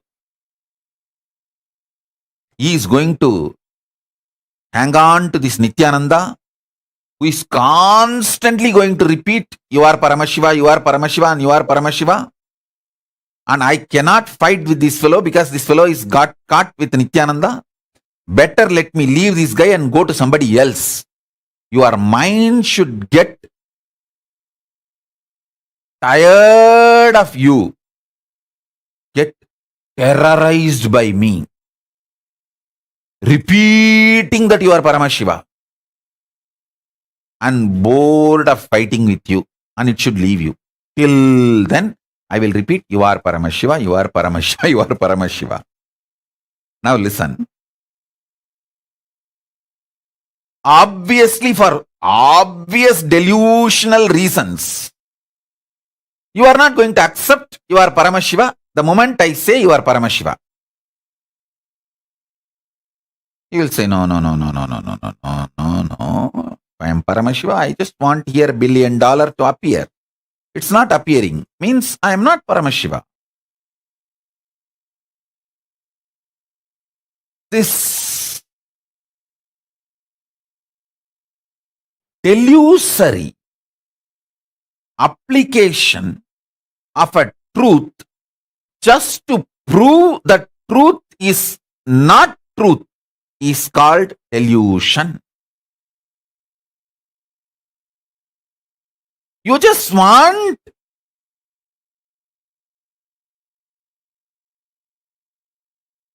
the drug called mind which you took to continue its impact and effect on you. So you just want to disprove my statement that you are Paramashiva, even if suddenly $1 billion appears. Oh, if that's so, is that so? Okay, I need this, all that. If I am Paramashiva, I should manifest all of that. Oh, it's not yet happening now.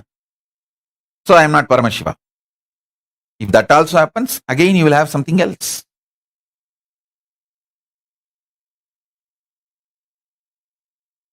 I'll tell you the right mechanism. See,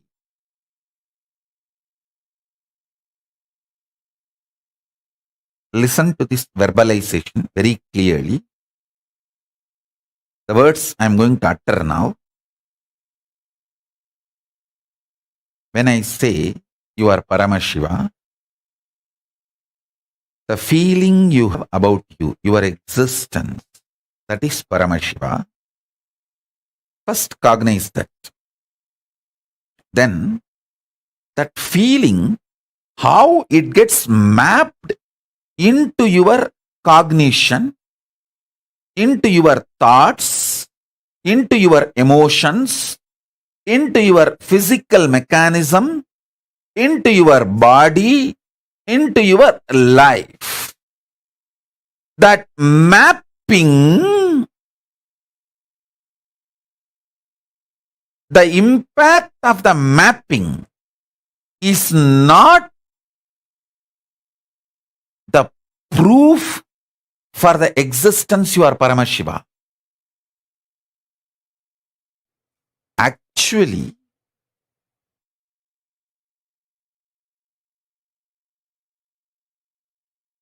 you don't give enough ferociousness to break your delusion, to map the truth into your life. You question the truth before even mapping that into your life.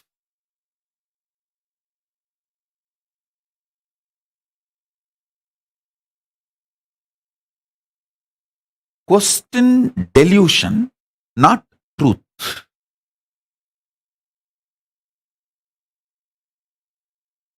Question delusion, not the truth. When I say you are Paramashiva, and if you have a problem and you don't feel you are Paramashiva and you are not ready to cognize you are Paramashiva, then question your mind, not the truth. You should know the truth is the truth. If I am not able to cognize, then where I am missing? If you start questioning the delusion, you will experience Paramashiva.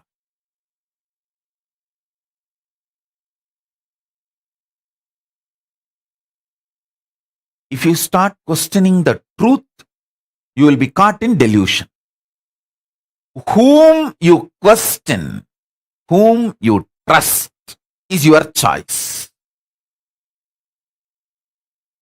If you doubt the abusers, you will get me. If you doubt me, you will get abusers. Your independent investigation. Understand?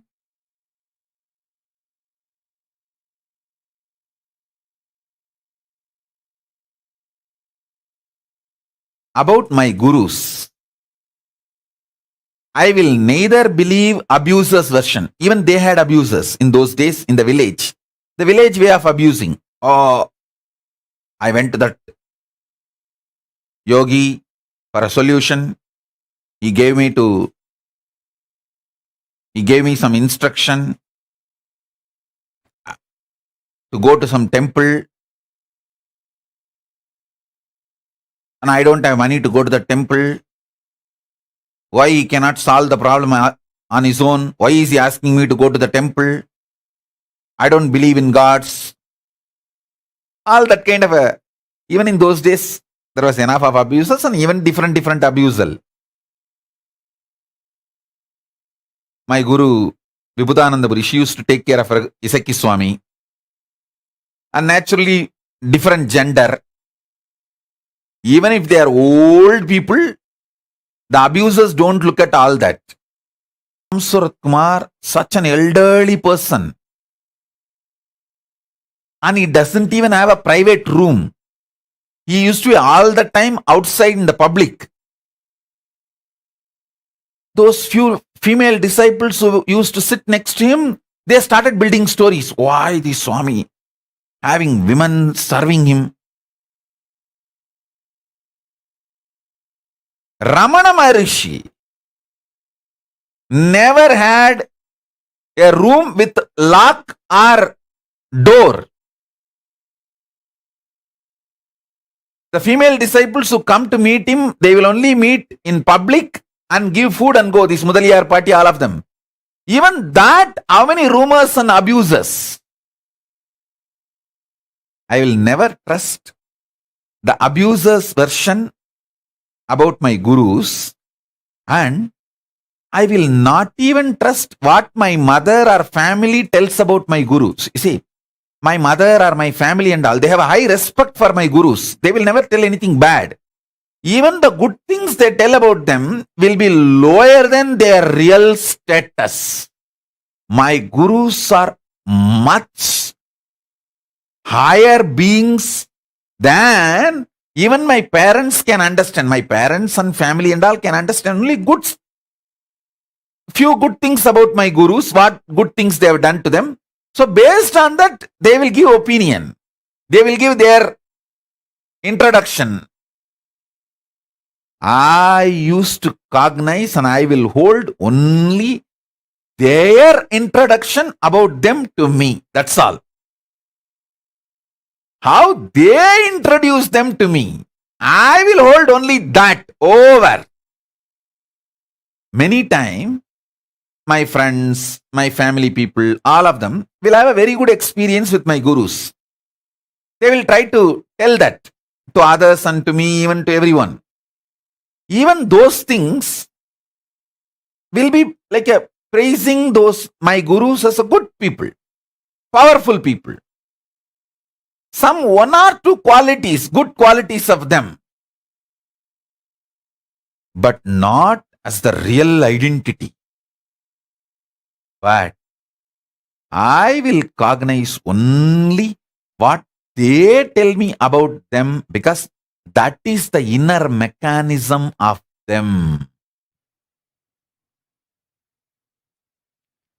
So I always doubted abusers, not the gurus. I always doubted the delusion, not the truth. Listen.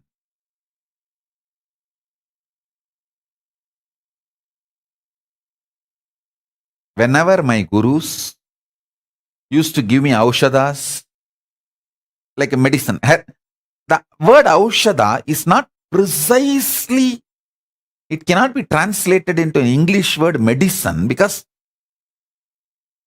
the aushada works on the whole mechanism.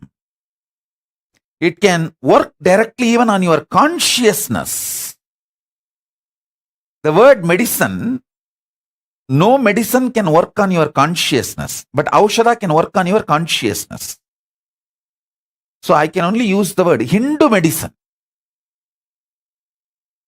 The word aushada cannot be translated as a medicine. It can only be translated as Hindu medicine. So whenever they ask me to take these Hindu medicines, sometimes the taste will not be good,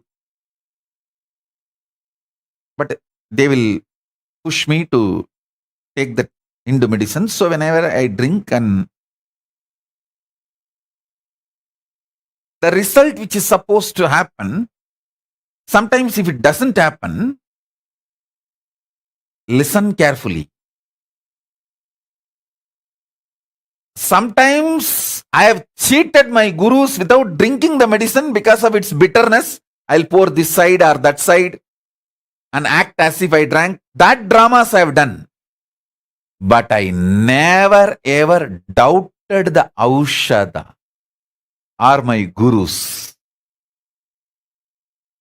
I will only ask, Pati, maybe you need to give a little more dosage. Only then that impact will start happening. Maybe my body needs little more dosage. Can you check the pulse and see whether the dosage is enough? That's all I'll say. Never ever doubted my guru's ability or the aushada's powerfulness. And I'm telling you, I threw tantrum many times, not once or twice, even multiple times. I'll act as if I'm pouring it in the mouth and purposely pour it on all over, or pour it in this side. And then she will laugh and tell, I have kept another one bottle. Don't worry, I have kept another one glass. She will bring. I have done that. But I never ever doubted. So understand. Let your doubts be focused on your delusion. Tell yourself very clearly, no question of doubting the ultimate truth.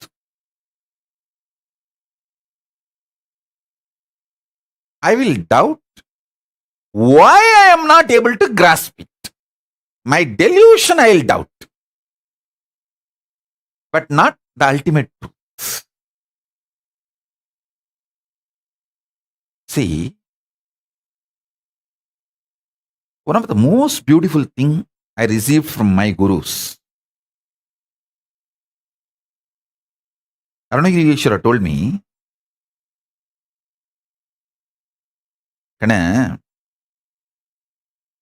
சாதனை பண்ணி நீ திரும்ப திரும்ப நீதான் பரமசிவன் நினைக்கிறதுனால அந்த மனோபலத்தினால உனக்கு சக்திகளும் நல்லதும் நடக்குதுன்னா அது வெறும் சித்திப்பா. அவர்தான் உள்ள இருக்காரு, அவர்தான் மேனிஃபெஸ்ட் பண்றாரு, அவருக்கு எப்படி வேணுமோ அப்படி மேனிஃபெஸ்ட் பண்றாரு. சில நேரத்துல ஏன் மேனிஃபெஸ்ட் ஆகுது, சில நேரத்துல ஏன் மேனிஃபெஸ்ட் ஆகல. அவர் ஆனா தமிழ் வார்த்தை யூஸ் பண்ணார். அதாவது சில நேரத்துல ஏன் ஜெயமாகுது வெளிப்படுது, சில நேரத்துல ஏன் ஜெயமாகல சித்தியாகல அப்படின்னா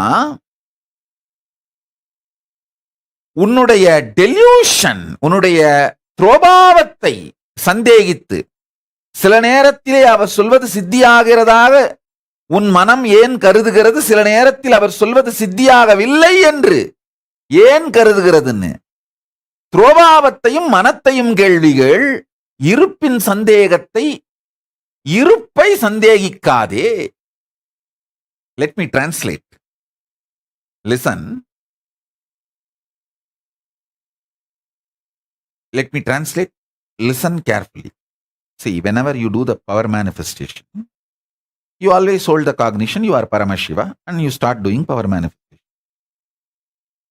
Never think because of your ability to visualize, do tapas, meditate, the power of the mind starts manifesting as powers. No, then it is just ordinary siddhi, mental powers.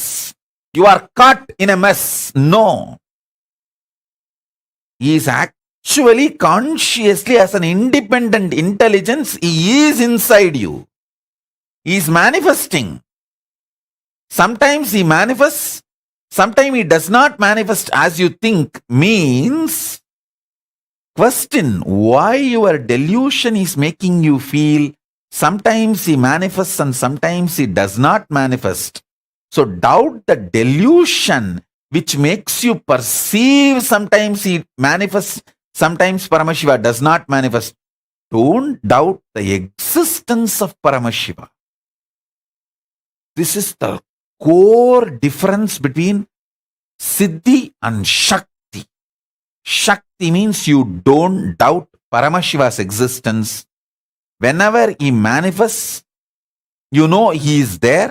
Whenever he does not manifest as you want, you doubt the delusion. Why you are made to feel he is not manifesting as I want. Not that you doubt the truth of Paramashiva. This is what is Shakti.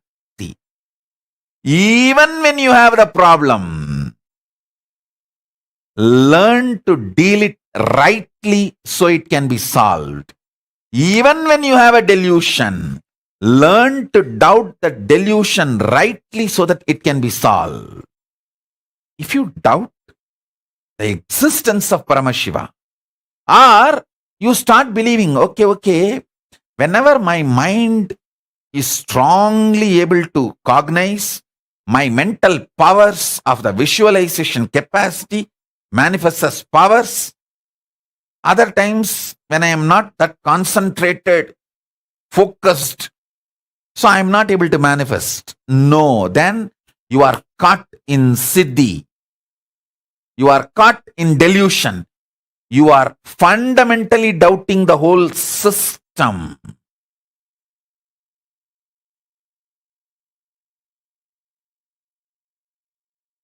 The truth is you are Paramashiva. Sometimes you manifest means he is manifesting. Sometimes if you are not manifesting Paramashiva as you want, then doubt the delusion.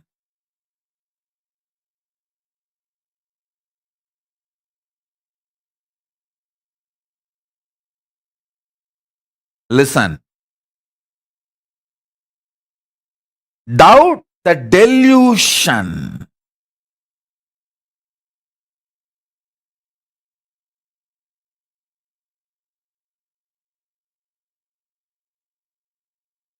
Not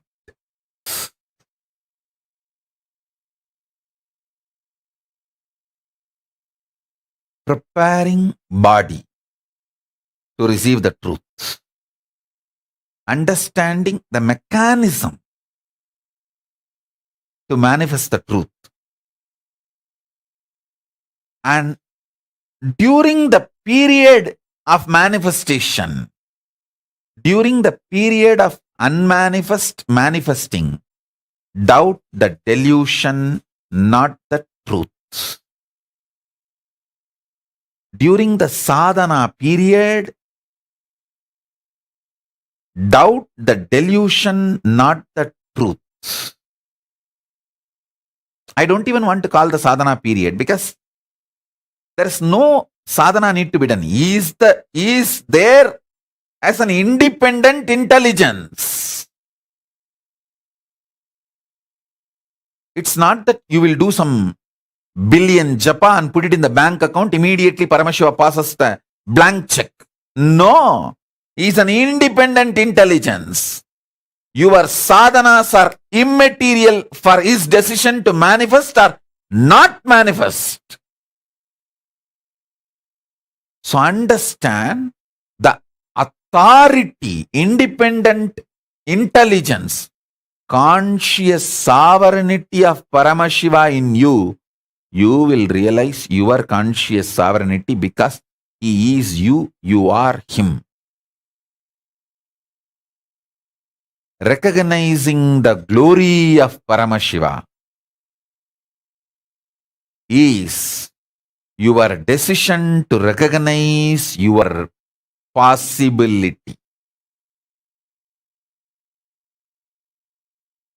Recognizing the glory of Paramashiva is recognizing the glory of you. You always get frightened about recognizing the glory of Paramashiva because you know now you have to just enter into that powerfulness. Even you don't like things going very good with your life. You can see in your life. For 3 days, if you properly got up early morning, Brahma Muhurta, and did the yoga and ate rightly and keeping yourself healthy and happy, excited, even you feel something is wrong, bad about it. 3 days I did it so properly enough. Today let me rest. Even you are feeling little weird about you being so good with you, about you in your life. You say, no, I don't need to be so sincere. 3 days I did it now. Okay, 1 day rest. Bye-bye. Today no Brahma Muhurtam.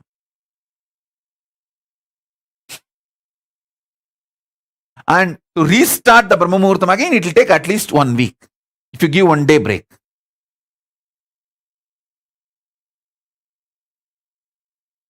Even you don't want to be so good for yourself. That is why whenever you have a very powerful cognition and have one breakthrough, I should not take it for granted. All the way I walked, from so much I have grown, I should not take that for granted and push me to the next level. That is the worst crime you do to yourself. If you had a breakthrough today, tomorrow you should have breakthrough to breakthrough. You should give a breakthrough to the breakthrough. Not that you will rest for 2 days and then again start from where you had the breakthrough. Pooh! Mediocre life.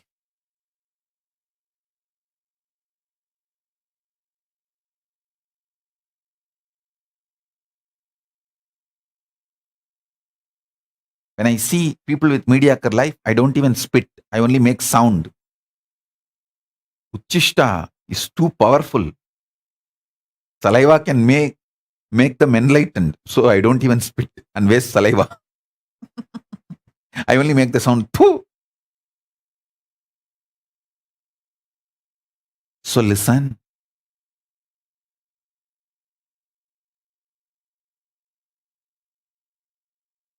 Even you feeling weird to be so good to yourself is the foundation of delusion. Foundation of delusion. It means your mind is not ready to settle with the upgradation of your existence. It feels that it is losing its power over you.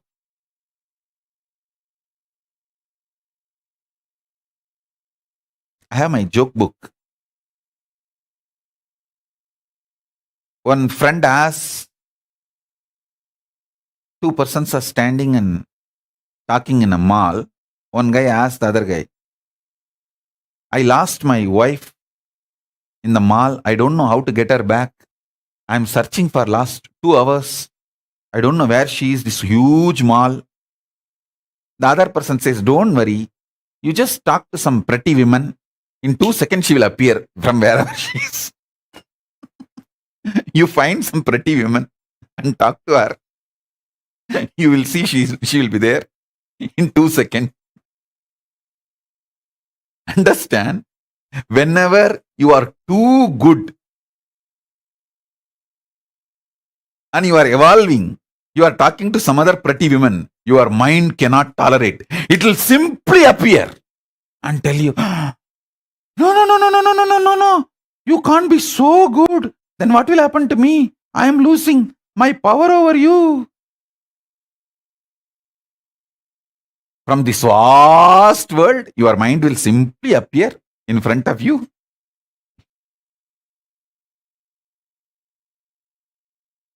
Like how? If you talk to a pretty woman in the mall, your wife appears within 2 seconds.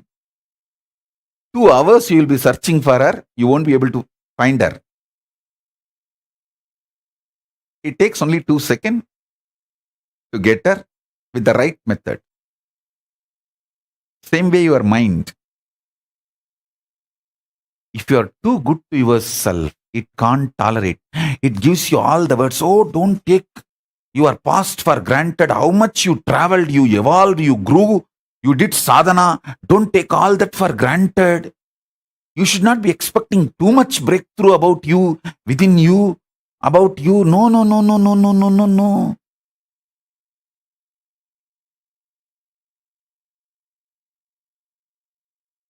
If you start from the angle of doubting the truth, your whole life will be like this, to and fro, to and fro, to and fro. Be very clear.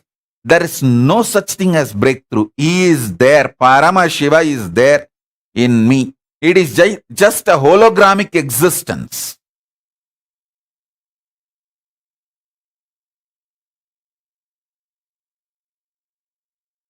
If you cut the hologram, there will be another one hologram. If you cut that hologram, there will be another one. If you cut that, there will be another one. Till the end, it is only the same hologram. Same way Paramashiva. From Paramashiva till me, it is hologramic existence. Listen carefully. From Paramashiva to you, it is hologramic existence. Understand this. Doubt everything else, but not this ultimate truth.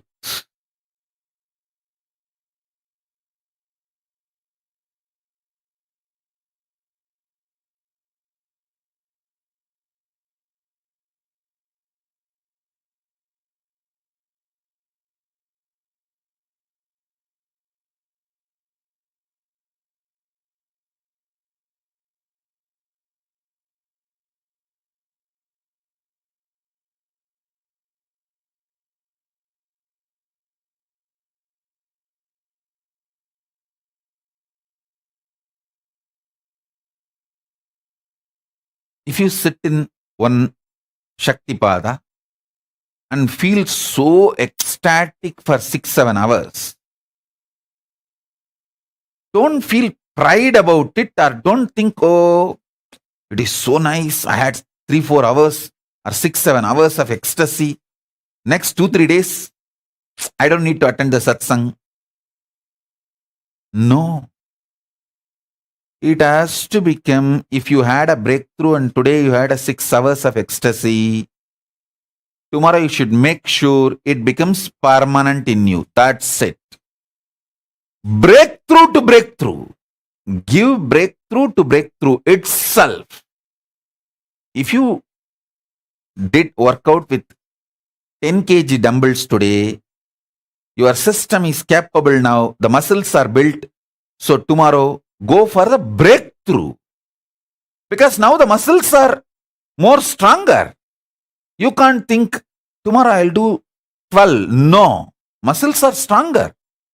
So give a breakthrough to yourself.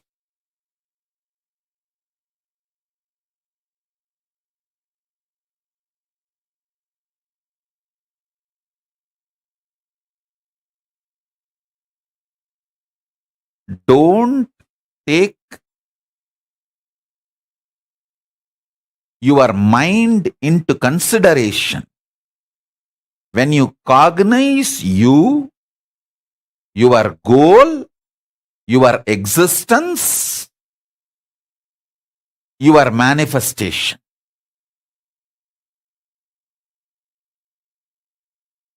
Paramashiva and you are in the relationship of hologramic existence. How much ever small you feel about you, you are a smaller, maybe smaller hologram of Paramashiva, but not anything else.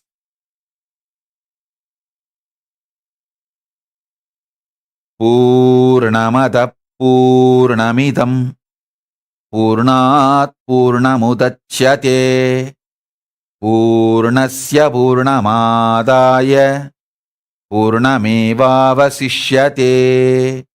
If the hologram is taken away from a hologram, the hologram remains as hologram. The hologram which is taken away from the hologram also remains as the hologram.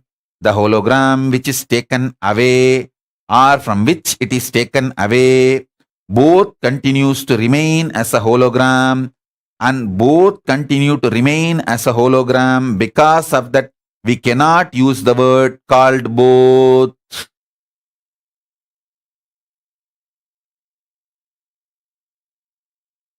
This is the left translation.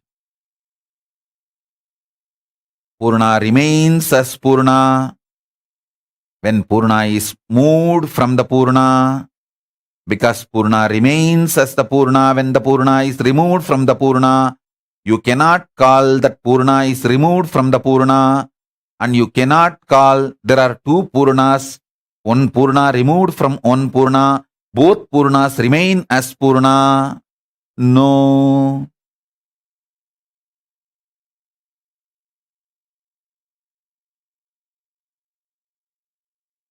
When Purna is removed from the Purna, Purna remains as the Purna.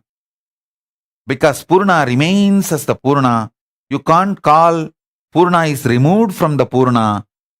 You can't say there are two Purnas which continues to remain as Purna, and you can't say Purna is removed from the Purna. Purna can be added back to Purna. Purna remains as Purna. When you go through any idea of removing, adding 1, 2, 3 or no number, Purna remains as Purna.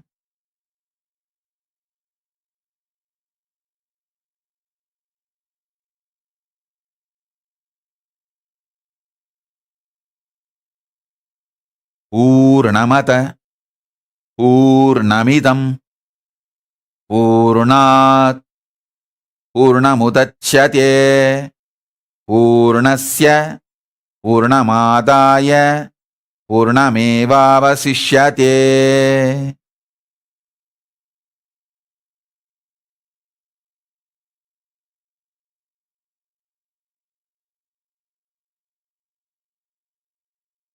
the beauty of the truth is, if you spend a little time with it, the delusion dissolves.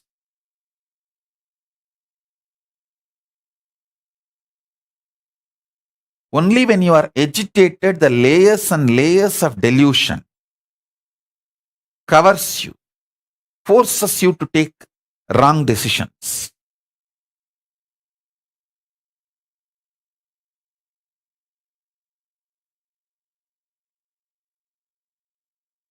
I have seen sometimes people, when they have this click and feel conscious sovereignty, they start getting the fear. I should retain this. What should I do? No, you don't need to retain.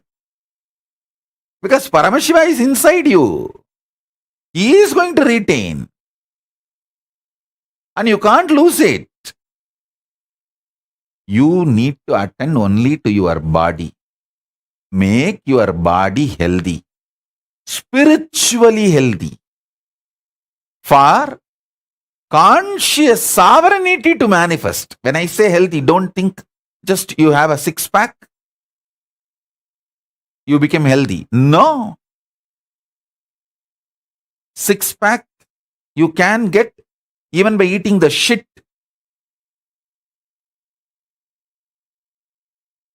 Called non-vegetarian. Actually, most of the non-vegetarian food is the shit of some animal. Many times they don't even remove the shit from intestine. Directly they cook and give. That is what is, you call it spicy.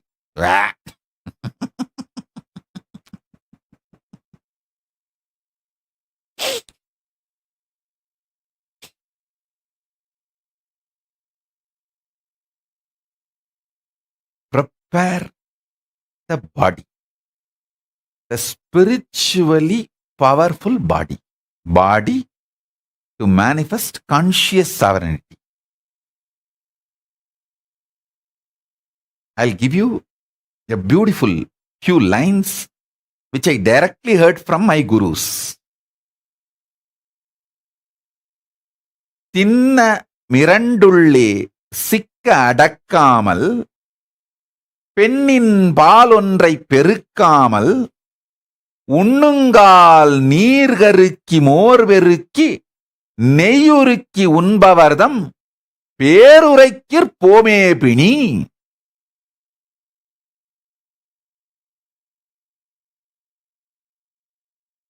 Means the mala jala, the cleaning the body, the mala and jala should not be controlled.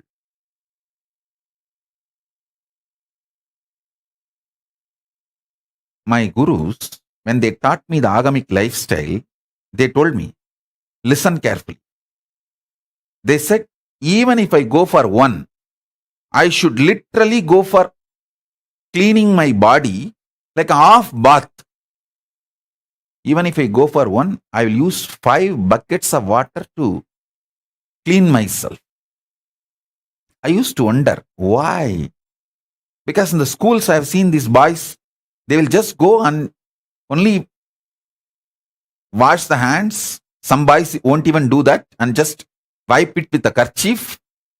But my gurus insist that I should wash literally. If I go for 1 or 2, how much I have to clean myself? The same washing I have to do even for 1. I never understood the reason. But I always did as my gurus told me.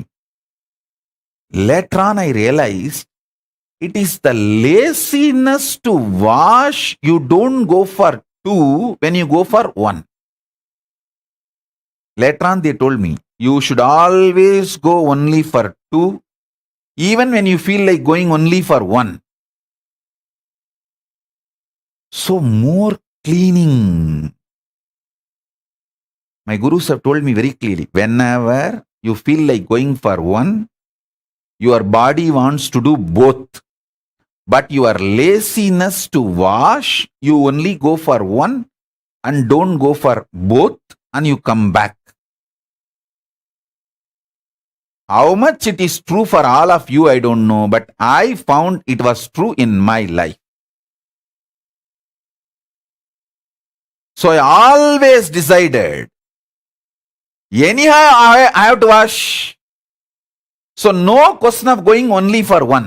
It should always be both. So naturally more cleaning. That one habit has kept me healthy so much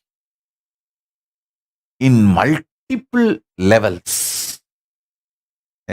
Now what I am saying is an extremely practical instruction to break the laziness in your healthy lifestyle.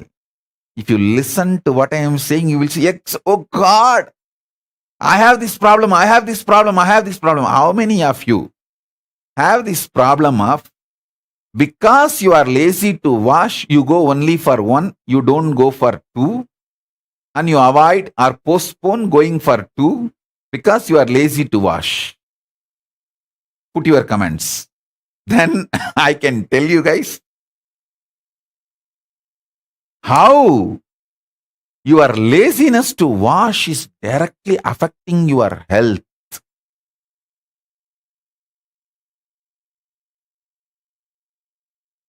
Controlling is crime. If you eat once, you should go for two, at least twice a day.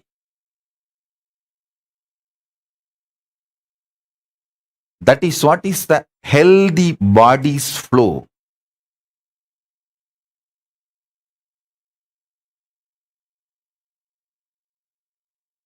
உண்ணுங்கால் நீர் கருக்கி மோர் பெருக்கி. When you eat, the water should be boiled water. Buttermilk should be diluted buttermilk. And the ghee should be completely melted and hot ghee. If your lifestyle is this, not only you will not have any disease, even the people who follow you, remember you, who imitate your lifestyle will not have disease.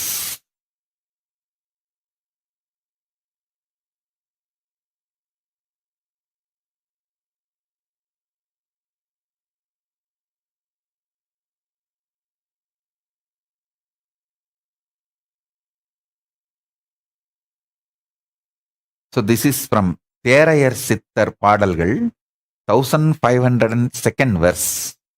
I have one more song from what I heard from my gurus. I am giving you, and I'll give you the interpretation also. Means the meaning. ஆறு திங்கட் கொருதடவை மனமருந்தையில்வோம் அடர் நான்கு மதிக்கொருக்கார் பேதியுரை நுகர்வோம் தேறு மதியொன்றரைக்கோர் தரணசியம் பெறுவோன் திங்களரைக்கிரண்டு தரஞ்ச வளவிருப்புருவோம் வீறு சதுர் நாட்கொரு கானை முழுக்கை தவிரோம்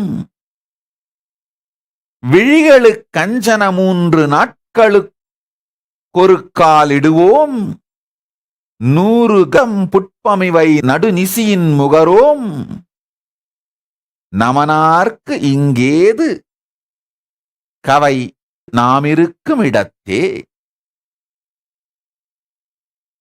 Means, once in 6 months, take the medicine which makes you vomit. Means cleaning the upper intestine through that vomiting as a technique. Once in 4 months, cleaning like a haritaki, which cleanses your body, laxatives, the Ayurvedic laxatives. And once in 1.5 months, clean the nostril to clear the kapha completely. Once in a week, clean the body hair and allow the body to inhale, breathe fully. Once in 4 days, have oil bath. Once in every 3 days, have Jnananjana for the eyes.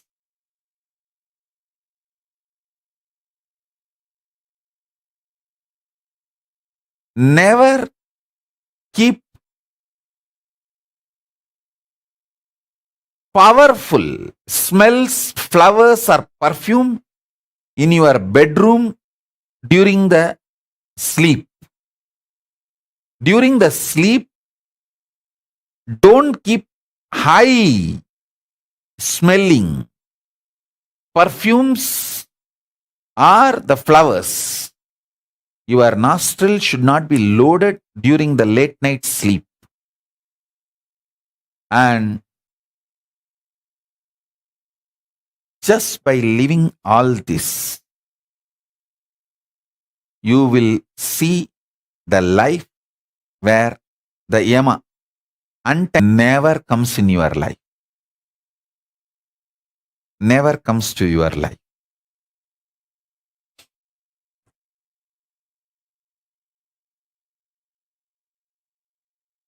Listen. These revelations are basically to create conscious stamina, not just ordinary health, conscious stamina, which makes your body to manifest conscious sovereignty. The whole focus is helping you to manifest conscious sovereignty.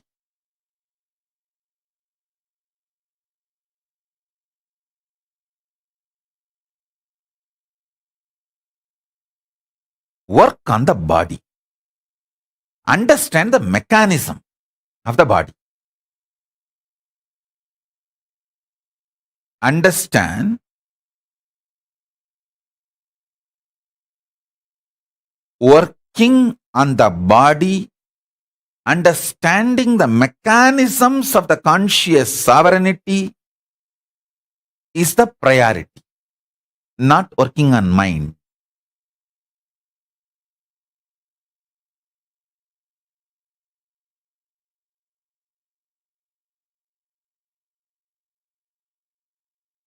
So the essence of what I am trying to convey is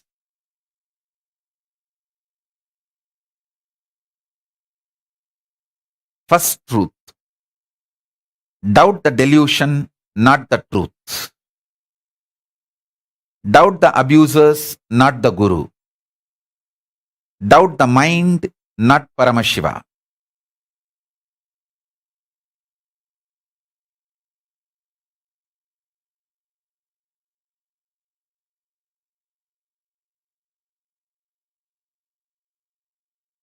Cognize this. Let this become Shaktipada and Shaktinipada in you now.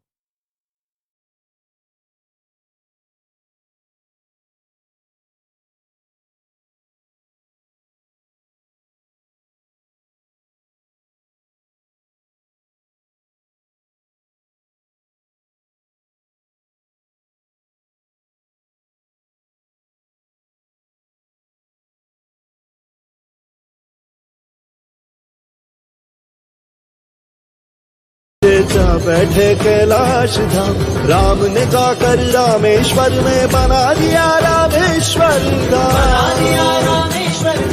महामहान महिम माहेश्वर, नम नम चरणम है हरदम। नमामि शमीशान निर्वाण रूपम, विभुं व्यापकं ब्रह्मवेदस्वरूपं, निजं निर्गुणं निर्विकल्पं निरीहं, चिदाकाशमाकाशवासं भजेऽहम्। चिदाकाशमाकाशवासं भजेऽहम्।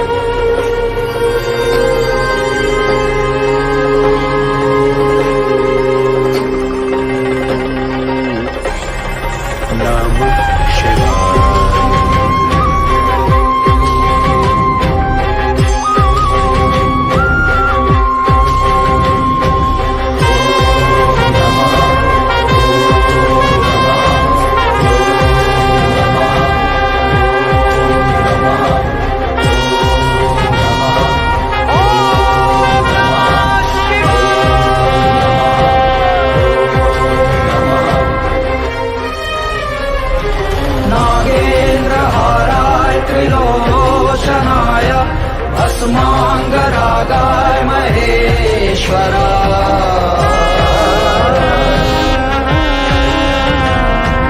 नित्याय शुद्धाय दिगम्बराय तस्मै नकाराय नमः शिवाय।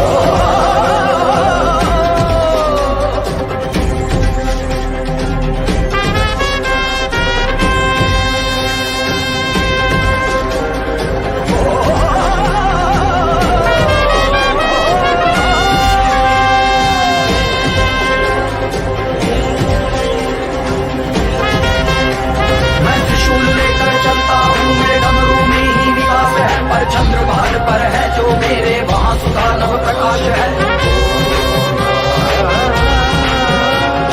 यश की ओर लगी है ब्रह्मा इंद्र आदि सब भागे।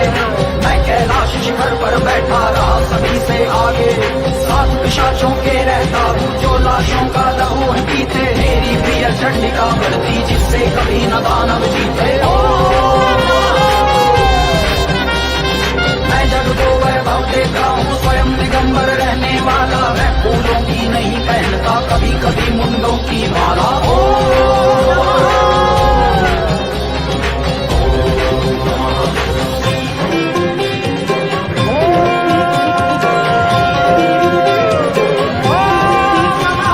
शांताकारं भुजगशयनं पद्मनाभं सुरेशं विश्वाधारं गगनसदृशं मेघवर्णं शुभगं लक्ष्मीकान्तं कमलनयनं योगिभिर्ध्यानगम्यं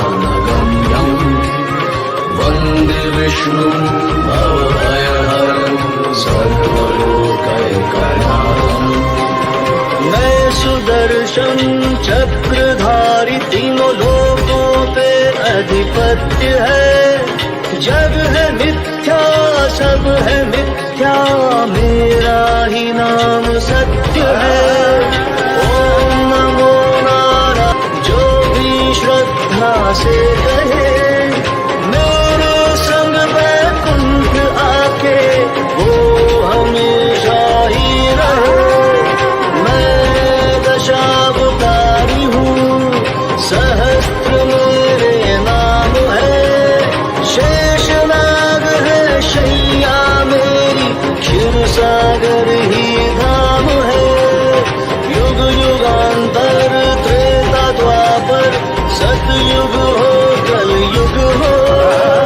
मैं निरंतर सबके अंदर प्रेम हो या युद्ध हो।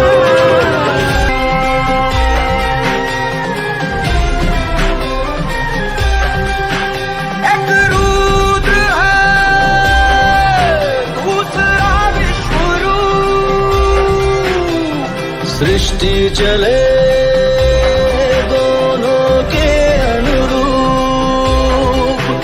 एक शून्य है जो यम है स्वयं। दूसरा तय करे क्या क्षम्य अक्षम्य। पृथ्वी लोक का जो सार है। चक्र सुदर्शन का आकार है।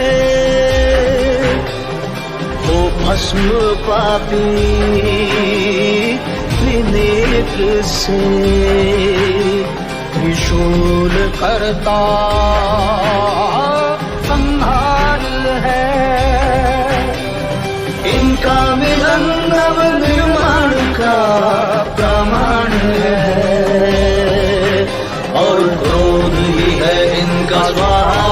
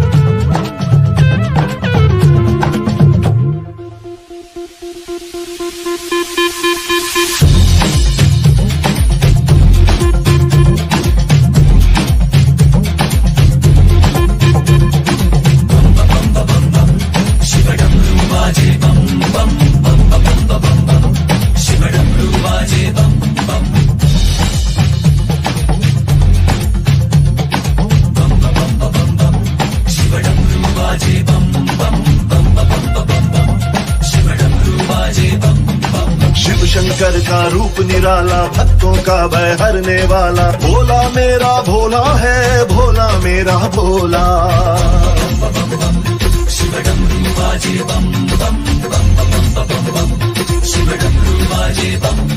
शिव शंकर का रूप निराला, भक्तों का भय हरने वाला, भोला मेरा भोला है, भोला मेरा भोला।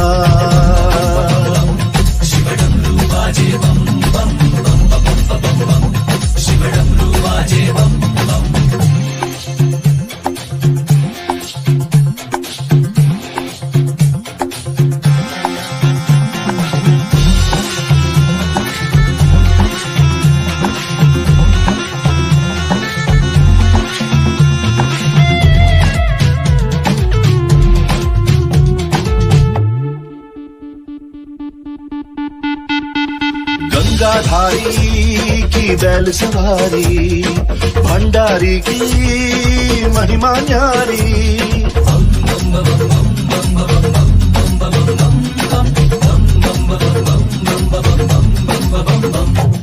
गंगाधारी की बैल सवारी, भंडारी की महिमा न्यारी। गंगाधारी बैल सवारी, भंडारी की महिमा न्यारी। गंगाधारी बैल सवारी, भंडारी की महिमा न्यारी। शिव डमरू बाजे बम बम बम बम बम, शिव डमरू बाजे बम बम। डमरू बाजे बाजे बाजे।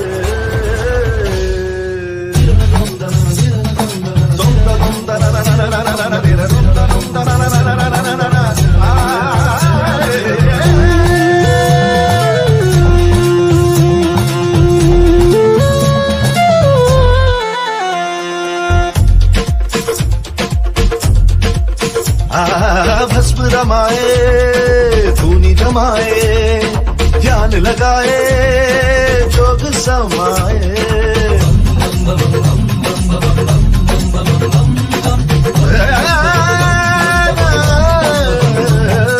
भस्म रमाए, धूनी जमाए, ध्यान लगाए, जोग समाए।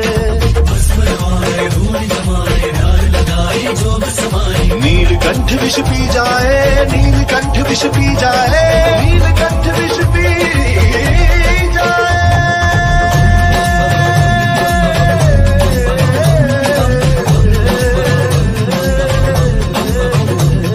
शिव शंकर का रूप निराला, भक्तों का भय हरने वाला, भोला मेरा भोला है, भोला मेरा भोला।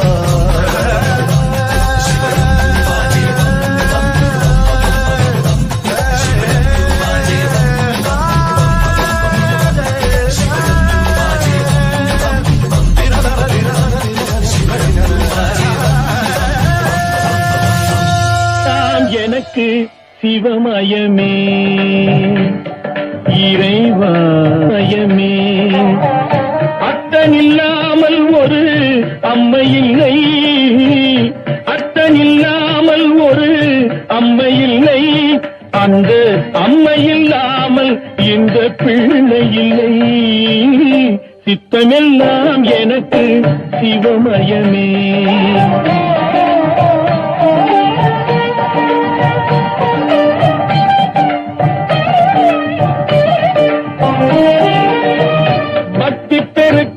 எந்தன் ஊன் உருக, அந்த பரவசத்தில் உள்ளே உயிர் உருக. பக்தி பெருக்கில் எந்தன் ஊன் உருக, அந்த பரவசத்தில் உள்ளே உயிர் உருக. சக்தி எல்லாம் திரண்டு சிவம் பெருக, சக்தி எல்லாம் திரண்டு சிவம் பெருக. எந்தன் சந்ததியே உந்தனுக்கு அடிபணிய இறைவா, சித்தமெல்லாம் எனக்கு சிவமயமே.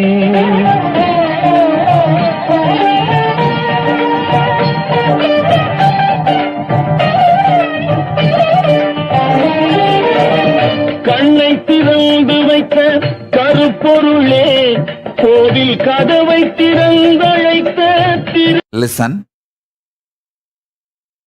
For Paramashiva to manifest in you, you don't need to do anything. Just unclutch, he will manifest.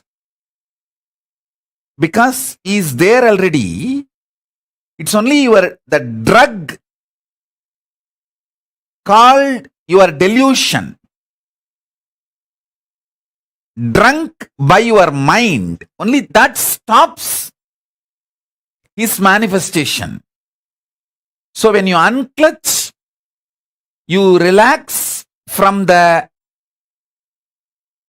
mind drugged by delusion. When you just relax from that mind, that's enough. He just manifests. He gives you the powerful clicks and cognitions. Powerful cognitions.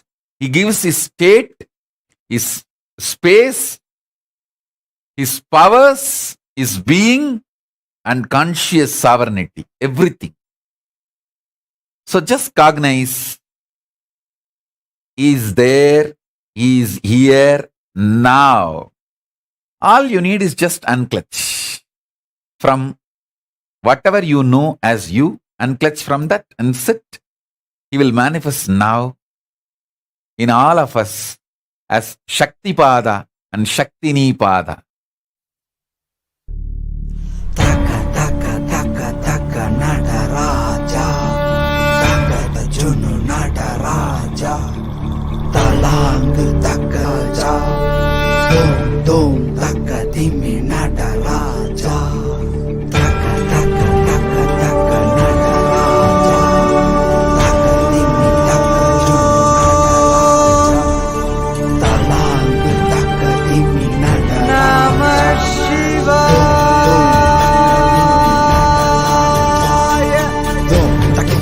Takita taka divita,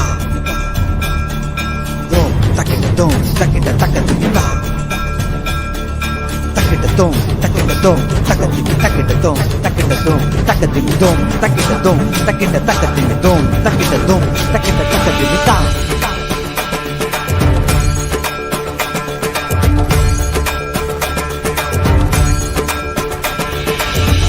ஆடுகின்றான் அவன் கூத்தனாக திருப்பாதம் தூக்கி மறையோதுகின்றான் பிறை சூடி அந்தணரின் பாடலுக்கு தினம் ஆடுகின்றான் அவன் கூத்தனாக திருப்பாதம் தூக்கி மறையோதுகின்றான் பிறை சூடி அந்தணரின் பாடலுக்கு என்று இயலிசை நாடகமாய் முத்தமிழ் இயற்றிய நாயகனே தகதிமி தாளமொடு இல்லையில் ஆடிடும் தாண்டவனே இன்மைக்கும் ஈரேழு பிறவிக்கும் துயர் நீக்க பிறைந்தோடி வருகின்ற யமயாலும் நடராஜா பயமாகி மயமாகி வலியாகி ஒலியாகி சித்தத்துள் முக்தி தர நித்யனாய் வந்தவா நமச்சிவாய வாழ்க வாழ்க நாதன் தாழ் வாழ்க வாழ்க இமை பொழுதும் என் நெஞ்சில் நீங்காதான் தாழ் வாழ்க நமசிவாய வாழ்க வாழ்க நாதன் தாழ் வாழ்க வாழ்க இமை பொழுதும் என் நெஞ்சில் நீங்காதான் தாழ் வாழ்க அண்டாண்டம் பிண்டாண்டம் அதிலாடிய கூத்தணி நாடலை பார்த்திடவே ஆண்டாண்டு காலமோடு மானிட கூட்டமும் ஏங்கியதே ஆடுகின்றான் ஒரு பாதம் தூக்கி அவன் கூத்தனாக மறையோதுகின்றான் பிறை சூடி அந்தணரின் பாடலுக்கு திரணனா திரணனா திரணா திரணா திரணனா திரணனா திரணா திரணா சனி சரி சனி சரி சனி சரி சனி சரி சரி மபனி சனி பம பமரி சனி சரி சனி சரி சனி சரி சனி சரி சரி மபனி சனி பம பமரி சனி திரணா திரணா திரணா திரணா tajom takida takadimi tajom takida takadimi tajom takida takadimi tajom takida takadimi சிதம்பர திருசபையில் நயமுடன் ஆடிடும் நர்த்தனனே உமையாம்பிகை நாயகனே உன்னை பாடிட வந்தேனே நால்வர் புகழ் பாடும் ஆடிய பாதத்தை நான் தொழ வேண்டும் அடியார்க்கும் அடியோனே அண்ட சராசரனே உடுக்கை ஒளிதனிலே இருமொழியை தந்திட்ட தாண்டவனே முதல் மொழி தமிழ் மொழியாய், மறுபுறம் வடமொழி உயிர் மொழியாய். மதி மாறாமல் மனம் போகாமல் விதி சேராமல் உன்னை பற்றிடுவேன். 64 கலை கட்டிடவே அருள் புரிந்திடு எம் அம்பல தரசே. அச்சை அல்ல நீ அச்சம் நீக்கவே அண்டம் வந்த என் அம்பலவாணனே. நமச்சிவாய வாழ்க வாழ்க நாதன் தாழ் வாழ்க வாழ்க. இமை பொழுதும் என் நெஞ்சில் நீங்காதான் தாழ் வாழ்க. நமசிவாய வாழ்க வாழ்க நாதன் தாழ் வாழ்க வாழ்க. இமை பொழுதும் என் நெஞ்சில் நீங்காதான் தாழ் வாழ்க. ஆடுகின்றான் அவன் கூத்தனாக திருப்பாதம் தூக்கி மறையோதுகின்றான். பிறை சூடி அந்தணரின் பாடலுக்கு தினம் ஆடுகின்றான். ஒரு பாதம் தூக்கி அவன் கூத்தனாக மறையோதுகின்றான். பிறை சூடி அந்தணரின் பாடலுக்கு இயலிசை நாடகமாய் முத்தமிழ் இயற்றிய நாயகனே. தசதிமி தாளமொடு இல்லையில் ஆடிடும் தாண்டவனே. வயமாகி மயமாகி வலியாகி ஒலியாகி சித்தத்துள் முக்தி தர நித்யனாய் வந்தவா. நமச்சிவாய வாழ்க வாழ்க நாதன் தாழ் வாழ்க வாழ்க. இமை பொழுதும் என் நெஞ்சில் நீங்காதான் தாழ் வாழ்க. நமசிவாய வாழ்க வாழ்க நாதன் தாழ் வாழ்க வாழ்க. இமை பொழுதும் என் நெஞ்சில் நீங்காதான் தாழ் வாழ்க. நமசிவாய வாழ்க